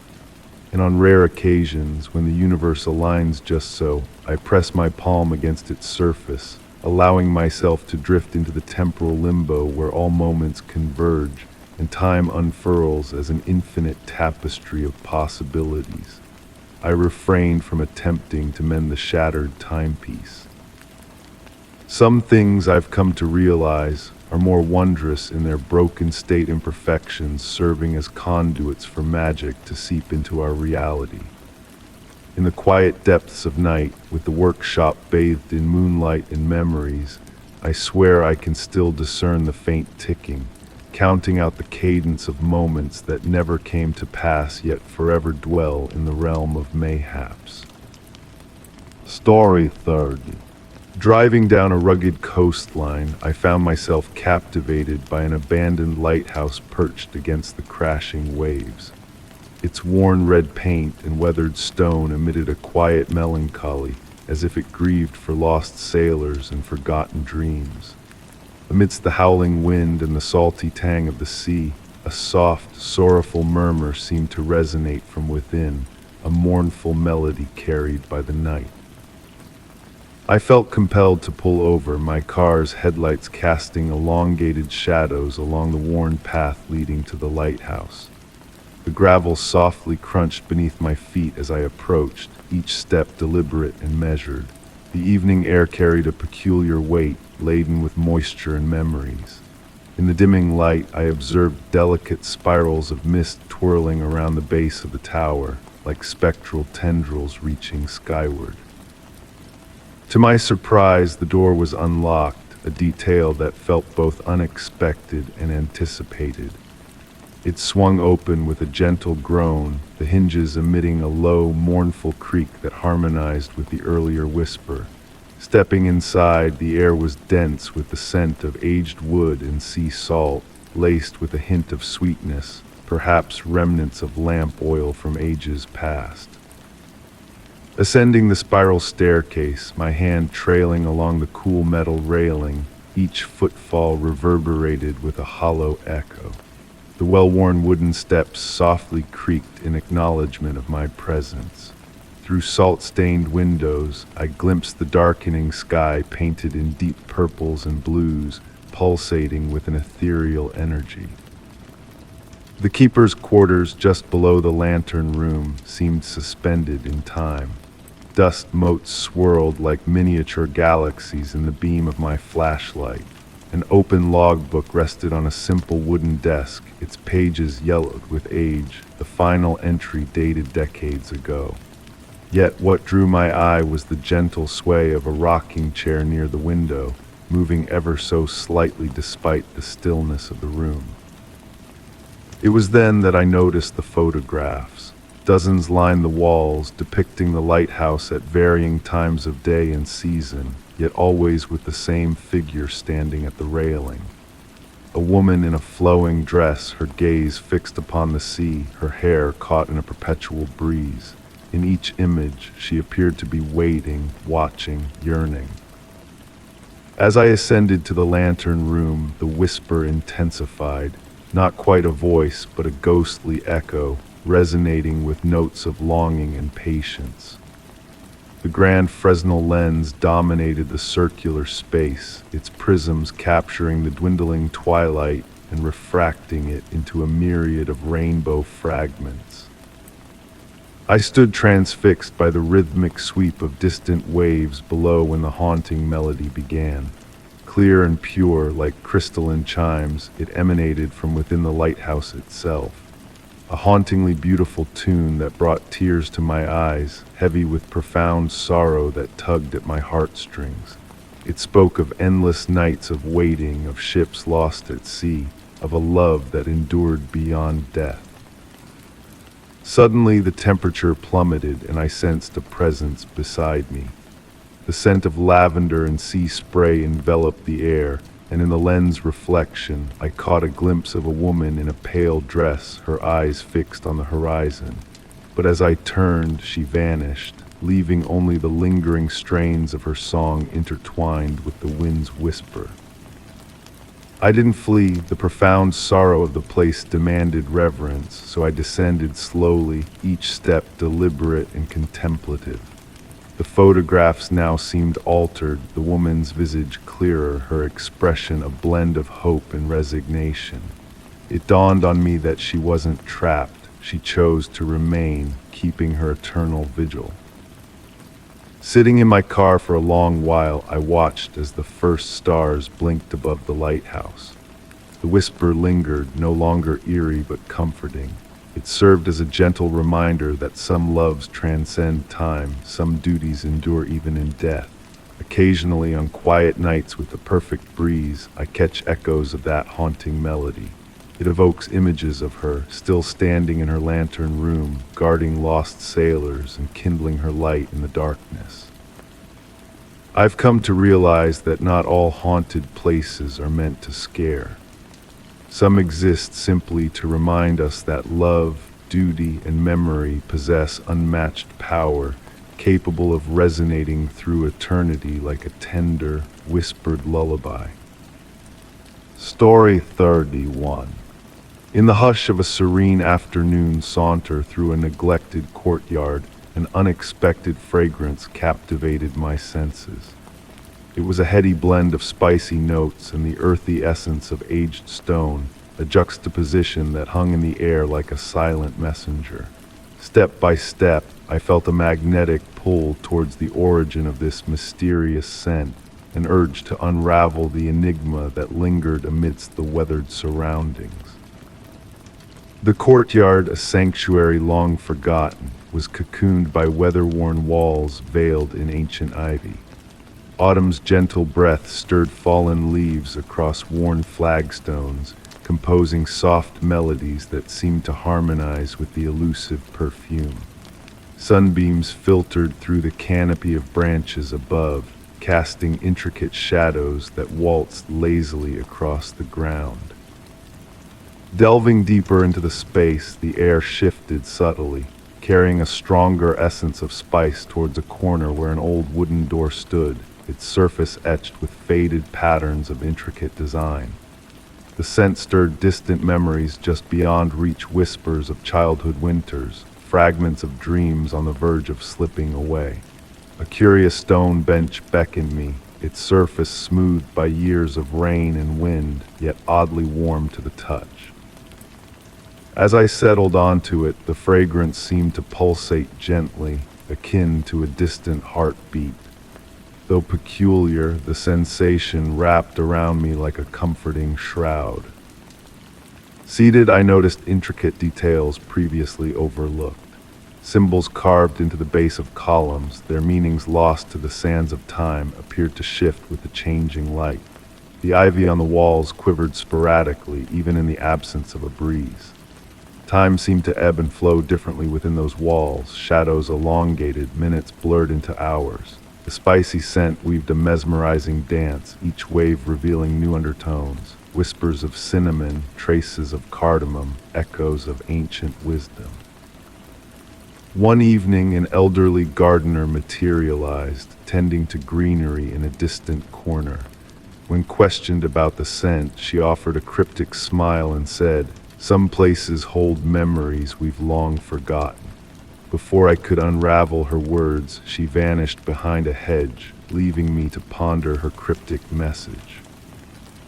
The mystery deepened as peculiar objects appeared on the bench during subsequent visits: a brass key without a lock, a dried flower unknown to me, a script in a language foreign to my eyes. Each item vanished by the next visit, replaced by another enigma. Weeks turned into months, and the courtyard became a daily pilgrimage. The fragrance remained a constant companion, evolving subtly but retaining its essence. Glimpses of movement flickered at the edges of my vision, ephemeral and elusive. One tranquil evening, as sunlight painted the walls in hues of amber, fragrant smoke curled upwards from between flagstones near the bench. The smoke twisted into symbols that vanished as swiftly as they appeared, carrying an intensified version of the spicy scent. Reaching out, my hand met not dispersal but warmth, a fleeting connection to a past veiled in mystery. Images flashed through my mind, echoes of past visitors, each entwined in the enigmatic tale of the courtyard. Winter's arrival brought a subtle shift in the fragrance, a delicate transformation that maintained the essence of mystery. The scent now emerged only at specific moments: dawn, dusk, and those breathless pauses in time. To this day, I return to the courtyard, the enigmatic perfume of familiar presence. The source remains elusive, shifting and evolving as if guarding its secrets. Some mysteries, it seems, are meant to be experienced rather than unraveled, a dance of discovery and wonder. The gardener's words linger in my mind as I sit on the ancient bench, inhaling the elusive aroma. Perhaps it is not the place that remembers, but the memories themselves seeking solace in shared stories. Story 32. In a rare moment of curiosity, I found myself within the crumbling embrace of an abandoned theater. Nestled in the shadows of the auditorium, I settled into a seat, welcoming the hushed stillness that draped over the room like a velvet curtain. Amid the quiet, a delicate laughter, almost imperceptible, danced through the aisles, intertwining with the aged scent of decadence that lingered in the air. The theater, now a mere shell of its former glory, whispered tales of nights long past, where applause and merriment once reigned, now reduced to echoes that haunted the empty space. Driven by whispers of the building's enigmatic aura, I sought solace within its walls, hoping to find inspiration for my craft. The heavy doors, weathered and worn, groaned open at my touch, beckoning me into a realm suspended between time's grasp. Dust motes pirouetted in slender rays of light that filtered through lofty windows, painting ethereal tapestries that swirled and shifted like phantom dancers on an unseen stage. The crimson velvet seats, though faded and worn, exuded a faded elegance that hinted at the stories woven into their very fabric, tales of enchantment, love, and enchantment that had unfolded within their embrace. A subtle sweetness lingered beneath the musty facade, a delicate reminiscence of aged perfumes and powders, a lingering essence of performers long departed. As my gaze adjusted to the dimness, I caught glimpses of subtle movements at the edge of my vision. The heavy drapes upon the stage would stir without a breath of wind, accompanied by the soft cadence of footsteps that traversed the platform, as if partaking in an ethereal waltz. In the silence, more sounds emerged, the gentle creak of floorboards, as though unseen actors took their places, and the gentle rustle of pages turning, akin to an invisible prompter revisiting a forgotten script. These sounds, rather than unsettling, wrapped me in a cocoon of comfort, a blanket of memories that cradled me in their embrace. Time itself seemed to ebb and flow within those walls, minutes stretching into hours as I sat transfixed, absorbing the theater's silent symphony. The afternoon waned, casting elongated shadows over the vacant seats, shadows that seemed to morph into formed silhouettes of an attentive audience, draped in evening finery with coiffed hair and eager eyes. The laughter that had teased my ears earlier returned, accompanied by a soft applause that felt both distant and intimate, a melody played at the faintest volume. With eyes closed, I surrendered to the gentle sounds that enveloped me, only to reopen them and catch a fleeting glimpse of a dress fluttering behind a column, a whisper of movement that dissolved into the shadows.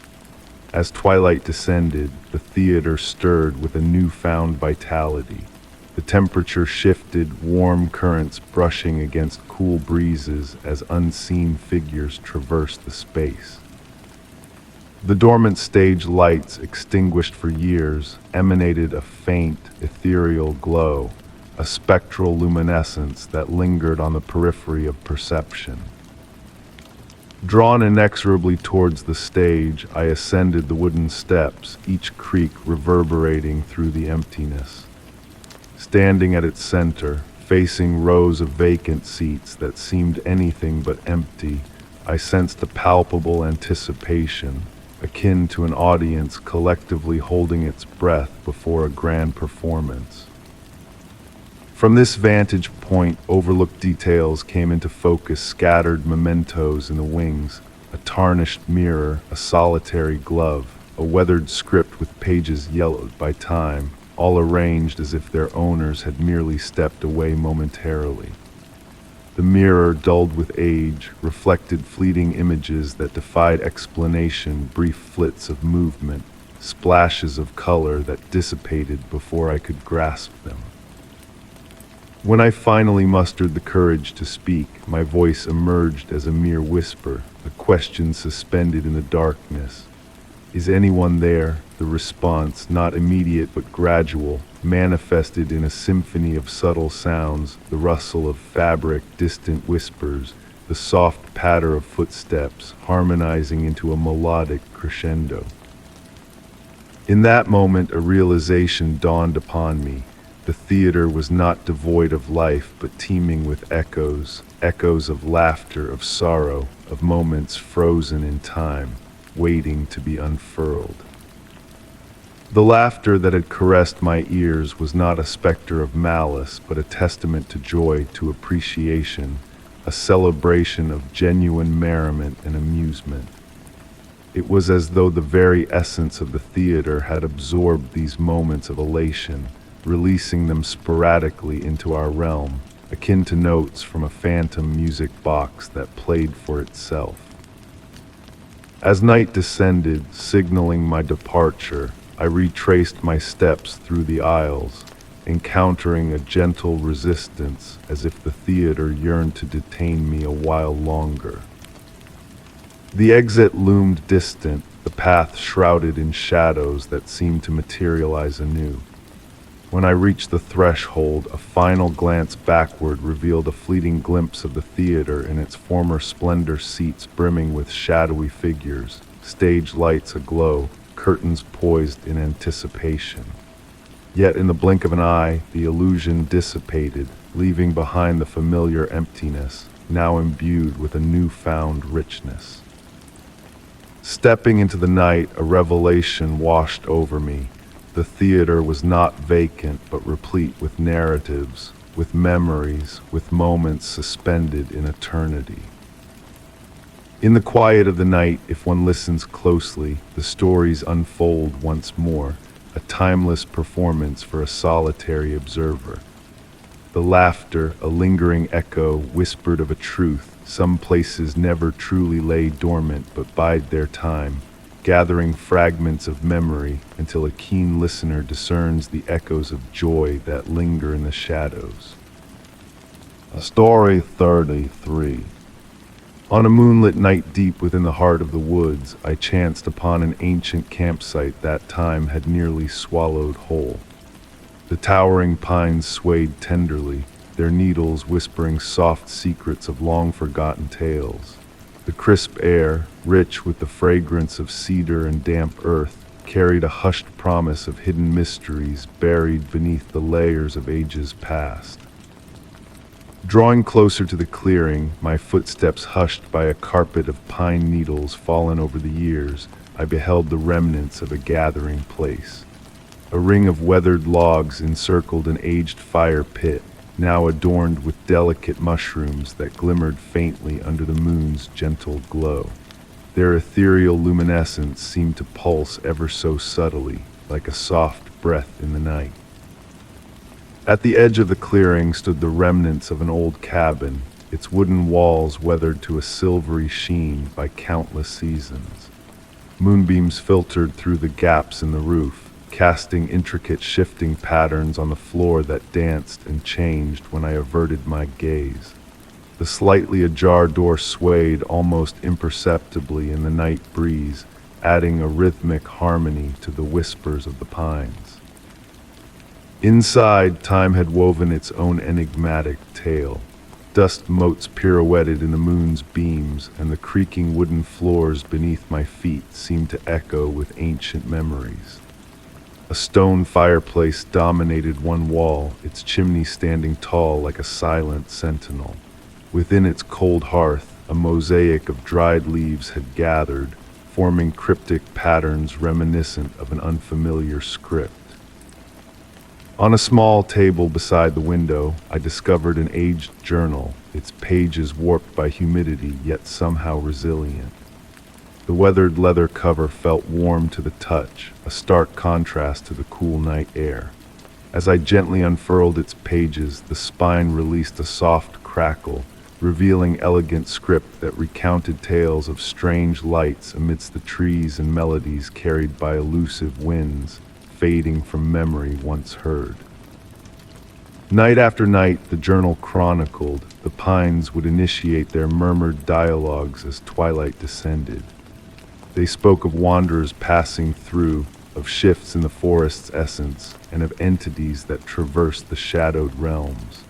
The author detailed how the mushrooms within the fire pit would radiate a brighter glow on certain evenings, their light pulsating in harmony with distant melodies hovering just beyond the threshold of perception.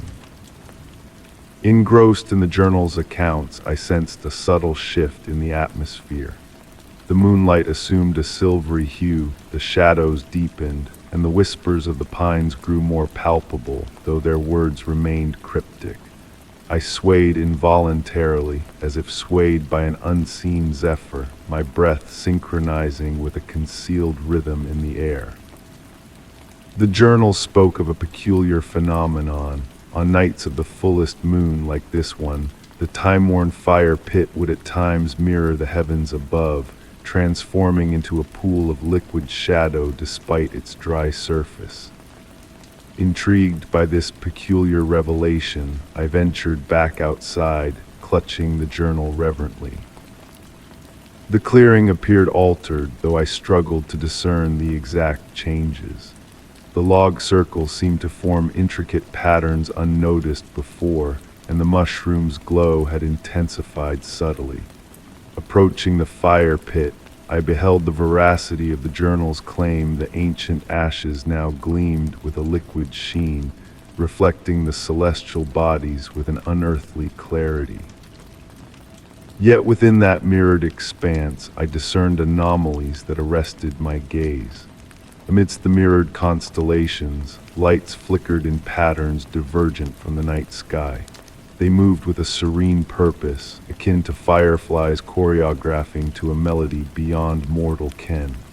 As I lingered, I felt on the cusp of deciphering the pines' whispers, of grasping the essence of their age-old dialogues. Seating myself upon a weathered log, the journal open in my lap, I began transcribing my own observations. Time seemed fluid in that nocturnal realm, blurring the distinction between observer and observed. Was I observing the enigmatic lights within the fire pit, or were they observing me? Were the pines imparting their arcane knowledge, or merely permitting me a fleeting glimpse of their eternal truths? As dawn crept forth, cloaked in a gentle mist that draped the tree trunks like flowing silk, I penned a final entry in the journal. I chronicled the gradual wane of the mushroom's radiance, the whispers fading into the mundane sounds of morning, and the fire pit's reflective guise yielding to mundane ashes with the advent of daylight. Placing the journal reverently upon its table within the cabin, I acknowledged that despite my meticulous documentations, the full comprehension of that surreal night would forever elude me. The pines continued their murmured conversations, though now they spoke of commonplace matters, wind and weather, light and shadow. Yet in quiet moments when I close my eyes, I can still sense the rhythm of that mysterious night, still feel the gentle allure of enigma's content to linger half revealed and never wholly understood. Story 34. As I sifted through the relics tucked away in my attic, my fingers brushed against a faded photograph nestled inside a weathered album. The image, capturing a moment from years long past, seemed to shift ever so subtly under my gaze. A soft fragrance of aged roses and yellowed parchment wafted through the air, wrapping me in a cocoon of nostalgia. I couldn't shake the feeling that the figures frozen in time within the picture held a forgotten tale yearning to be heard. The warm, late afternoon sunlight filtered through the dusty attic window, painting the wooden floorboards in a golden hue. Settling into an old rocking chair, the rhythmic creaking of the aged wood beneath me lulled me into a tranquil state. My fingertips lingered on the worn edges of the photograph, tracing each delicate imperfection etched into its surface. The scene depicted a garden party of yesteryears, a gathering of elegance and grace. Women adorned in flowing gowns and gentlemen in dapper attire stood captured in a moment of joy, their smiles carrying hints of concealed secrets. In the backdrop loomed a majestic Victorian house, its windows reflecting the fading sun of a distant evening. Amidst the crowd, one figure beckoned for my attention. A woman clad in a pearl-white dress stood slightly apart from the rest, her enigmatic gaze fixed upon the camera. Her expression held a mystery I struggled to decipher. As I delved deeper into her features, a peculiar sensation washed over me. The attic's temperature dropped imperceptibly, and the scent of roses grew more potent. I closed my eyes briefly, allowing the attic's tranquility to envelop me. When I reopened them, a subtle shift in the photograph caught my eye. The captured sunset now pulsated with a gentle, radiant glow that hadn't been present before. The woman in the pearl-white dress seemed to have moved, her hand extending towards an unseen presence just beyond the frame. Enthralled, I found myself drawn further into the image. The ambient sounds around me metamorphosed, the rocking chair's creak melded with distant strains of music reminiscent of vintage gramophones. The scent of roses mingled with whispers of Earl Grey tea and freshly baked pastries, creating an intoxicating symphony for the senses. As I continued to peer at the photograph, the boundaries between past and present blurred into a mesmerizing dance. The figures within the image gained depth and life, their colors bleeding into existence like watercolors on canvas. The woman in the pearl-white dress emerged with striking clarity, a pendant around her neck catching the light in ethereal ways.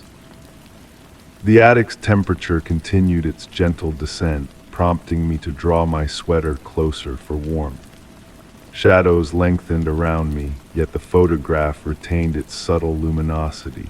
Details once hidden now revealed themselves: a teacup poised on a garden table, its contents swirling, a butterfly suspended mid-flight, its delicate wings seemingly quivering in an unseen breeze. Time seemed to ebb and flow as I sat there, rocking back and forth in my chair.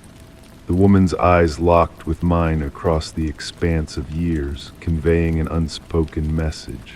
Her pendant gleamed once more, mirroring one I had stumbled upon in my grandmother's jewelry box long ago.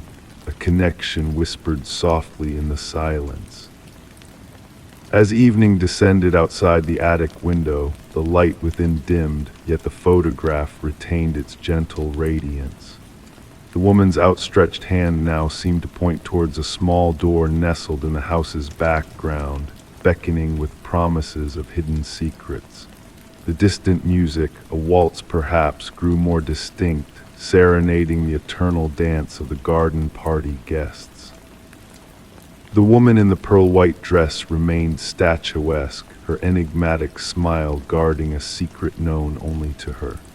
It dawned on me then that she bore a striking resemblance to my grandmother in her youth.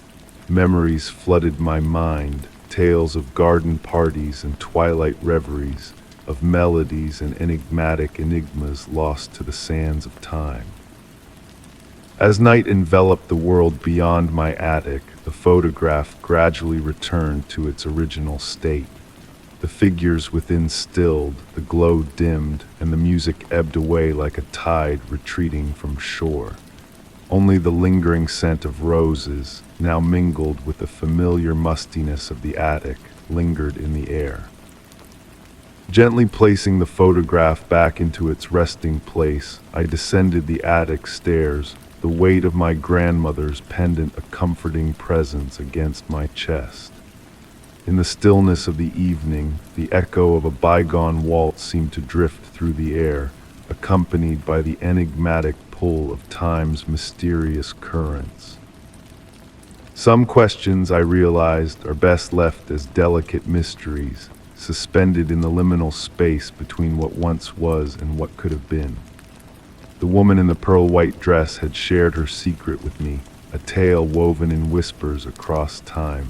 And perhaps such stories are meant to be ephemeral, flickering to life only when we are ready to perceive them before fading back into the gentle twilight of memory. Story 35. In the depths of a revered library's shadowy recesses, I stumbled upon a hidden alcove concealed behind towering stacks of ancient manuscripts. The dim light filtering through a weathered window unveiled a collection of dusty tomes and artifacts that murmured of forgotten wisdom. The aroma of leather-bound books and yellowed paper enveloped me, evoking a sense of stumbling upon a clandestine sanctuary of knowledge reserved for the most inquisitive souls. As the nocturnal guardian of the library, I had grown accustomed to the gentle rhythms of the building at night, the soft creaking of wooden shelves settling, the whisper of the wind through aged ventilation shafts, and the distant ticking of the grand hall clock. Yet this alcove felt distinct, as if it existed in a pocket of time untouched by the modern world beyond the library's weathered walls. It beckoned to me during my nightly patrols, captivating me with the ever-changing patterns of moonlight cast through an ornate leaded window. The dancing shadows seemed to trace cryptic symbols on the worn wooden floor, reminiscent of forgotten languages. On quiet nights, a faint rustle as if pages turned would reach my ears, though always I found myself alone in this secluded corner. One evening, while examining the books lining the alcove walls, I noticed an intriguing pattern in their arrangement. The well-worn leather spines, smoothed by centuries of handling, seemed to form a deliberate design when viewed from specific angles. The varying heights, subtle color variations, and strategic positioning hinted at a purposeful order. I dedicated more time to studying these books, meticulously observing their positions and the interplay of moonlight upon them throughout the night. My flashlight would catch glimpses of gilded lettering that appeared to shift with the passing hours, revealing fragments of text in unfamiliar tongues. The air within the alcove grew heavy with the weight of untold tales as I delved deeper into its mystery. One night, I unearthed a peculiar book that exuded a warmth as though recently held by another reader. Its pages remained blank, yet at the stroke of midnight beneath my flashlight's beam, faint traces of shifting script emerged, elusive and transient like fragments of a fading dream. The tolling of the grand clock punctuated my exploration as I unraveled the enigma of the alcove. Subtle changes began to manifest, books subtly shifting position between visits, the window framing nocturnal vistas defying its physical placement, a persistent sensation of a presence reading over my shoulder. My fellow guards noted alterations in my demeanor as well. I spoke of the library's history with an intimate familiarity, as if I had witnessed its inception centuries past. I found myself comprehending fragments of ancient languages unlearned, while my slumber became filled with visions of vast halls of knowledge transcending the library's tangible boundaries. The apex of revelation arrived on a winter night under a full moon and crystalline skies. Seated in my customary spot, a book tumbled from its shelf, unfurling to reveal an intricate narrative of a clandestine order of librarians who purportedly unlocked the ability to enshrine knowledge not solely in words but within the very essence of space. They crafted sanctums akin to my alcove repositories where the boundary between reader and text, past and present, blurred. In that moment, I realized I had become part of a legacy far beyond myself. The alcove had chosen me, as it had chosen others before, inducting me into a lineage stretching across epochs.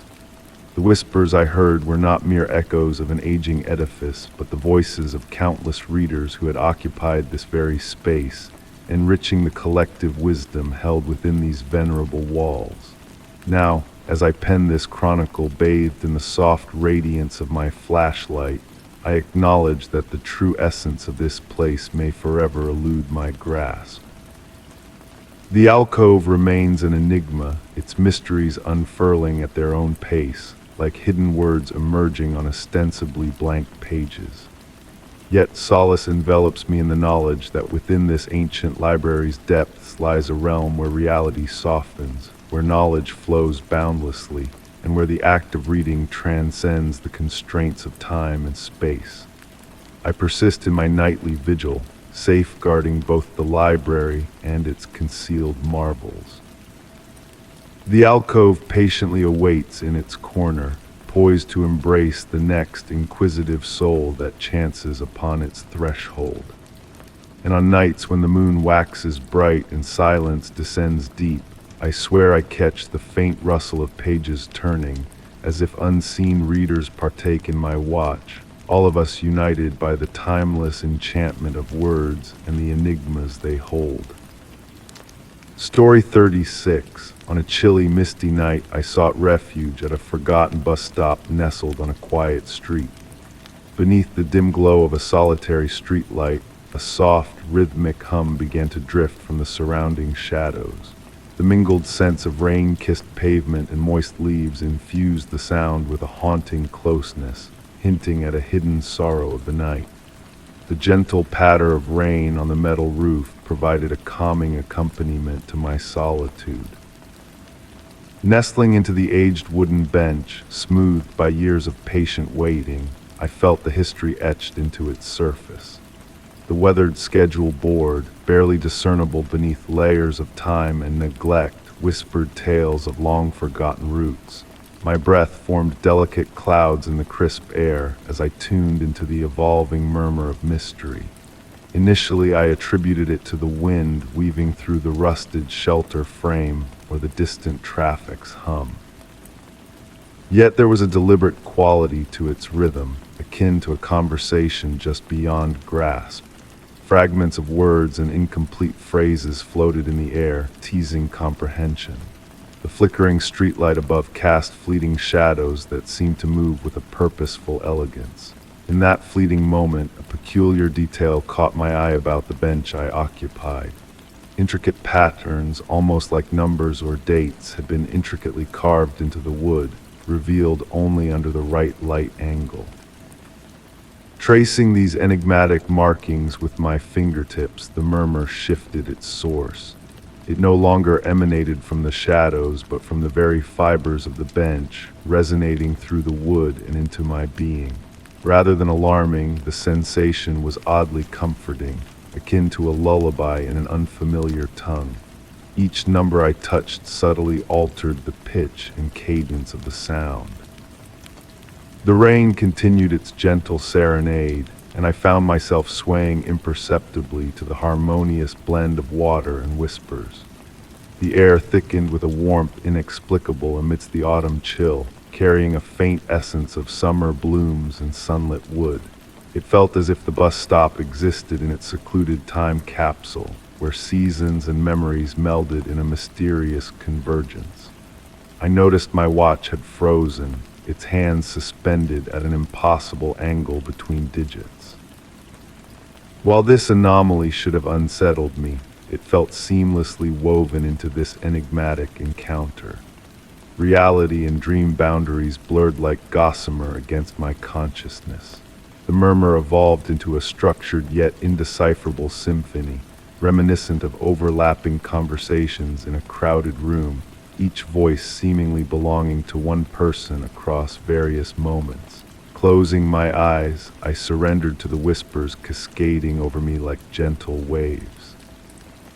In this state of tranquil awareness, visions materialized in my mind, fleeting glimpses of past passengers, each leaving an invisible imprint on the humble shelter.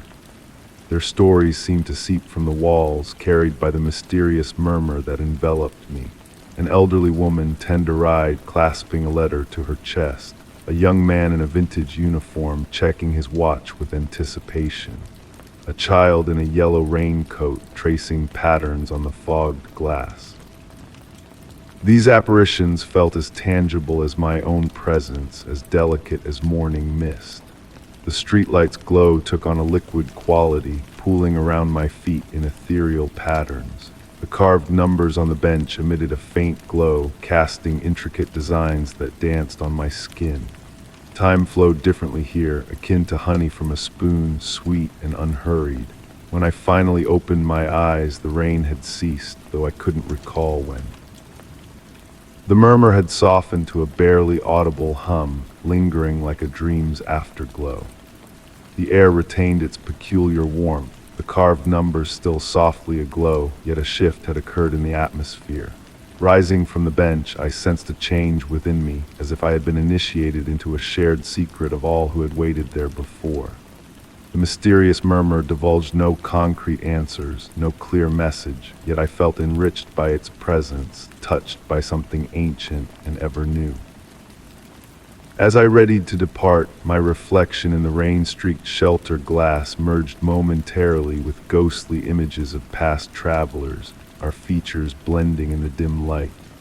Reaching out to touch the cool surface, the murmur rose once more, a fleeting caress, a parting embrace. Walking away from the bus stop, I carried an unwavering feeling of having encountered something profound yet indefinable. The murmur may have faded, but its echo lingered, a gentle reminder that some mysteries are meant to be felt, cherished in their exquisite uncertainty. Story 37. On a sunlit afternoon, while tending to my garden, a serendipitous discovery unfolded before me. A loose floorboard in the corner of the shed beckoned my attention, revealing a hidden chamber cloaked in shadows and filled with relics of a forgotten time. The air within was heavy with the earthy scent of ages past, mingling with the essence of aged wood, weaving a tapestry of mystery and intrigue. As I ventured deeper into the clandestine room, each artifact whispered tales of bygone eras, urging me to unravel the threads of history that lay dormant for so long. The warm sunlight filtered through the dusty window, casting delicate shadows over the weathered tools and terracotta pots that adorned the space. It was while organizing my gardening supplies that my foot stumbled upon the peculiar floorboard, emitting a hollow resonance that seemed to resonate with untold possibilities. Kneeling down to investigate, the aged wood yielded to my touch, unveiling a narrow staircase spiraling into the unknown depths below. Descending into the darkness, the musty scent grew more potent, enveloping me in its embrace as my hand grazed the rough stone wall for guidance. With each step, the temperature plummeted, accompanied by the faint melody of water droplets echoing in the distance. My flashlight illuminated shelves lined with enigmatic curiosities from distant times and faraway lands. Delicate porcelain dolls with knowing eyes, faded journals chronicling forgotten tales, and dulled brass instruments that whispered melodies of a time long past. Amidst the eclectic collection, a peculiar music box stood out, its intricate marquetry mirroring a garden scene eerily reminiscent of my own. Opening its lid instead of music, a gentle breath of air wafted out, carrying the fragrant essence of spring flowers, a scent impossible for its age, yet undeniably present.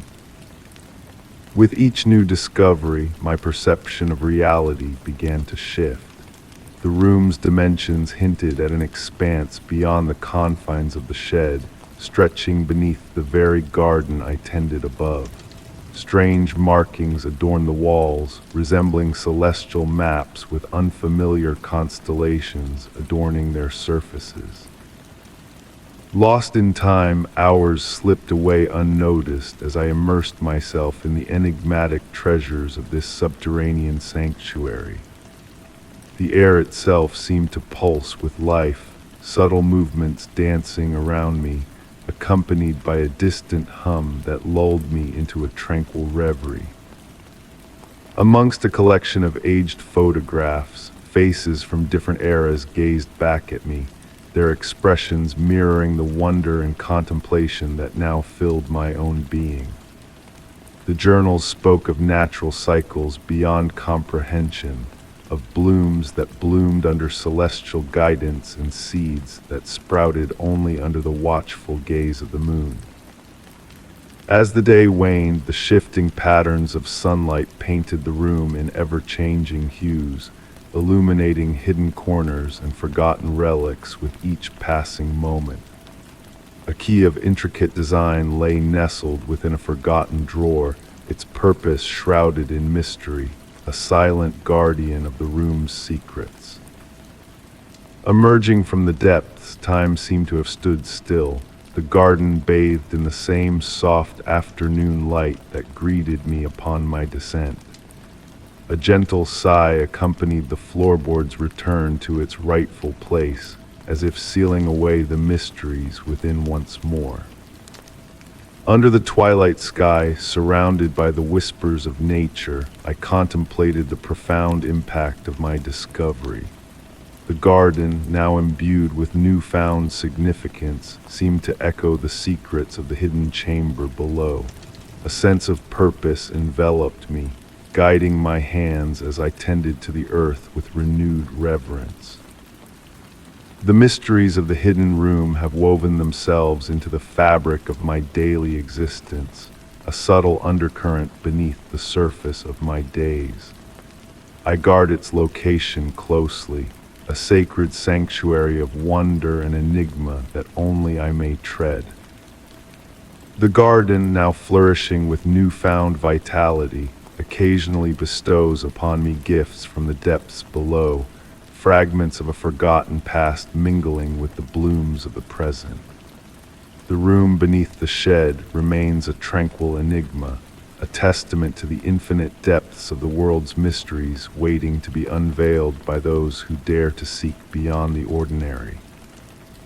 As the days unfold in gentle rhythm, I find solace in the quiet whispers of the hidden chamber, a reminder that time moves at its own pace in the realms of the unknown.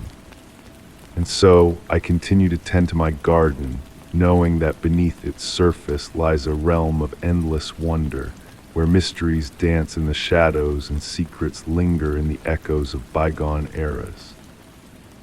Story 38. In the deep hush of midnight, while nestled in my bed, a stray echo captured my attention, a voice both hauntingly familiar and distantly achy. The whisper of the air conditioner and the gentle rustle of leaves outside merged into a ghostly choir, evoking memories of a presence I believed long vanished. That night, my bedroom bore an unfamiliar aura. Moonbeams cast silver patterns upon the walls, shapes that appeared to pulsate with a subtle breath. The atmosphere carried a peculiar weight, akin to the pregnant pause before a downpour, where all things hold their breath in anticipation.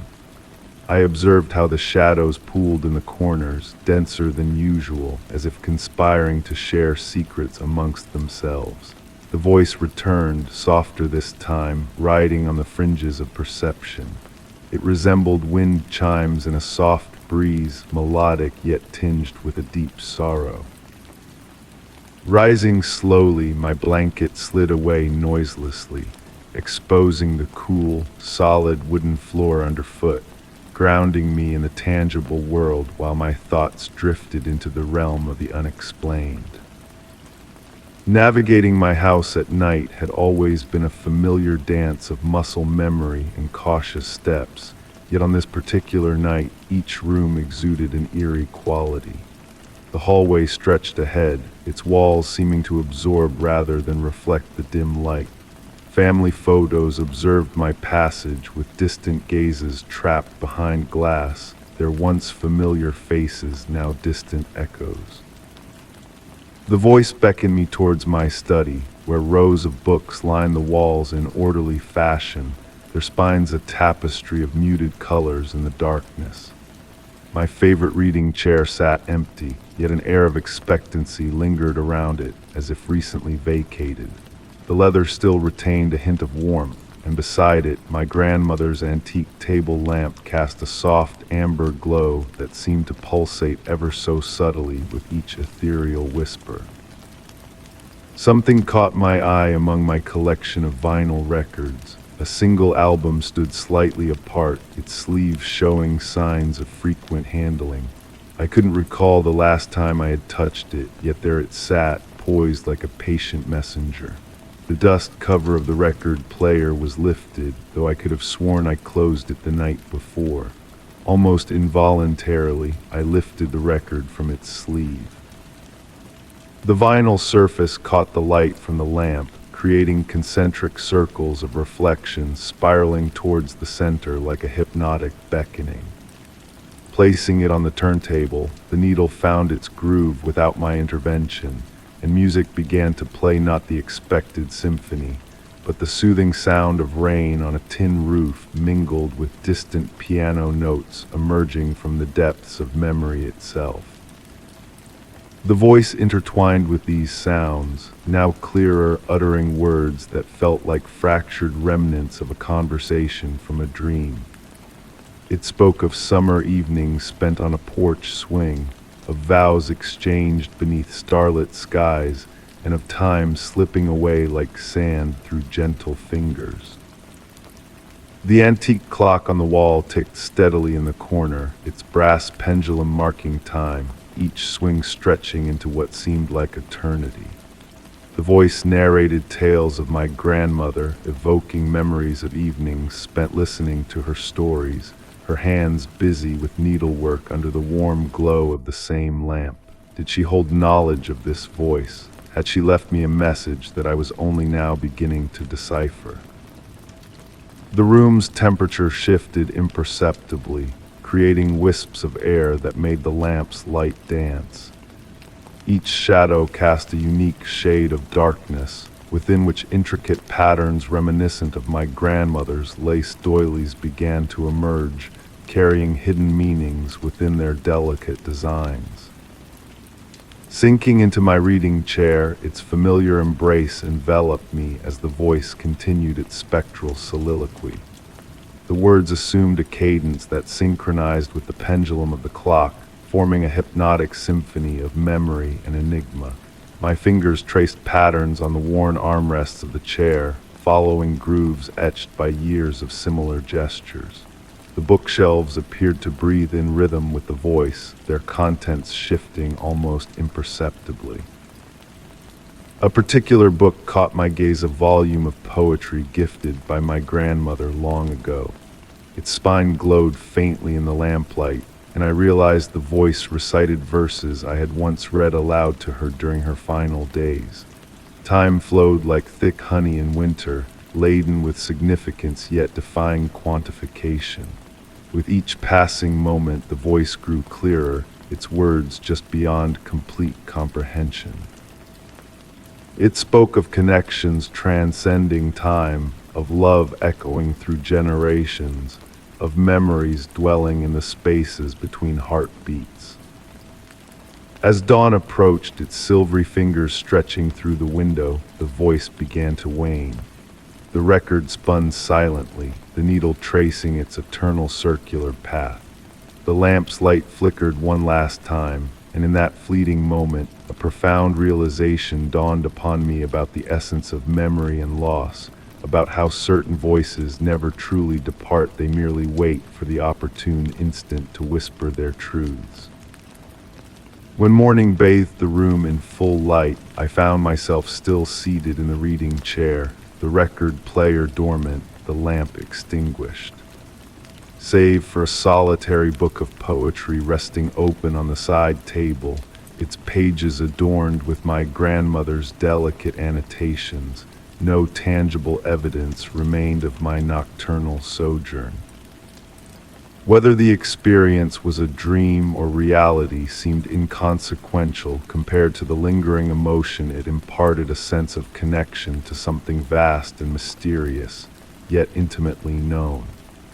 Though the voice had faded with the night, its echo lingered, a gentle reminder that certain enigmas are meant to be felt rather than unraveled, experienced rather than explained. In the tranquil moments that ensued, I found solace in the ambiguity, in the realm between comprehension and curiosity, where the most exquisite mysteries find their dwelling place.